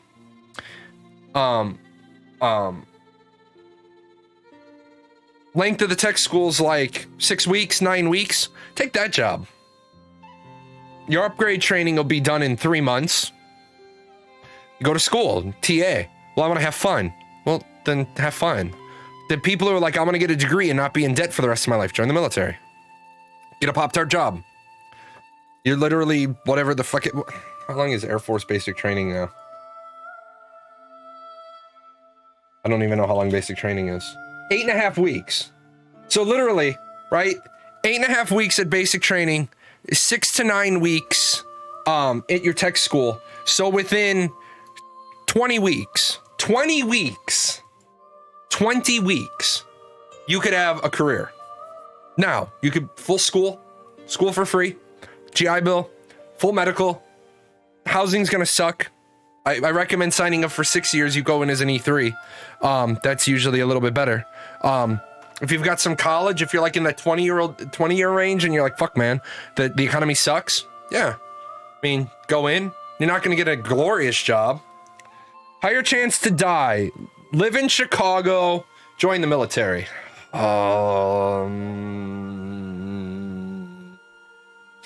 Higher chance to die in the Chicago. Higher chance to die in Chicago, not the suburbs, but Chicago. Higher chance to die in Chicago than in the military. As someone with asthma, I don't think I'd make it through the training. No, you would not. If you've been diagnosed with asthma, you can't even attempt because that would be called fraudulent enlistment. I always tell people, do not fraudulently try to enlist. Tell your recruiter you were diagnosed with asthma as a kid. If you have asthma, obviously you're not going to make it through. If you were diagnosed with something when you were a kid and that is in a medical record somewhere, then you tell the recruiter that at some point, it's you. Right? Yeah, I see my bar. Do I got audio going out? I'm not muted. I see the bar moving. But no, I don't ever lie. That's fraudulent enlistment. So, fraudulent enlistment is something that can hit you 5 years later, 10 years later. You know, that's like lying on your job application at a job, and then they can use it against you at any time. Do you guys know that? Just so you're clear, if you lie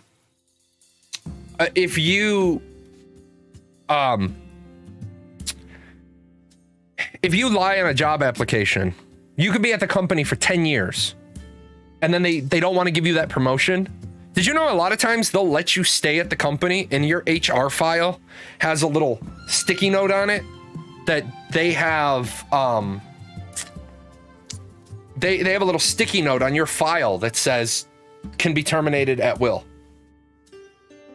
And then 10 years go by and they say, hey, you were up for a promotion. And as we reviewed your file, we found an inconsistency. You lied when you got this job. You're fired. You're like, fuck. You failed out after 9 months of Korean, man. So I have much respect for the people in the military, because everybody in the military that's a linguist goes to DLI. They all go to DLI. It's a joint effort. I have nothing but respect for people that learn a language the way the military wants you to learn a language. Nothing but respect.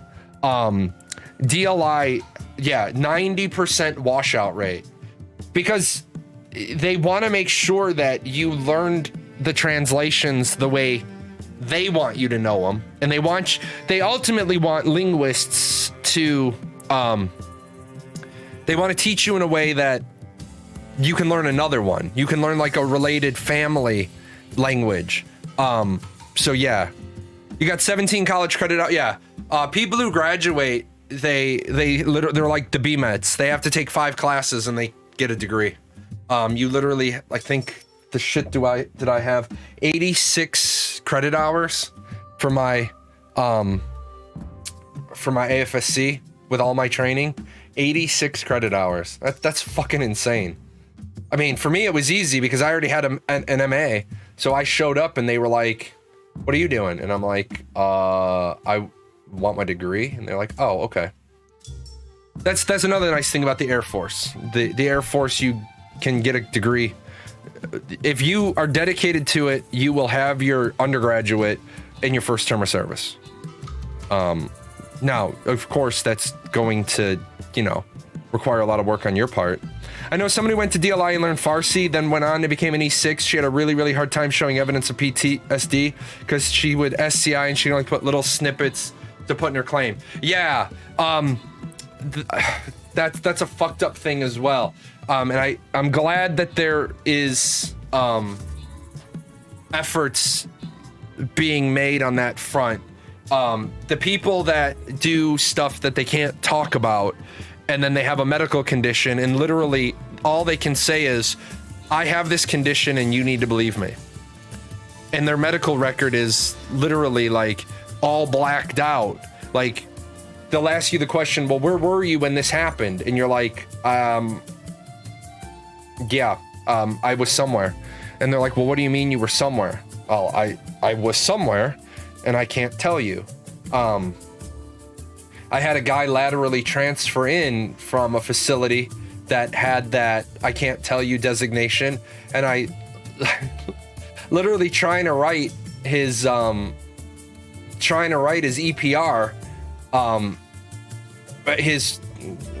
there's a type of promotion. He didn't get promoted. There's a type of promotion packet that you put a step promotion, and I'm literally like on his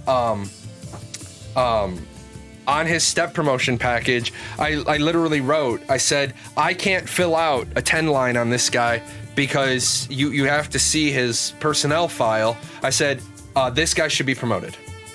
The people who learn shit like Farsi had a really bad job over the past 15 years, so they've translated a fucked up shit. Yeah, yeah, they do. Also, a lot of the people that speak Farsi, they lost a lot of friends because a entire convoy of linguists was blown up. So that's a little fucked up shit too, right? Knowing that your friends got blown up, that's never a fun time. So yeah, I feel for a lot of the linguists.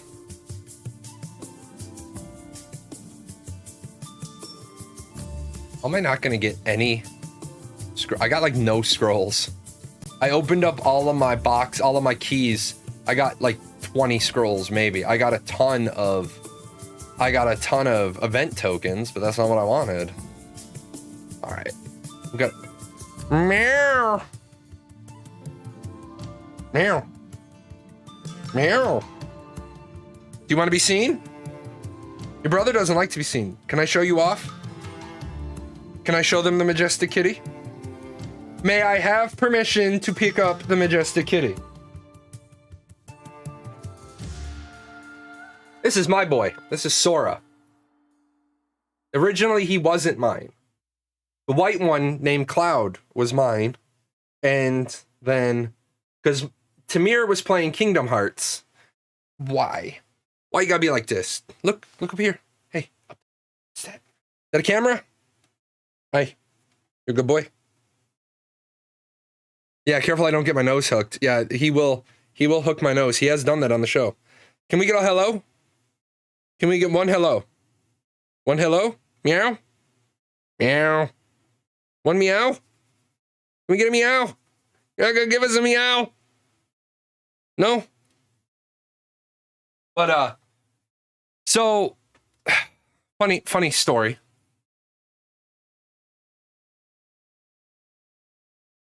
Funny story. My wife wanted cats because the kids didn't have any pets, right? So my wife wanted to get pets. Is this Ashes? This is developer footage from a while ago.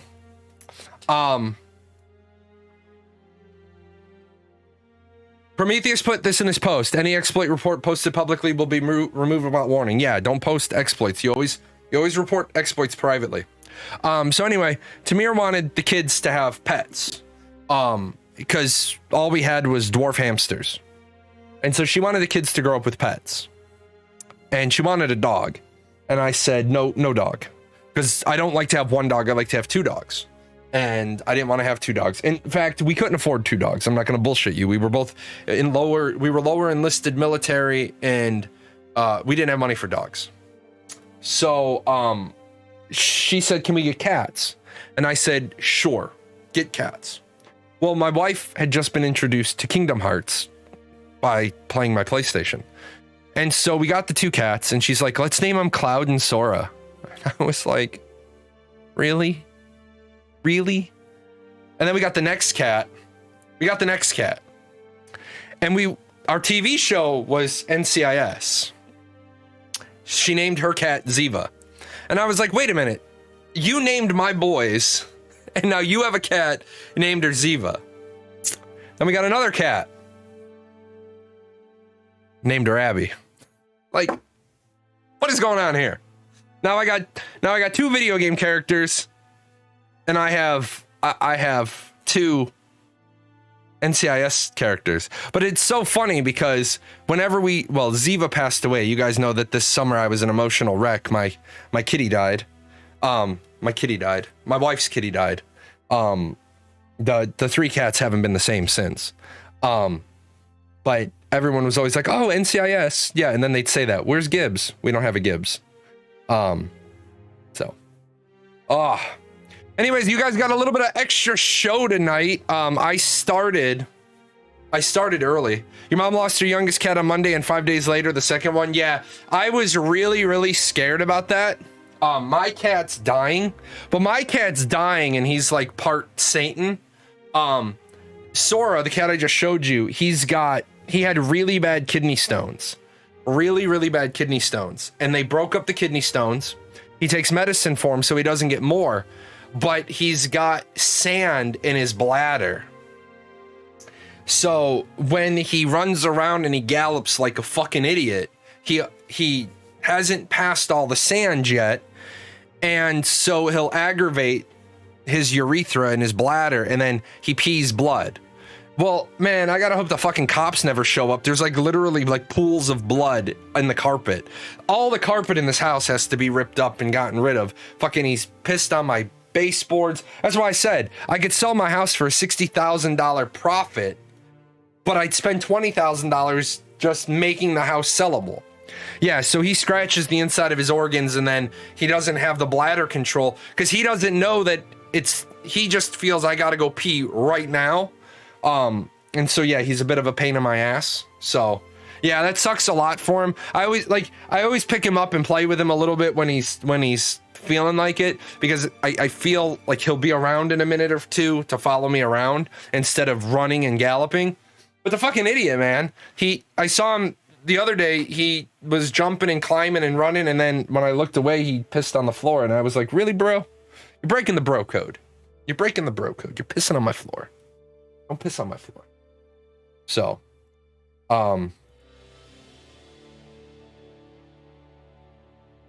with that said, I am very happy to see some Ashes of Creation content creators coming out of the woodwork. That's good looking. Ashes of Creation doesn't get a lot of viewership. Like, I did my recap video. Unfortunately, I've fallen out of favor, like the nutball guy earlier who wants to have shit to say. Like, honestly, yeah, I have shit to say because it's my show. If that was your post, well, your post was bad.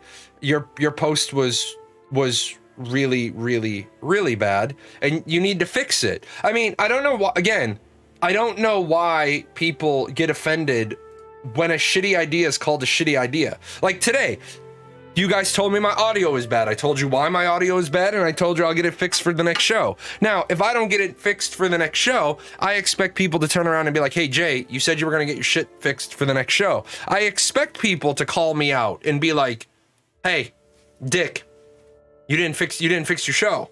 Be like, okay, you're right. I'm offended. Of course you are. But people need to realize, like the guy that this fucking clown shoes. It's always with a toxic attitude. You justify as being direct, being honest, and proper criticism. I'm sorry that you're a fucking snowflake. I'm sorry that you have fragile sensibilities. If you don't like what I have to say, turn the channel. If you don't like what I have to say, block me. I don't care. You are not going to offend me. I know that I am not palatable to everybody. I know that I am never going to be a 40,000 viewer show because I like to engage with every single person. I like to engage with all of my viewers. I like to, you know, I like to do stuff like when a viewer has something relevant to say. I love this tool, right? I love this one. I'm not gonna be able to do that with the chat scrolling by, and that's okay. That's okay. We don't. I'd like to grow to about 1,000, maybe 2,000. Be okay. We'd be good. Also, all the music you heard today, I like to remind everybody, is all DMCA free. It's all on PGN Music, on Spotify and YouTube. I should be releasing 2 albums in the next 60 days. It all depends on, I should be able to release 3 albums in the next 60 days. It just really depends on how quickly some of these people can get to work. It also depends on how much money I get back from, how much money I get back for the company from H&R Block when we do the taxes. But should be getting back about another 600. What did you just walk in on? The end of the show. I even put the events up for you, and you don't show up on time. You're the one that asked me to put the events up, and you're not here. It is what it is. That's okay, though. I see nobody is streaming Ashes of Creation stuff. Anybody on our list of friends live? No. You just woke up? Okay. Let's see. Is anybody live? Streaming the Catboys Anonymous meeting? No. Streaming the smell of flowers over a babbling brook? Also, no. Live now. Streaming, let's see. Wow, there's a lot of people streaming. I